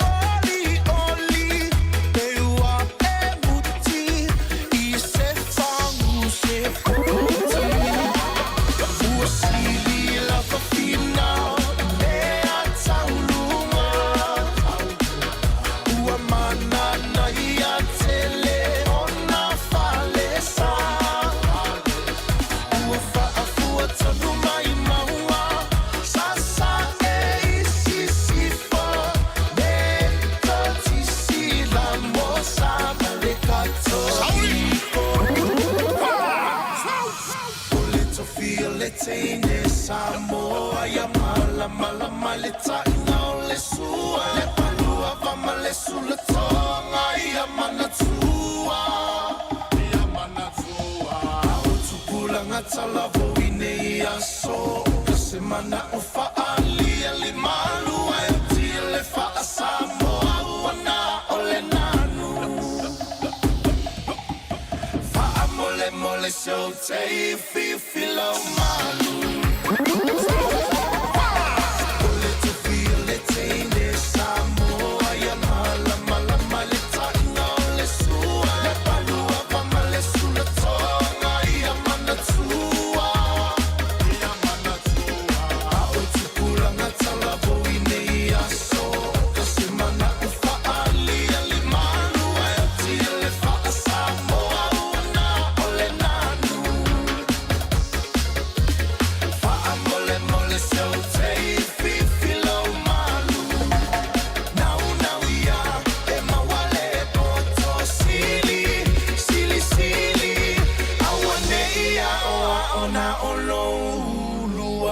Silly, silly, low, loto. Toi whaatalofa atu. Toi whaatalofa atu le tatou atunuu i le nei tula tai au. Welcome back to the second segment of our program this morning. Ia mana ia pese ia sa whaalongolongo tu iai. Ia whawhiwhianga le nei tai au. Again, I am here with Henry Ferretti. Toi whaatalofa atu, Henry. Talofa. We will go into the questions. Yeah. We will be talking about the courses that you took at Victoria University. And as I've mentioned at the beginning of our program, you are graduating tomorrow. So, thank you. Huge congratulations from all of us here at Samoa Capital Radio on Thank that you so milestone. much. And to all the Pacifica students and all the Samoan students that are graduating this week, congratulations. Congratulations. We are all proud of you. You are graduating with a Bachelor of Commerce, majoring in Commercial Law and International Business. That's all. Can you explain a little about these courses and why you were interested? What was your vision when you decided to take on these courses? Yeah, so thank you for the question. So yes, as you mentioned, I am graduating with a Bachelor of Commerce, majoring in Commercial Law and International Business. Originally, when I was applying for the scholarship, I only applied for one major, which was International Business. So International Business is basically a course or a major that allows you to look at how businesses internationalize, some of the methods that they use to go into different countries, and how business basically works between different cultures or different countries. So that's what international business basically is in a nutshell. But international business is very interesting. As I went on throughout the 3 years studying international business, I realized that going into different countries, you would need to understand their laws, their rules. So that's why I chose to take on commercial law as another major, as a second major, just to help with the international business course. But international business itself was very interesting just because it allows you to look at different cultures. I never realized how important your culture is, especially with business, until I took the international business major. So the real reason why you have to understand the culture of different people or different countries is because you can't just go into another country, or you can't just internationalize into another country. You have to understand the market there, understand the people and their culture. Their culture shapes how they think, how they buy, so stuff like that. So that was one of the more interesting parts of my major, just learning about different cultures. And it really helped develop a new mindset for me. Now I feel like I'm more open-minded. I'm more open to understanding new things, to new ways of thinking, new perspectives, because of this course or this major. Thank you, Henry. I understand that you took Pacific Studies, the Pacific Studies course as well. I just want to briefly touch on your Pacific Studies course. What did you learn while taking this course, as it's for Pacific students? And would you encourage other upcoming Pacific students to take this course? Yeah, thank you for the question. this is a very interesting question. I really do love Pacific Studies. The first time I enrolled in it, I really didn't think much of it. I was just like, oh, it's something to fill up the space, just to get more points. But when I took it, I was like, oh, this is actually really interesting. I should have done a major in this, but it's okay.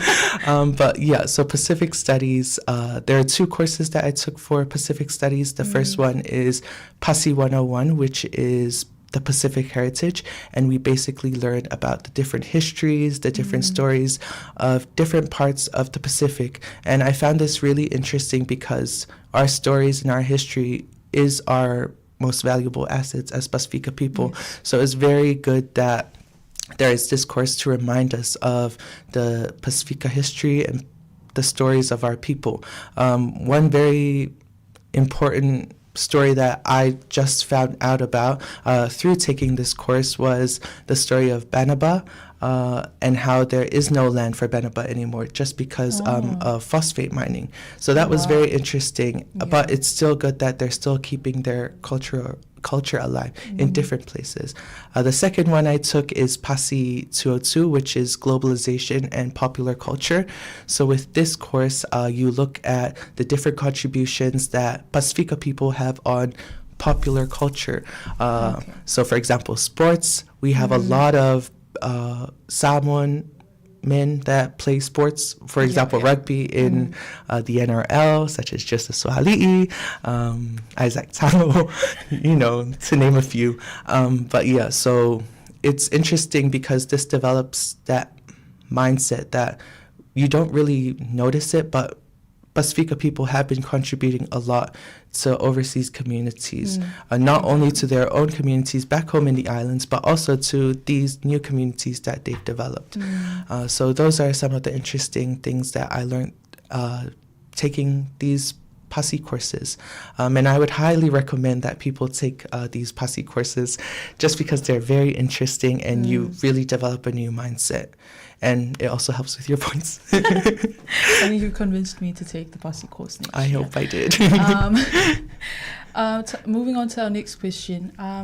I believe you were a tutor for Management 101 course, and there was a point in your studies where you also looked after Māori and Pacific students.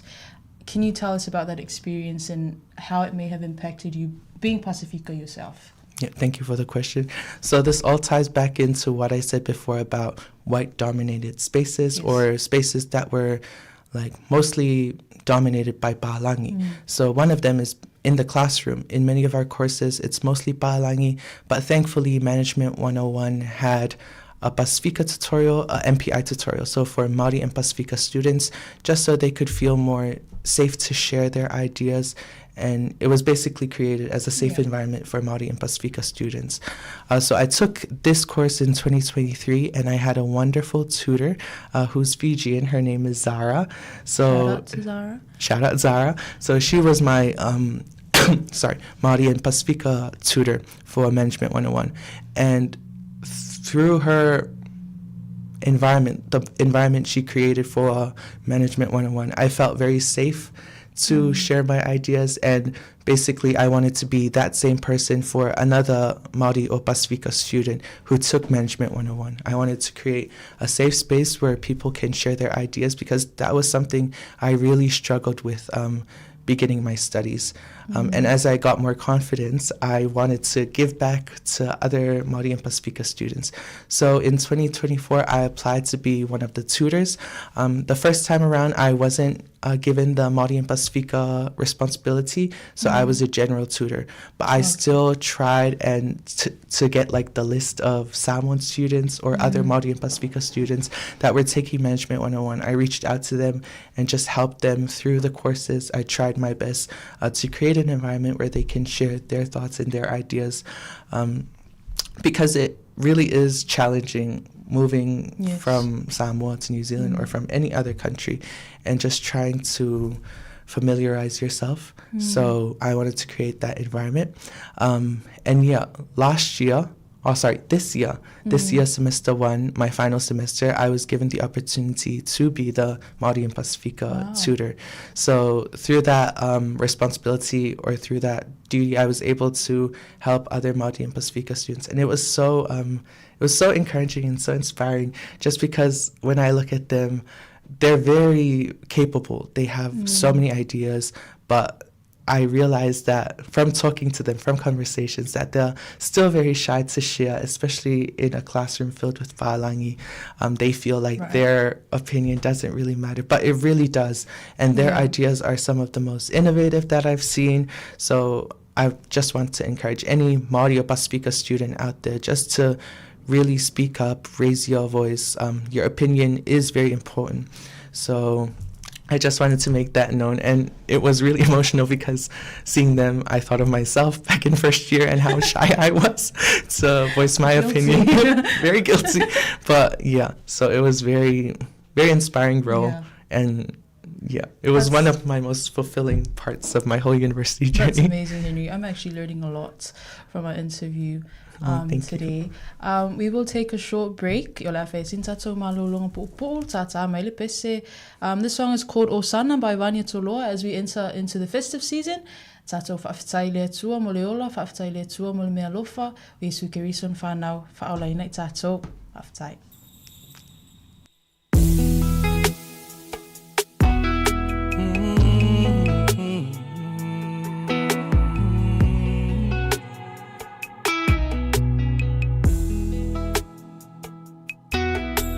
Lelio maluma yo pese pesenga, mai ele savili. Atata mai maua o le kitara, tino amaniti. Sauma leo malu peni angelu, elongo yo utino.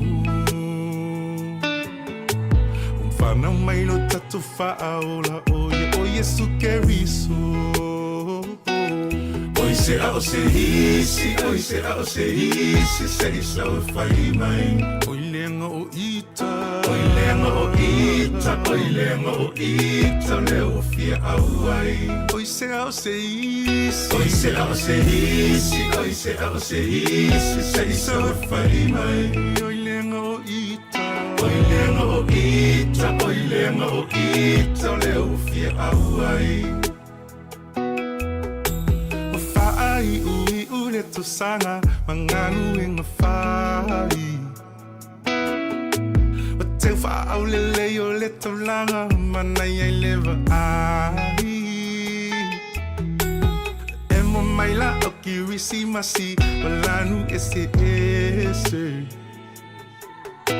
O mea lo fa ua fe pasi ai ua whana mai le pepe.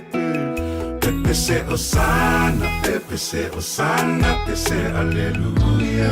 Fano mai le tama, lo tatu pulu vanga via ele mesia.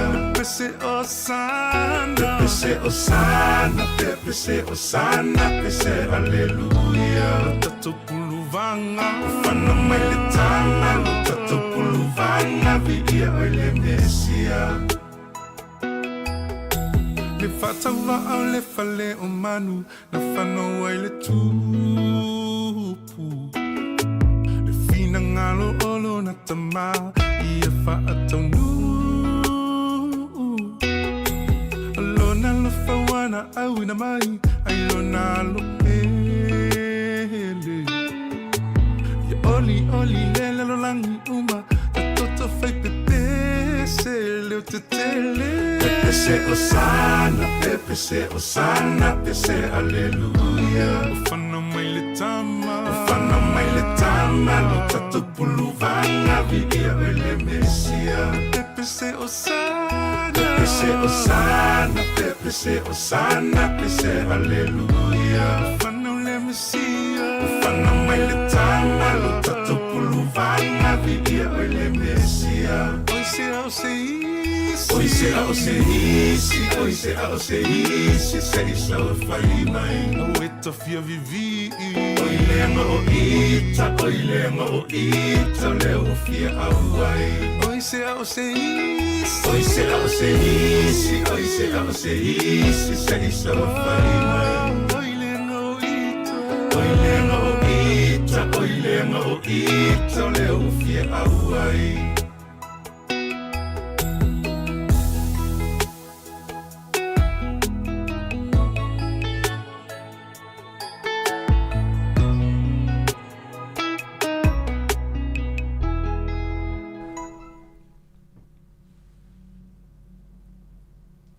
So e whaatalofa atu I o loo maua mai tatou whaasalonga tu sa o le nei tai au. Welcome back to the last segment of our program this morning. O le taimi nei ua tōtu valminute te ailis futasi again. And for the last time, I am here with Henry Ferretti, who I am very, very happy to have on today. Talofa lava, Henry. Talofa once again.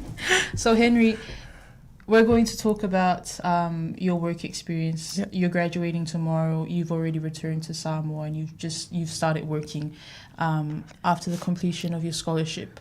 You are now working at the Ministry of Commerce, Industry and Labour. How's work life treating you? Are you enjoying your work experience? Am I?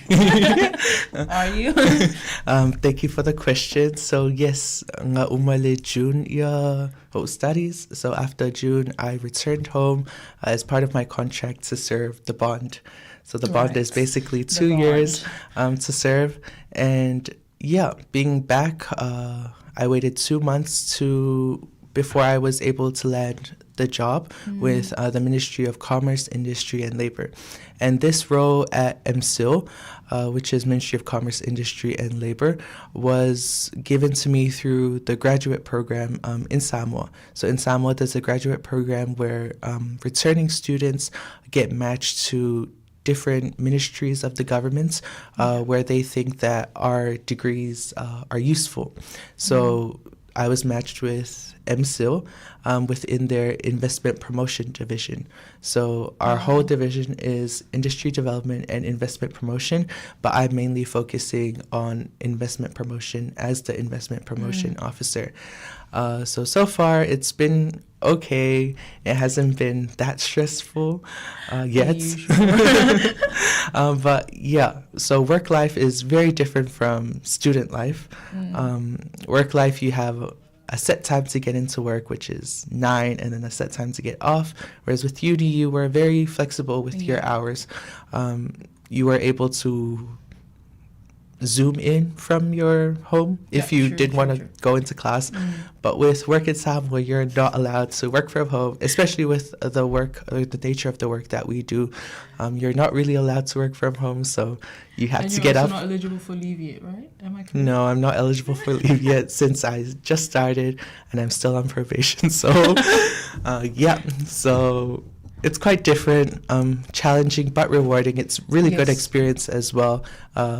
And my dad always tells me, "Oh, now you know what it's like to work." But yeah, so it's quite good. Forward to the time my parents tell me that. Wow. So, thank you, Henry. Yeah. The next question I want to ask you is, can you briefly explain the service that you provide for the country in the department that you are working in at MSIL? Yeah. Yes, specifically in the department that you are in. Okay. So as I mentioned before, my work is under the investment promotion, and it's basically in the name, investment promotion. Right. So our aim is to promote investment opportunities for foreign investors to come into Samoa and invest. So part of my role is to register the foreign businesses that come into the country. So once we've registered, we've assessed their applications, we give them foreign investment certificates. And with this foreign investment certificate, we're able to identify which industry this business is in, what the business does. And with this information, with this data, we can identify which areas of the country or which industries are really popular with investors. So we can try to promote more of these opportunities to other foreign investors for them to come into the country and basically promote basically get more money for Samoa's economy. And yeah, so it's very interesting, very close to what I did with international business. So I'm very fortunate that it was in God's plan that I used my degree for what I studied. But yeah. That's very good. Yeah, thank you. What do you hope to give back to your country and your wider community? I know that you're already starting your bond, serving your bond in Samoa, but in the long run, what do you hope to give back to Samoa? And what is your next step for 2026? Further studies, maybe? Continue working at MSIL? So thank you for the question. So my hope with, I really enjoy the work that I'm currently doing right now with the investment promotion. So I just hope to give back to the community in that way. I'm very passionate about international business because through those studies and through the connections I made, I realized it's It's not just foreign investors being attracted to come into Samoa to invest, but it's also our local Samoan businesses internationalizing, setting up stores, setting up shops overseas as well in different countries. There's a large market out there, and there's plenty of opportunity for our Samoan products. So that's what I hope to continue on doing, to give back to the Samoan community. For the next steps of 2026, of course, continue to serve my bond. If it is with MSIL, then I'm very grateful. It's a great place to work. But if it's in a different ministry, I'm also very grateful for whatever God has in store for me. Further studies, I do want to further my studies, but we'll see with the bond, with the bond requirements, if I'm able to pursue further studies as soon as next year.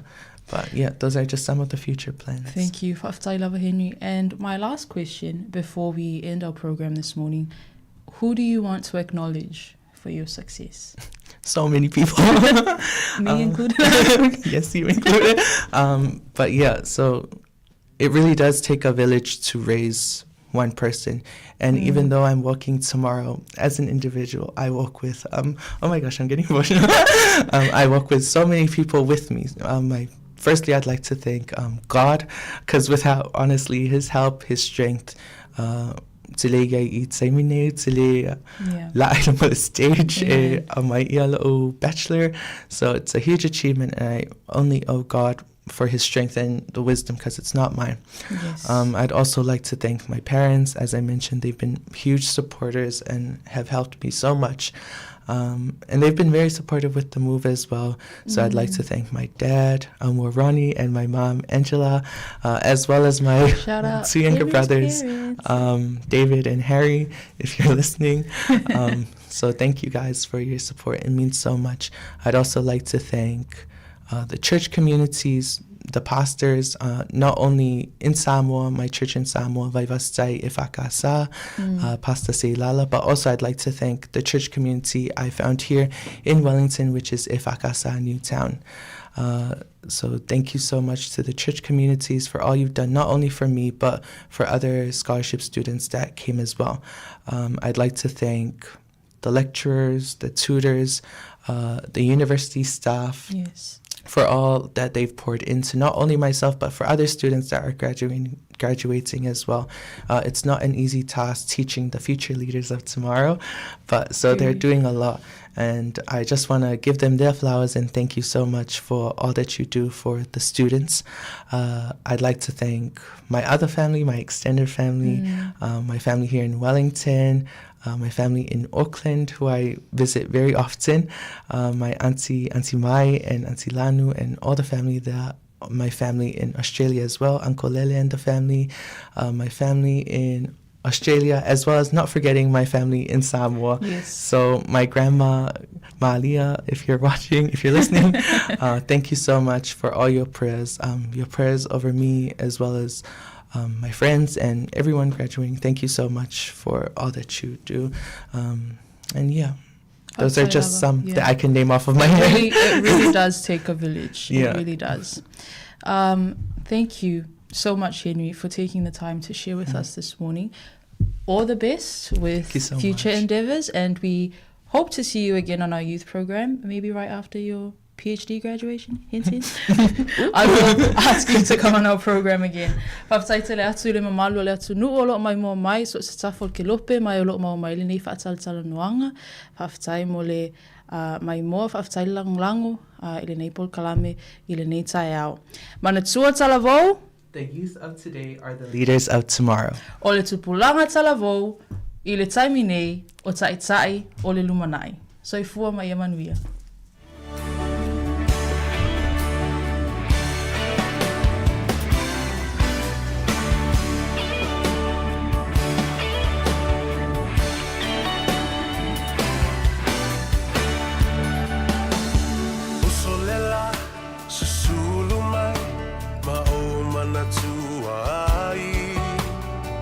Samoa le nu'u o te nofo ai Pe wha pe whea na ngalo atu o i lewa ai Samoa o le penina o te fia i ai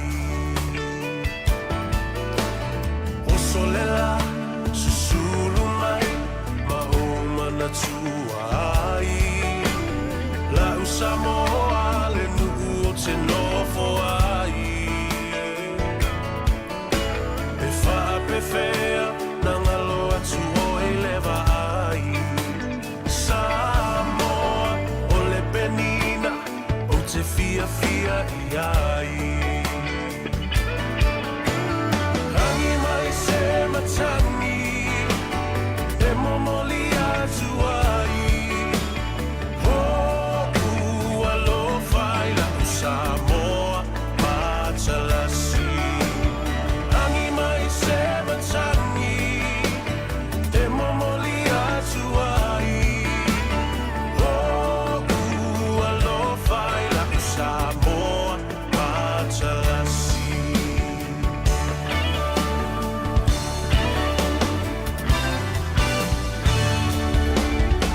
O aolelea fa solo La foia o na paolo Lona sami i la pe asulungia ele masina Pe wha ape whea na ngalo atu o ea ita Samoa o le penina o le vasa Pasifika Tangi mai se matangi Se mamori atu ai Se 20 minuti tone on talo li July se forma lua le ai tai ao la so lulu moli le nga fa tai le tofini ya ke sila lam sam nga te le songa ya Henry Ferretti on ol fatta no nga ma to fir pon klame mo tu pon te lo le lu pon klame le fa fonga le tanto tunu sau se temi ya on fa lo lo fo le pon klame na o tu pulanga te lo to fa tu lai meta tu fa mo na ya wa ya lo fa na lo le tanto tunu ya ai ma nei yo pol klame le tai ao fa lo longo fo le sa ili ma lo fo le alo le tanto tunu le songa ya Henry aswa tai ao ya fa palina fo ya e le fa mo o le fa unga le Commerce Department or Faculty of Commerce i le aswa tai ao ya ni sine yo alo tanto tunu ya na skola sibi mai sio tanto malo Samoa le o te liu Samoa pe mai alfa unga ya e tau tua le malo Samoa ya e ala foi mtanga wenga e pe ona fa iloa ya le Ministry of Commerce ya pol MCO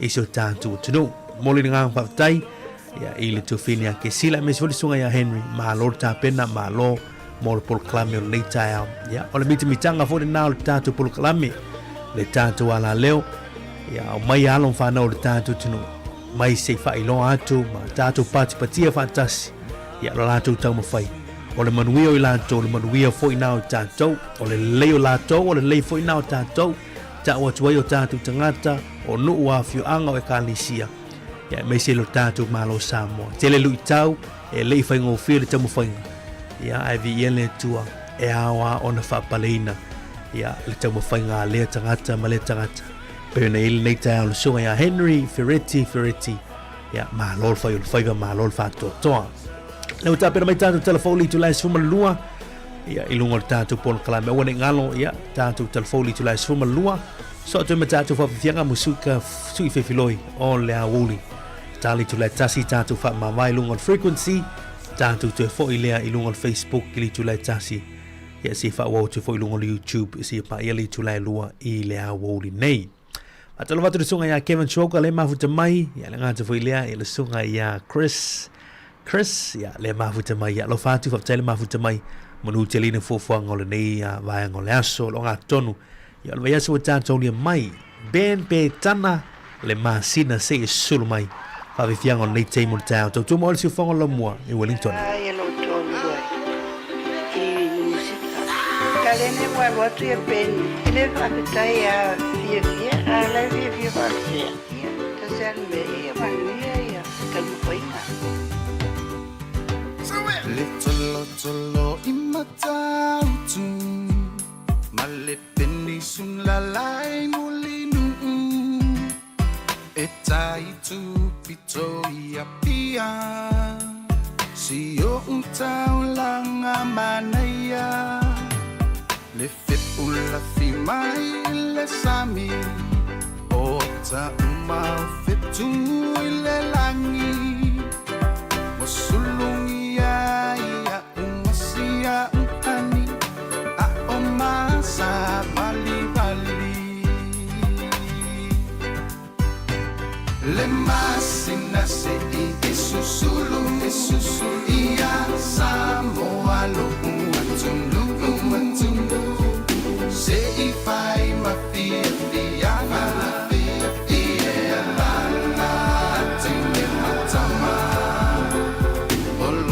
si vai mapepese matatalato ulele na omae mandela lo oleni na oa umasia upele tangi mai lewati olo otumai imatapele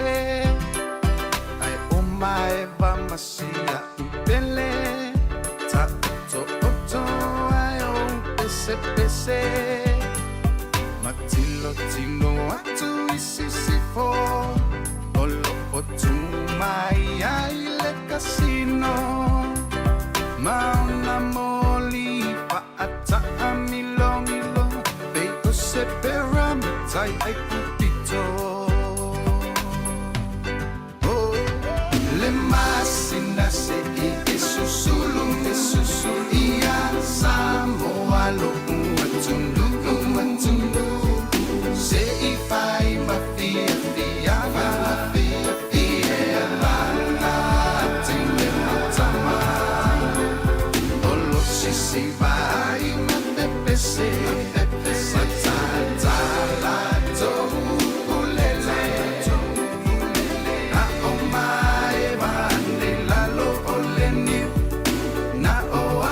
Sia upele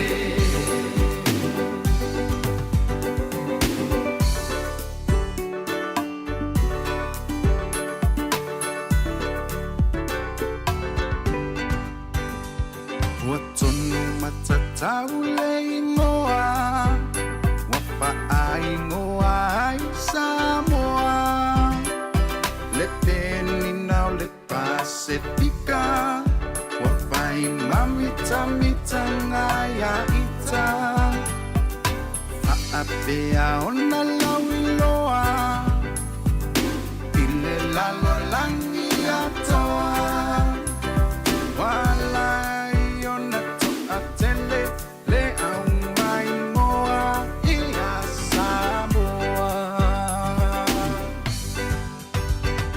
Le masina se isusulu ia Samoa lo umatundu se ifai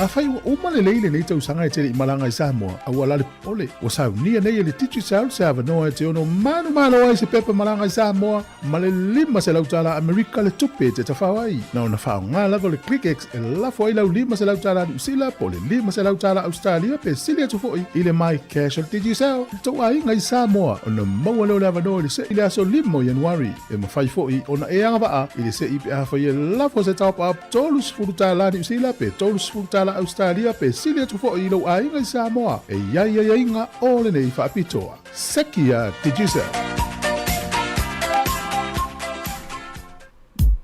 Lo minuto tone on tana uli tulai se forma lo le ya woli ya o le solo tanto ya elia woli lo te lo minuto na woli lo le ma lo fai le time o le tai out ma lo ya ila nga se la kuka ta pelaina fo ya fonga to ma fana tanto tamam tina ma tutua ya le uta pena fo ya ni so nga luenga ma lo mai nga luenga le ya so ya fa tai ma lo fai ma lo sai ma lo fa to toa i ngā luenga o le nei a solulu.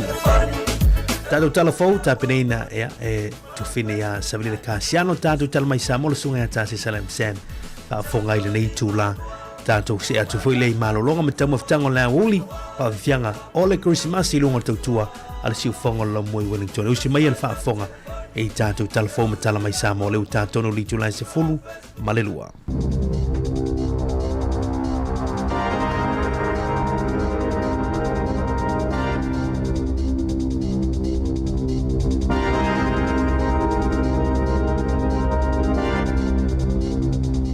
Toi whaatala whaatol whaapoponga o talafou mai le si u whanga le laumua mo le nei au auli.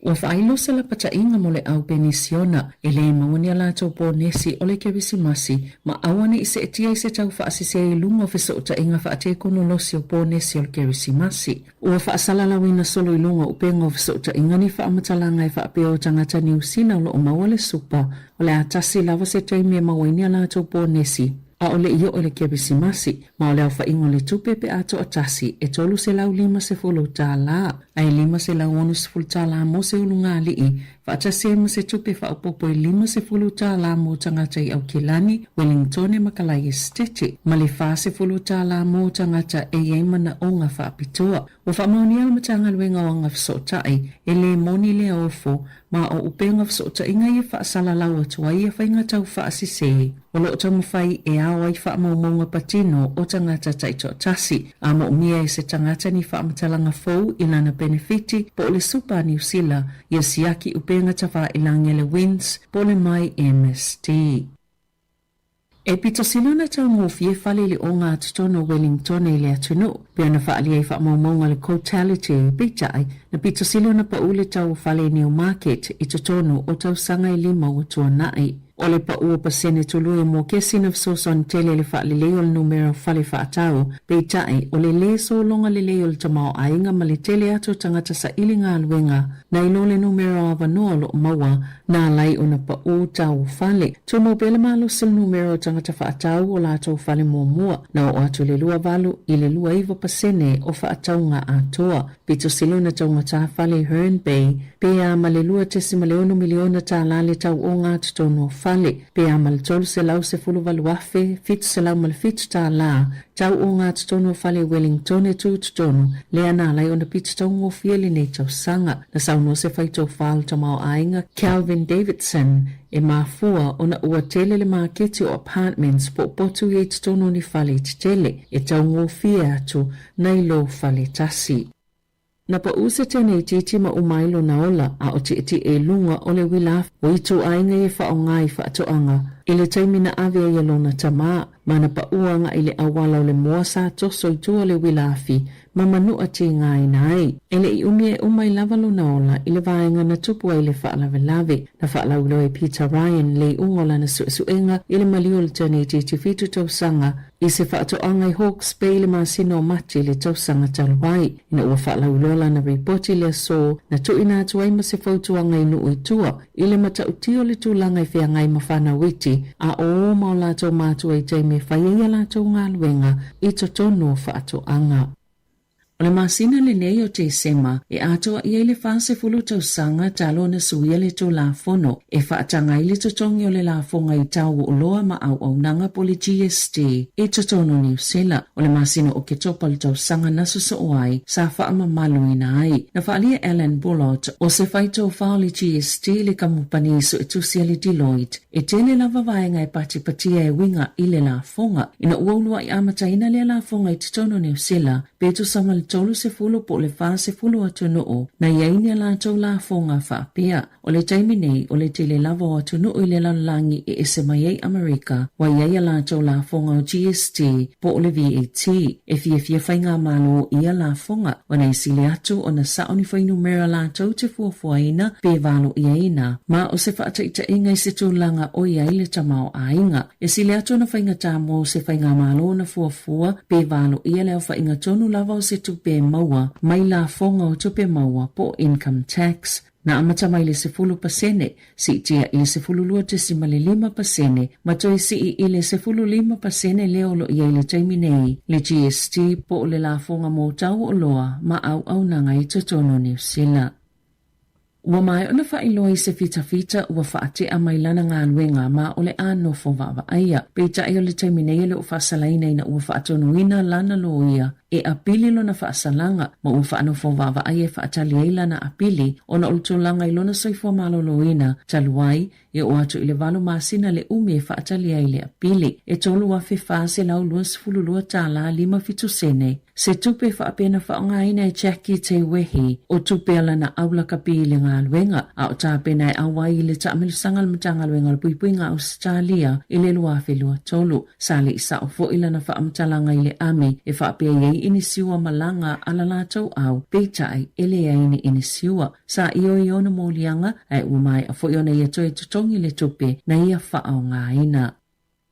O sonomuli ese le iwi a le te runanga o ngati rārua i le motu i sautia mai le polo kalame o tuftuwhai na i tau mawhata mai tia onga o nai whaapea wa le mawhai i tupe ia mawatu i le malo o na tutongi mawhatupe ina tau uma o lea au nanga sa amata o na tiliva i le iwi tau mawha onga le lua whelua tasi ma tufa le se fululua afe o tau mawha i le aso i tasi mota maiti ia onga e valu i whakatu mawai rau i le tau sanga nei. Na whaalia le polisili Shane Cram o le whātau sanga utua nai sa tāpena i le iwi ni tau mawhafou mai mea ai e maua lava ilo lātau nuu tāpena foi e o lātau lava tangata moa onga i le tau malo. O le tau sanga ilua whelua tolu na sauno ai Jantineti a o avea ma ministawa onga o nisio whaataita inga pitosili o na le leo le polo kalame o mea ai e tamaitia onga na taita ia lea e iwi. O le aso ana na fina whai se sauni nga whaapitoa e te talalo i eile polo keti o whale mua se fulumale valu. Na whausia ina mōta ngata Pasifika o le whaamoe o whale whaataunu o aile moe mitinga mo ainga Pasifika. O fia whaatau ni whale aile ngā whatia le tau o le whafonga o le aso o maangele Maria ulu i le lata makiti o na tawira na te tala aloa ia i le whai ngā lotu. Saunia e Reverend Hueni Nuku manalangina le au whaipese le Pacific Connection vi inga o le atua. Na mawale avano e whaiei saunoanga whaapitoa lena te tala i le saunoanga le pulisilo le Central Pacific Collective le fionga whaamatua i Nutino Pereira. Na ia whaamatanga i le tau mawhainga mai o le ngā luenga lona lua saunoa Helmut Modlek o le pulisili o le te ururanga o toa rangatira o lena whaipaanga ma le CBC. Na saunoa ani tapeka o le pulinu o porirua i le tau o le whaamoe ua tau nuu mō tangata Pasifika e whaatau ai o lato o manu ma viena paongo o laulungale ina whai masui o ainga ua whaatau o lātou whale i lea polo keti sa awai fo i Dr. Shane Retty o le Minister mo tangata Pasifika na saunol whai pule o mana Barbara Edmonds i le sao le whai ngā malo a le leipa sa lātou langolango ina i lea whaamoe ma tau alunga le whaafifianga le ana mua fōu ma tāpunia i le titalo na taita ina i le sunga le whaafiangainga i atu i sopo anga. Walokaina se tau le ale ai tolu ono tau sanga le matua, na li putia na ia whao oina ni manu ai ni tangata ilungo se pasi au kilani le pole a songa fua. E lua ni su enga ese olo o whaia, o na ilima iwa tau sanga se tau le ale ana whao o ia i Adrian Pani, ni manu anga i se pasi na malanga mai clean ine sanga i ora kei i au kilani, na avel fale mai mamaliu wai lava. Ai lima tasi tau sanga se isi fo i tau le ale ana manu ati ngā ina na oso muli ane ilungo le pasi, ma whao o fo ia i Pani ni manu anga o ngaunga, na li potia ele i loa le avi pasi le o ngaunga o ngā yo inga le tau le lea, le ana whaia i tangata o le pasese. Wa whailoa le whaiunga le whaamasinonga sili po le Supreme Court, e whaapea o mātua i e tau sia tua maua la whanau i mana o ngā whaapitoa, o ni tangata whaingalue ngā le mālo, mai te tauna maua whaamanianga tāla whea ngai whaapea ma le puipuinga, e peo isi tangata whaingalue ngā, e lalu tu la fono o le New Zealand Public Health and Disability Act, luafe, e te tauna maua tangata o aingolo tau sia, pe whaatinoina au nanga whesosoani, le tupe mo le tau singa o tangata o lātou ainga yeimana o ngā whaapitoa. Sa whafonga ina ilu mal whaamasinonga sili le masina o Aperila, le mata upo Christine Fleming, o se tina e tau siala na tamatama o Justin e yeimana o ngā whaapitoa, whaapea ai ma Peter Humphreys, e tau sialo na whawhine o Sian, e yei fo iona mana o ngā whaapitoa. O le whaatupenga mana o ngā whaapitoa, sa ila matangalwenga o le soifo maloloina, wa whaase e hatu ila matangalwenga o anga whisa o tai. O tangata tau si maipo o carers e le whaamawina o tangata whaingalwenga, o tangata i e le anga waa i tutongi, o aso malolo, whaapea male puipuingo i lātou pe a le tāla whia ngai, le wa aingonia lātou mata upu, ma i le taimio le whaamasinonga ia Aperila, na tā uai e lo ia, o le mata upu le nei, e ono a fiele whaita wafi o tangata o ainga, i e tau si o lātou tangata e iai mana o ngā whaapitoa.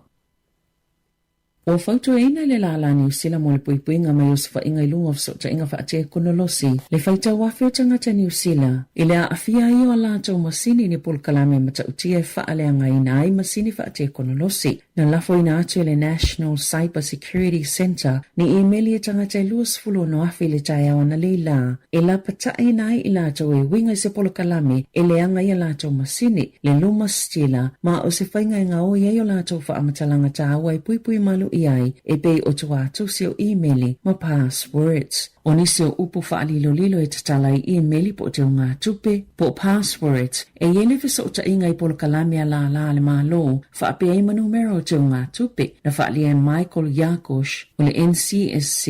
O le taimi momole ua whaafisa o ta iai, e la lātou whaala potopotonga le tele o ni tangata, maulo o ngā lulu e whaatasi ma la le malo, whaapea whaala potopotonga tau tupe, e fisosoni pui tangata ia wa fiai, pe tai, e to o tele tangata ia wa lātou fiso o tai sao lava i ai. E maasani o na whaale i loa le luma stila, pe tai o lana ngā yoinga o le whaaleanga o masini, e whaonga ina i polo kalame le Microsoft Windows, o lo tau mawhai e lama mga oi ei tupea tangata. O le mana ongo le NCSC tangata wo o atu i ai la lātou e-maili, ina ia siasi le upenga ta whaelangia le Own Your Online, mōni whautuanga i vaenga i au no fauta i ai, ma awalai ave ese le polo kalame po le malware, ma ia lātou masini, pe fiso o tai foi i se tangata ua iai to mai i masini whaate konolosi, mo se fiso soani. O le so iwo te sema, le wa amata whaamamaluina i le tapu po le saa au se talia mo tamai te lalo ta isfulu ono tau sanga le mātutua. E le mawhaiona lātou toi whaongaina au nangofiso ta inga e peo le TikTok, YouTube o le Alphabet, ma le Instagram ma le Facebook a le Meta. O Australia le atunu mua i le lanlangi, wa whaasaina i tamai te lalo ta isfulu ono tau sanga. Ona toi whaongaina au nanga o fiso ta inga, e se fulu au nanga titele ua whaatonuina ele malo, ina ia poloka tamaiti ama tamai le lua ele waweawa na le la taimi New Zealand, mai ia au nanga po le whaasala i leo o atu le 5.5 miliona tala au se talia, e lalo o la lātou tō la fono fōu. I ta alonga, watu ina atu se fautuanga le lakapiliki, ina ia whaasamo tau sanga i lua, ni sui se to olua atonga mai ni tau wanga o lakapiliki a Australia, ona o le whaatanga o Eliesa kato e ta alo, au lo o manua, ile ta anonga le na whaie Eden Park, ile aso luono, vema, na whaie se ta otonga le whai ayo katoa, ona i le whaatasi ona a fialo na ulu i le taimi o le ta'alonga, ma o le a le mawhai o na ta'alo le ta'amilisanga o le tausanga atoa o le NRL o le lua awhilua ono, o katoa e lua 5 tausanga le matua mai ta'alo le Melbourne Storm. Na ta'awai whaapia na manu ai le tole ninga e saunia i mo le ta'alonga, peitai na whaatanga lawa ta'alo, lea na whaalua na toia a fialo na ulu. O le ungo le suenga le NRL na tu ina tu eise whaalinga i ni sui le awa tonga i toa whaa. Ilo lato so lia o ai inga mo tangata ta'alo, ma whautu ai na ile whaasao na awai ini tau wango le lakapiliki Australia mo tau sanga i lua e au fiele fōma i mo le ulu, fōma i langolango, ma se tasi o whaia o ngā langolango a tonga. Tala whauia ma le se o whonga le lau mua mo le nei au auli.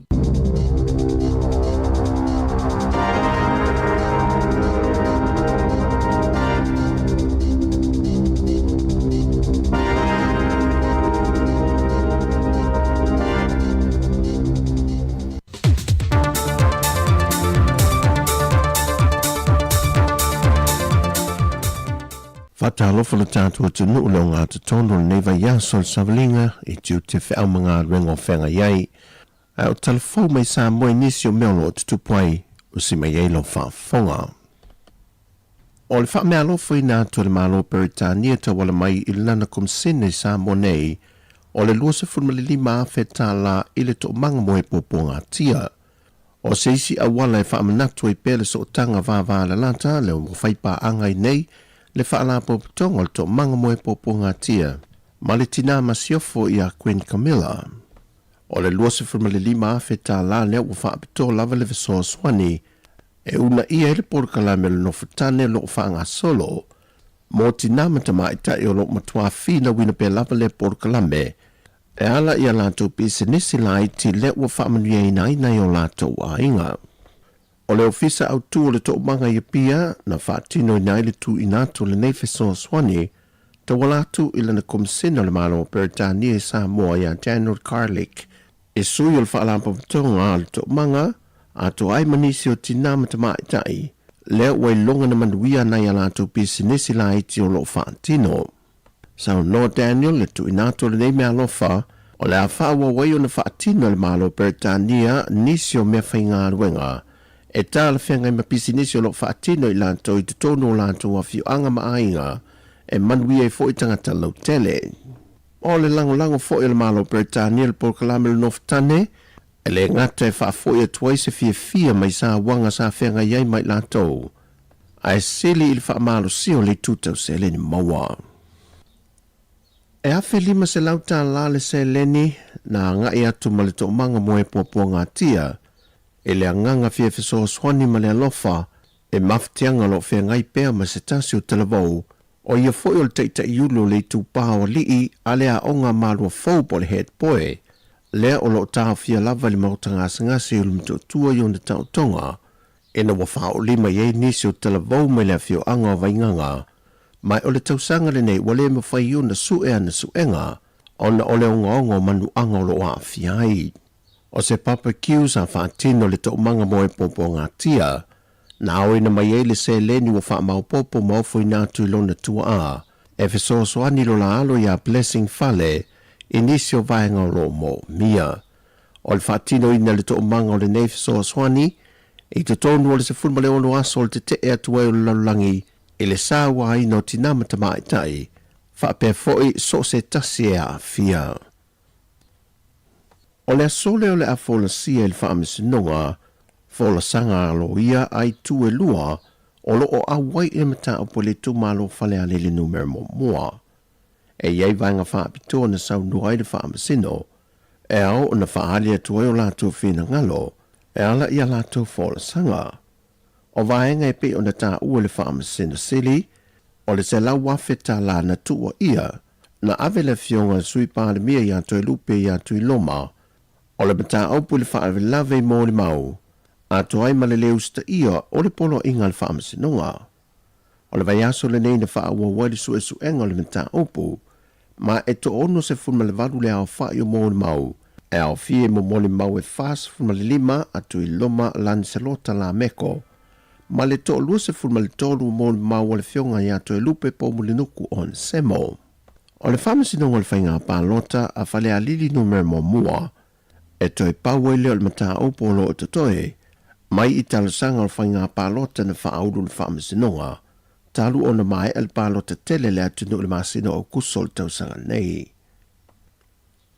O le asa whareile o le vaiaso le nei, o le a whaia i se sauninga whaafitai, matala ilo i lalo le hola tausi soifua, ua tele tausanga o wha o ngā, mai o se ati na e ua silia i le fitu tausanga, o wha ngā solo feutana inga, au lea whatu a whaatino. So mo le mātou whale fō, wa ele tupe wa, ata ua au mai e le malo New Zealand, le tupe 2 miliona New Zealand, i le tausanga i lua ota si valu. O le whaamanatu ina o le se lau tausanga o le Spanish flu, le na tulou lava, le na mali liu le toa tele o tato atunu, tasi iwa tasi valu. So lua o tasi valu, e ato ali se lau tausanga, o le tausanga fo nantu ina mai e New Zealand le tupe, se vae ngā tupe, fausi ai le mato fali, so o le mato, o le se leni lal nao le afa o ngai, fausi ai le mato fali fou, ia o te manatu lava, i le ngata ile na te talitonu lava, o le ahanga le lei mai fo tato atunu, tato malo, e fesoa soani mai nisi mea e, pa le lei ati li el mato, le mato fale fou. O le whaamoe moe le asosia tausi soifua, e a mata le tausanga fou le masino i anuari le ngā ruenga, ma le whaamoe moe e iwa masina anga i atu le tausanga atoa, e whaamae e nai maumsa ai. O le hole nei o le atu i nei lalo, wa silia ma le whase fulu tausanga, talu ana fausia, ma whaatino i ngā ruenga ma fuafuanga a le asosia tausi soifua. O tala fawia, manuia tele le nei aso sio tātu wa tino, wha soifuia.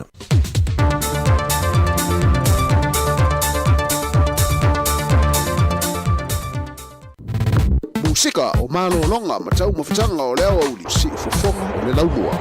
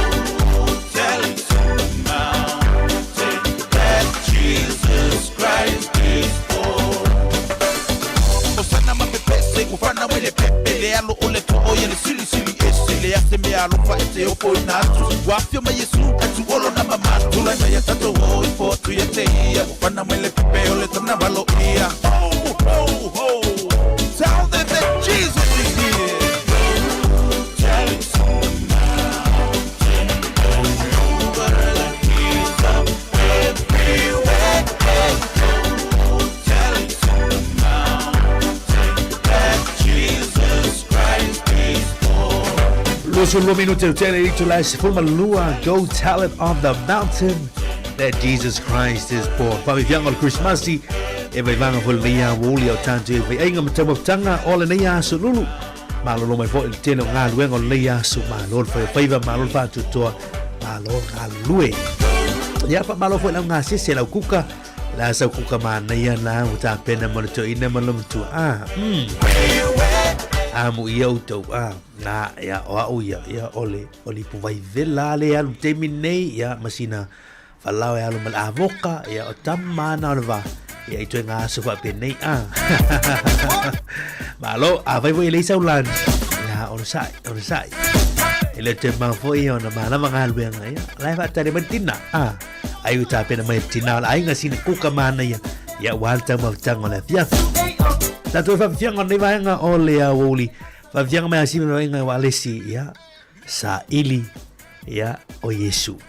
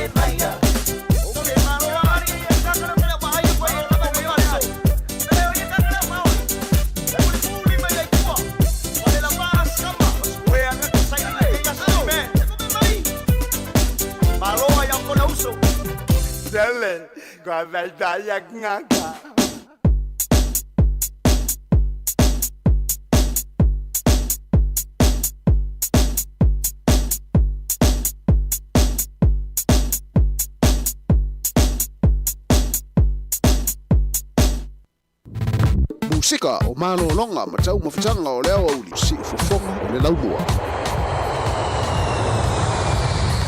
Los 20 minutos le hotel itu las for malua ni woli ya Favivianga ma le sunga ia eti semu ia ma le sunga ia ti fao se mau ia o le pesi fai ngoina faiva i ngā favivianga le teimi o le auri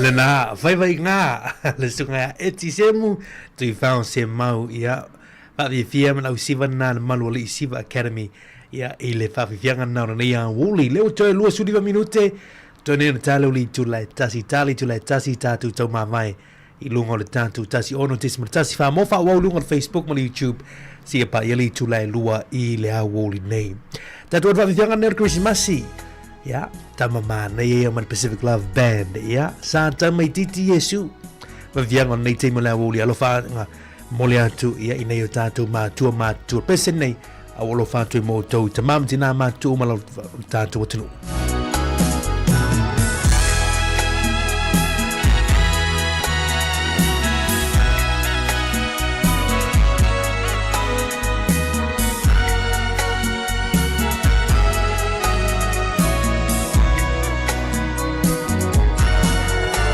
Santa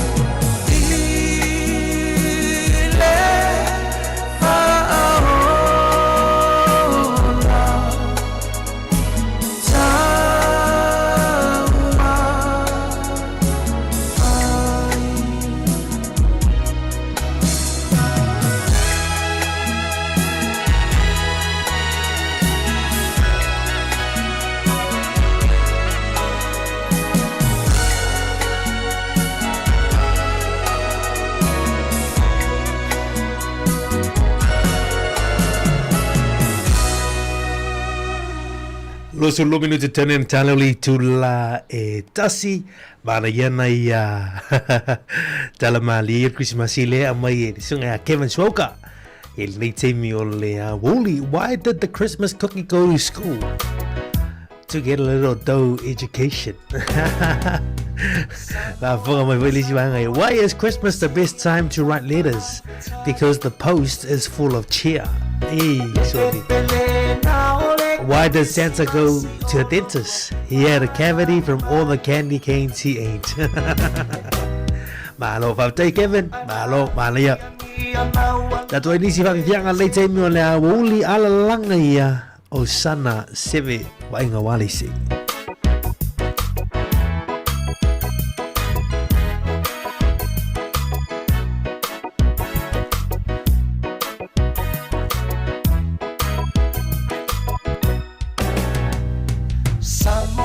Samoana pepeseio mafa afetai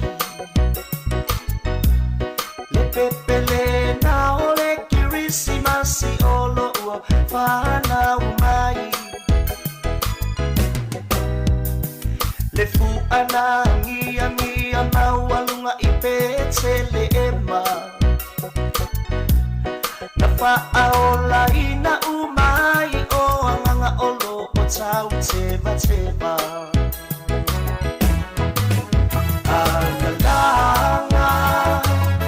alalanga osana ufana o itato letama bati olima dibiia Yesu asabai mai e Josefa Maria Faine ilo saume alo famoria Ulima lo amatina sesivata amilo mafia fia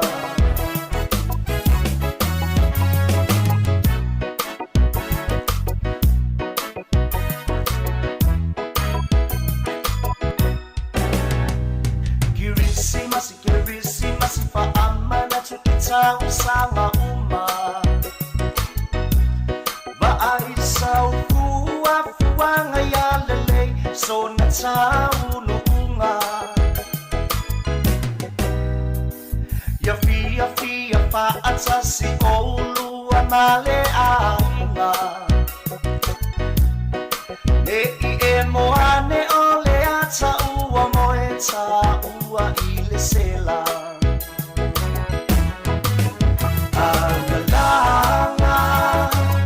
Alalanga osana ufana o itato letama bati olima dibiia Yesu asabai mai e Josefa Maria Faine ilo saume alo famoria Ulima lo amatina sesivata amilo mafia fia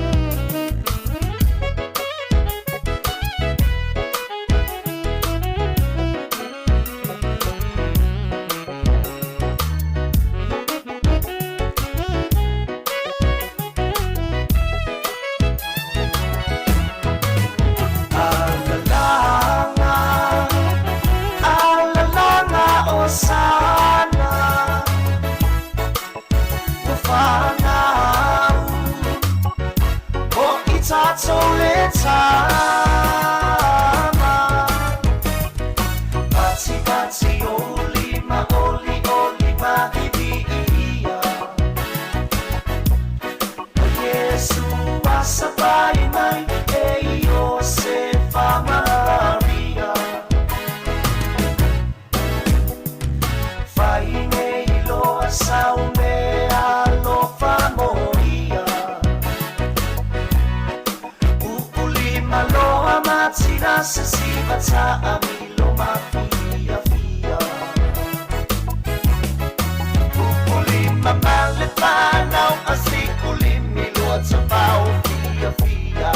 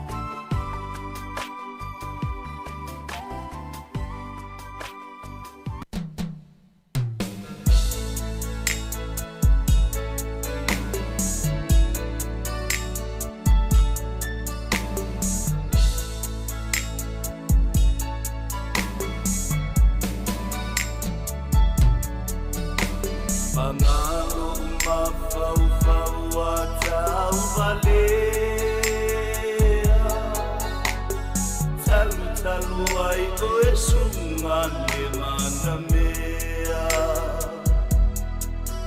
si aua mi o malu mali tau anga whau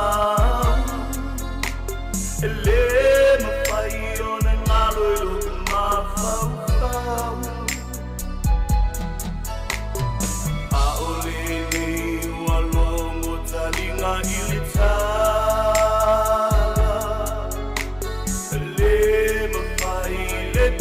Pisa o tangata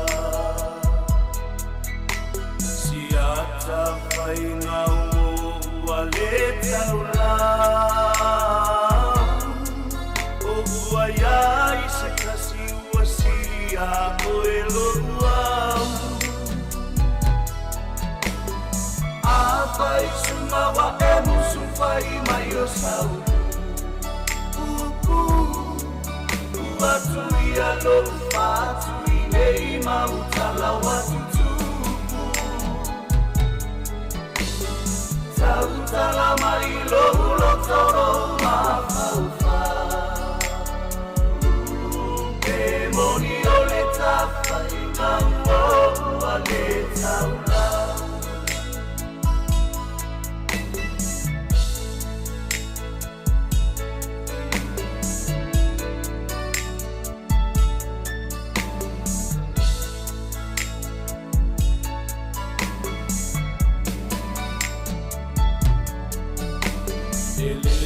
Maholo ualo faia te oe Ola ula me pao oe olo ufa moe moe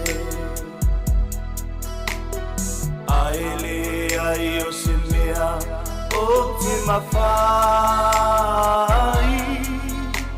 Pe a fai suma ua e muli tua mai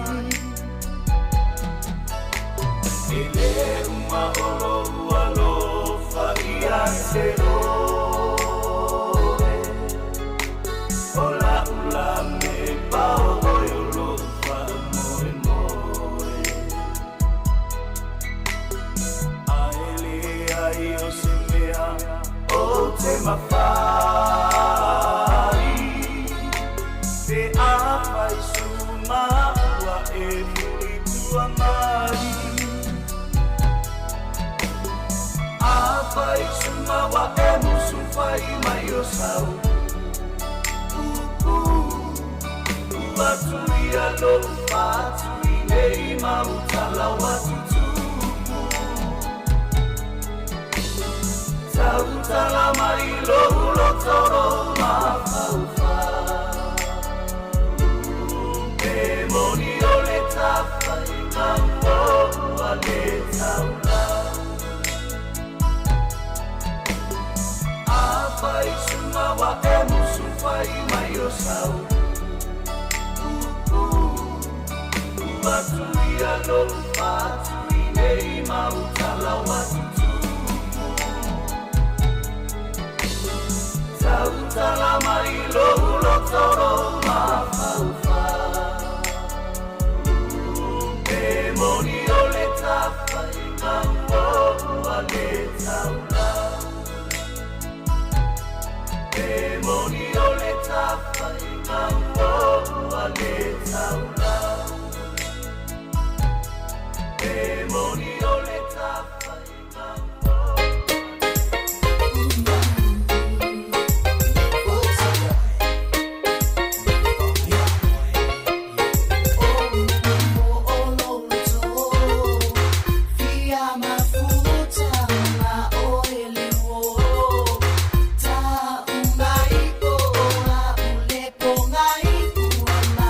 Ai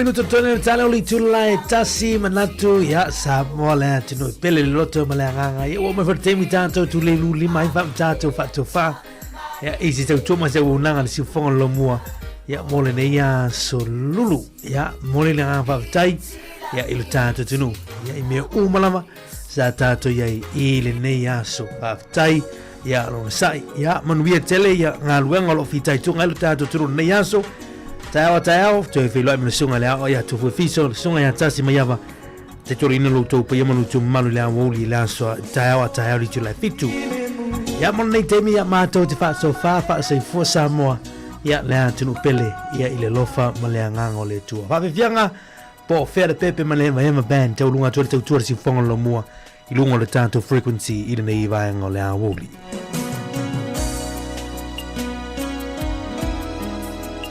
Manutelina fofanga lea woli so I for me manuia.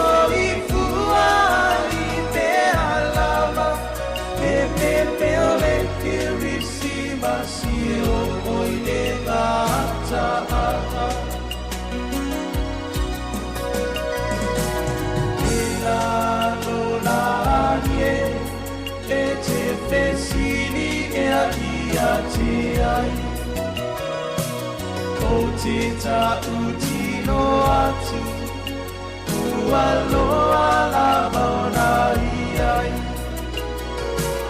Lona whana umai O mai e tali sapai Pa amamai a lo uloto e a fio ai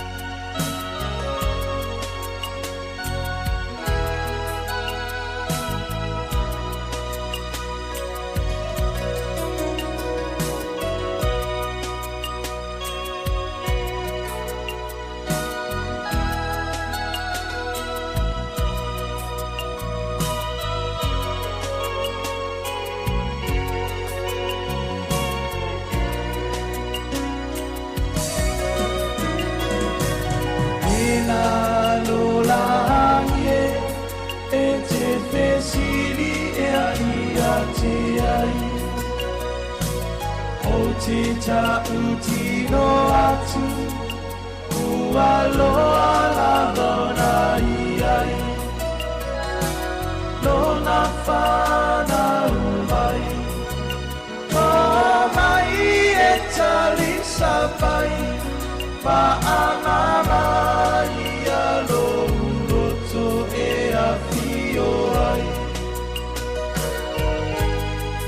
Pa amamai lo uloto e a fio ai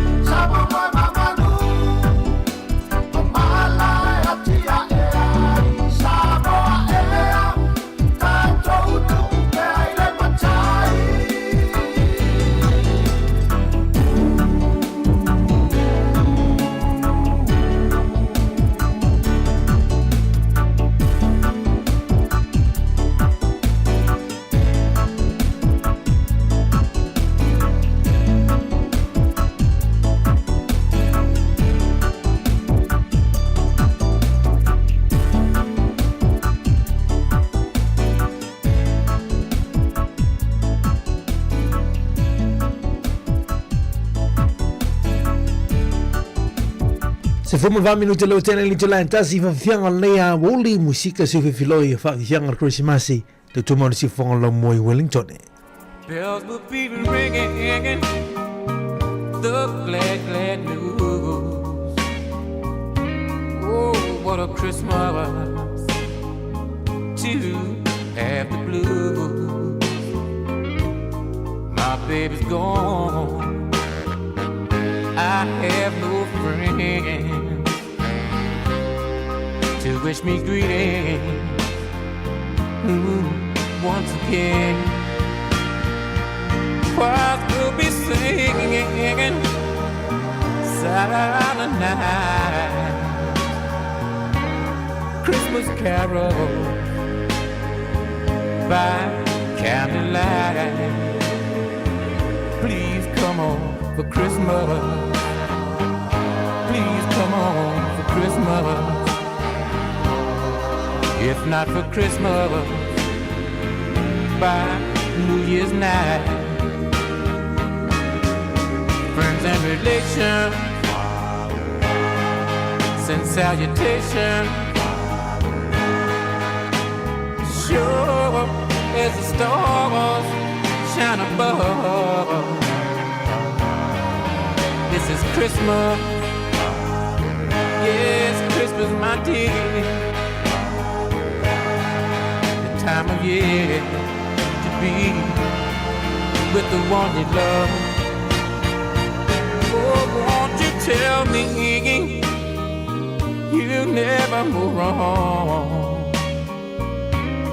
Christmas and New Year will find you home.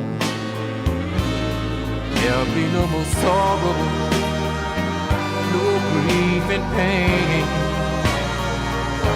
'cause I'll be happy, happy once again.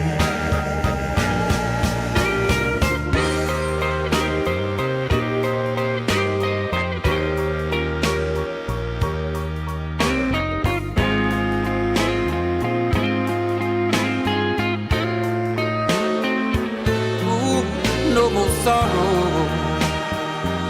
no grief and pain, 'cause I'll be happy Christmas once again. Once again.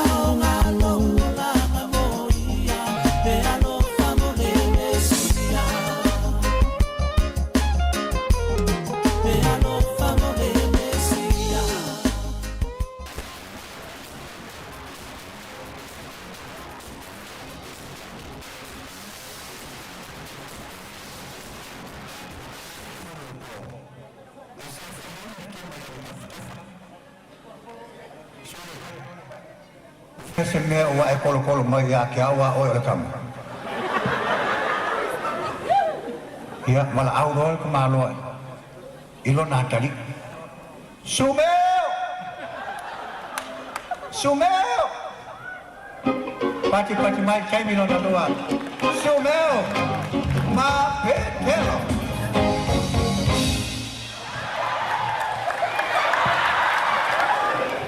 Wa sau ke ko ngu ra sai fa. Sau ai? Wa sau ke ko ngu ra. Ko kele ke ko ma ko ngu ra. Awa sau ke me ko ngu ra ma ya.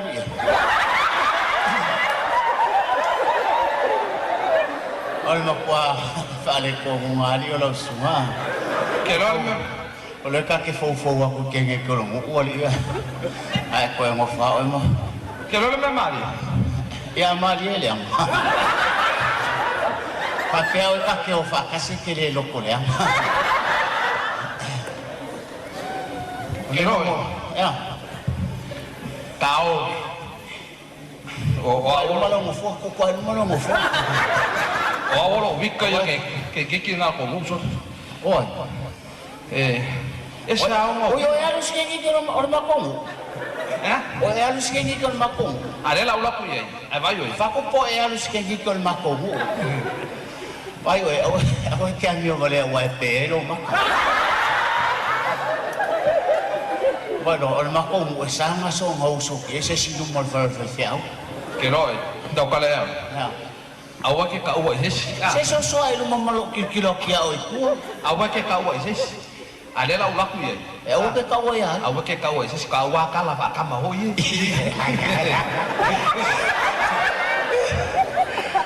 Ngai anu mo ya ya. E awa le. Ai. E awa o ke ka uwa ya le. Ngai anu mo lagi ki nga. Ai. Yo la ngo fo mo fa nga kala ka fa pi. O lo ke fo ke pa ke.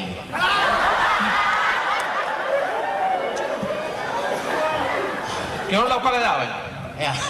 Paga ya. Si agua queda, y pe que causa. Si que la paga winga ese no lo un poco el pequeño. Bueno, pero más que lo más co en el info. De la wan. Ya. O me a un mau kalu ye. Que sa agua cau ku ya. Ai agua que cau mo ya que. Yo cau yo lo uso. Yo é que ele fa mau facas. Ai que uso ya yoga. Wala malal ko. La wan mo mo. Yo ale la ula fia ku al fa igual. Agua que pisa ese si uso. Ele o que le pisa o vai ku lo vai pisa o pisa fo.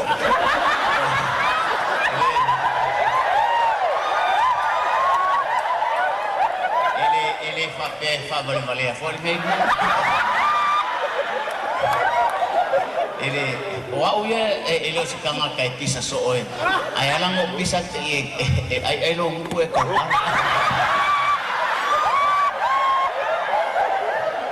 Kau ngoi le polis ka malol ma ko ngoi ai pu apo ngof ko ka ben kai misa o so ni oi kalau famisa kai misa ga ngalai I love me ya oh ya era con la kau ye ai fa ka dia ala wan mo ye na o le makwa le ka malo so kana ka e poco Ora makua e poko a. E ka kaunga walu mo ke makua. O e manga kua fa makalanga ka mar le kuanga no re e kalenga le ya ko. E mua la ku makua. La walu mo ke sa wa ka wa ku ya ki oi. Ya ko wale le per mako. Ya, la wa per mako. Ya, takon. Ya, I love me. Malo na soy fua ya que el kamama kua. Ya kalova.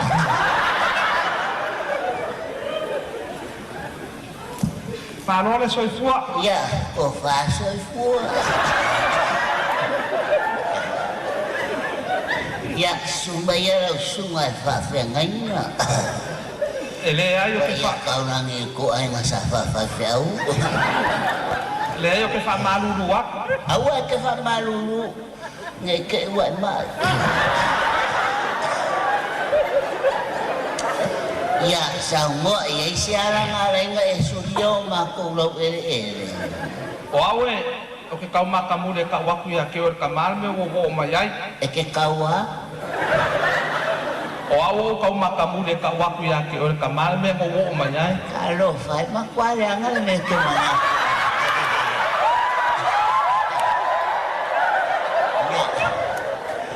Awe ke faya winga nga faya ro kama. Ai faya me wa e lo ai. Oi, ora me wa la ina e. E soliar makofa.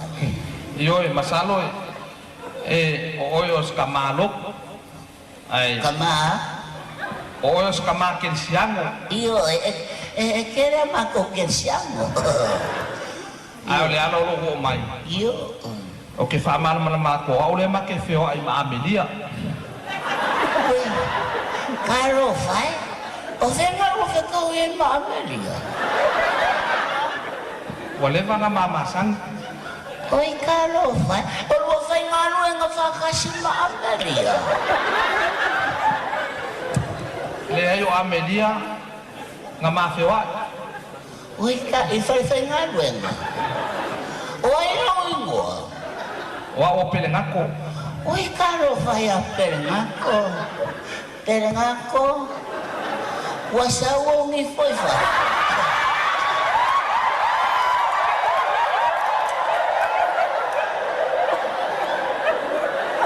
Pelengako. Oi. Wa eva ai se pelengako ai whafonga ngi foi. Yoi whamari aku ia ke o kama. O Amelia. O Amelia o lo ko lua fai koi.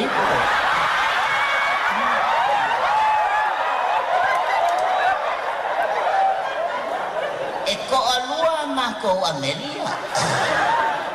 O Amelia o lo ko lua fai koi po. Mane makam pepelele fa susu.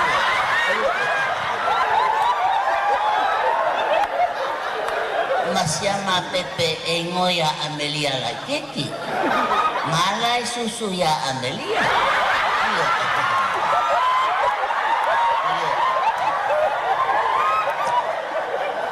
Aolea wa o mawakala wa e se kalai mai. O ngasa lua wheiroa e mala o Amelia. Pere ngako. Yoi. Pere ngako. Waka waso ero walo faya. Ai tau ngalo ai lau whangau. Marielo finga ngalo. E awa.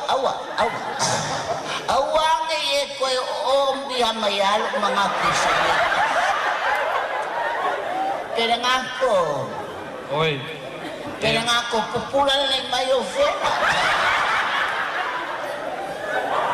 Marielo finga ngalo. Iya. O le address ana ka mai Amelia. O lea? O Amelia lo walo le o ke alu ai. Ele so walo ngo ya Amelia. I o lo walo lea. A o Amelia o lo ko lo fai koito. Perengako. Yoi. Perengako. Sei popular nei mayo. Fofo nga perengako. Whatever I fori mo sa kangaka ay paise pa ko.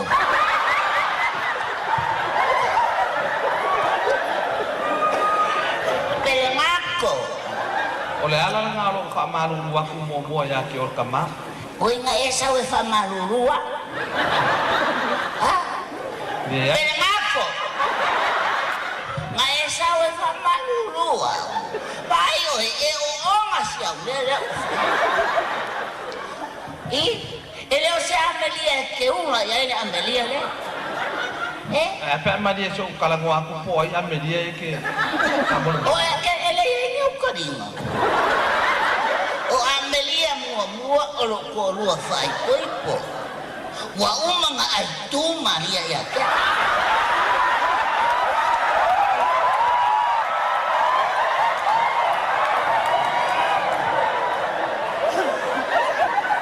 Tengako. Oi. Wo ma o ngai lau le ba le le. pe ala mai pe ika kala ngo fa mo bole. Yo ala mai ika kala. Ole o ke ala. O ke le ngoe. Ala pe ase. Tenga. Pese nga malo silo ma ya ke tenga. Ala pe ase yo pala. Ai mine ke bala woina I da fa ngau so kilo. Amelia. Wow. Ala ilalo.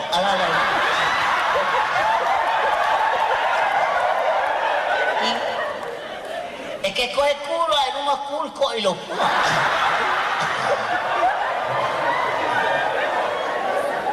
Amelia.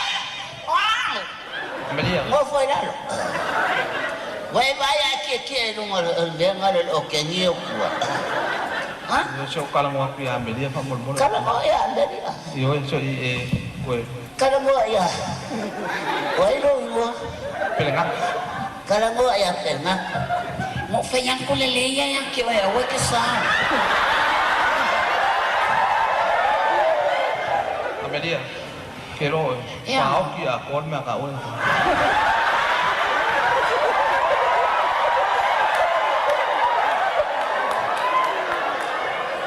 Pelangko, ya? Bayo lo kama.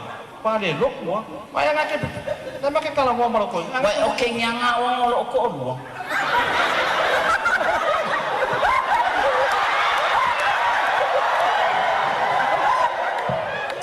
I told you before.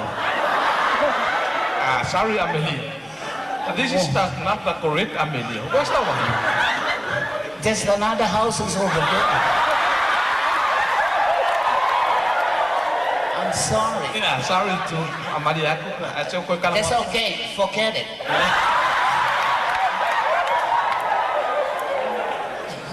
Yo Maria or kama. I olo po lu fai kui. Ai fai lang kangan dia. Yo pe ako ke next. Esilo wala kui fa foi ku akol peluni. Ngai ai le si Amelia ngai ka. Wala le yo ko sa. Ole le nga umanga le ku mai o ole le nga Amelia. Ya wala le. Baila o le mene we. Jangan kisah sing, mau fakul leak ke pion ala le. Full stop lokal ala full stop. Amelia. Ngaji lo ngalia lo maku falin ma. Amelia, why did you phone me last night?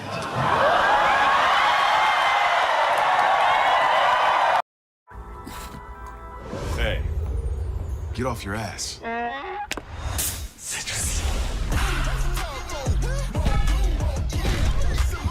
Show off. Mountain Dew.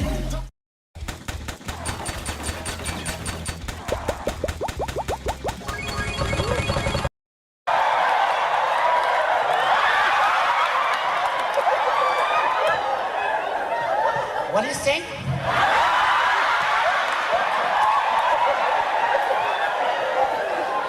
I called you last night. I know. And your uncle answered the phone. Who's uncle? My uncle? Yes, my uncle's sick. Amelia, you told lie on myself. Why can't it be loa? Penangko.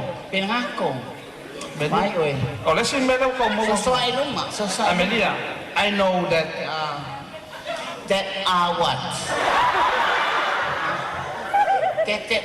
What? What is it? Amelia, don't jealous. Tell us you tell us my food. Wait on. You don't talk to me like that. Wait on. Hey, now I'm face so long now. Wait on. Emmy. Hey. I told you before that I love you. Very much. Why do you want? Penangako. Mày. Penangako. Boleh kêu lông nước. Ini ku masam. Bayo. Ore mele wala na lokke fape. Ai fape. ai wai fa pe e mai lo ka ma ku kuli lo ka ma ka waso lo ka ma. That's why you got? No. I can't look your dad. I'm look your face and your lips.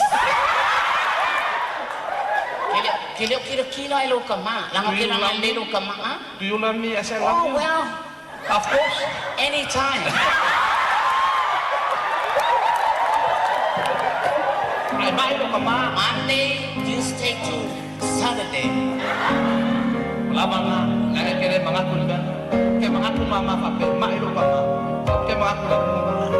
Kaya mga kulo ka ma. Wala nga na yan. Lo ka ma. Bili wala pa.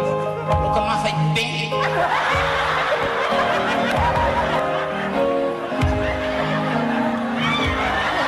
Fia fa pe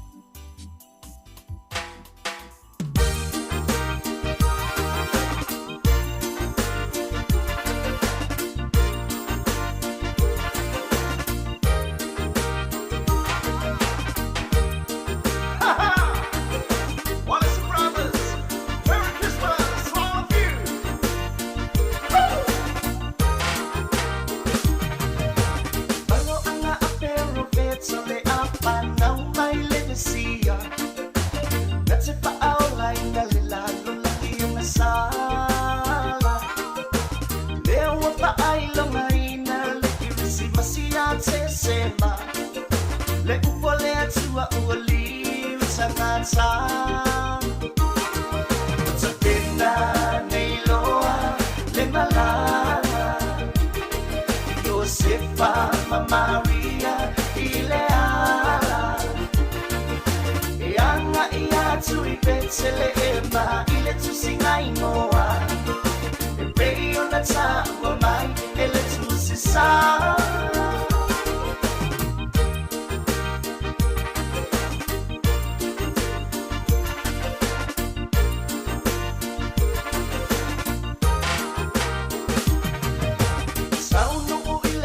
Salimalo, ua faatumulia Salo pa uale mawasema sana O faasino mai nei le fale o manu pauleo le avanoa Ai sale pa apiti uno le alofa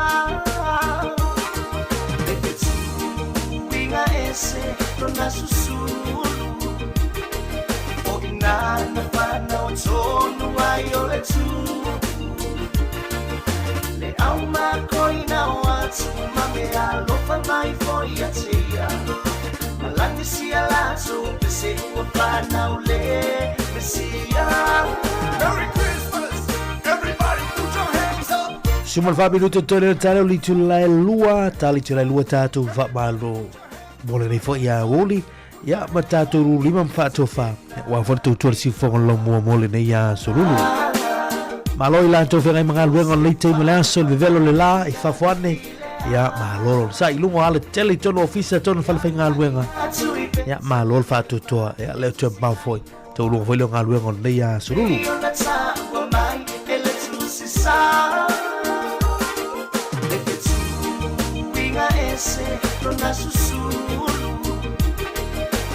Nana whanau tonu ai o le tu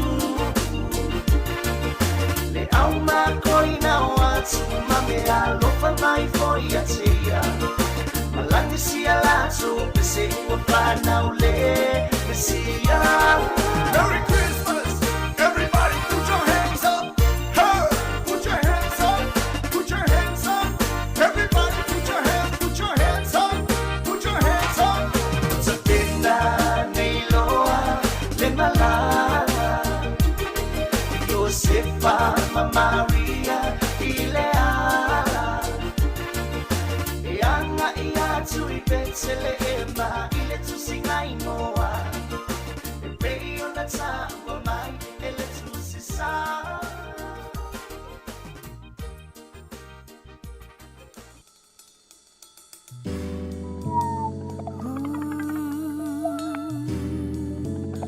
Tell it on the mountain.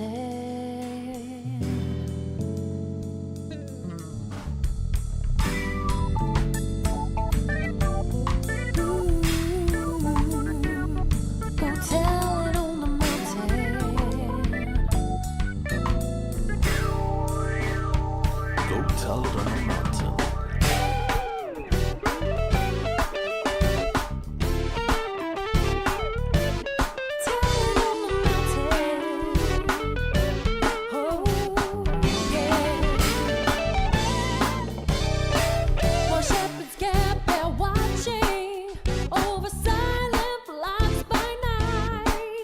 Behold throughout the heavens, there shone a holy light.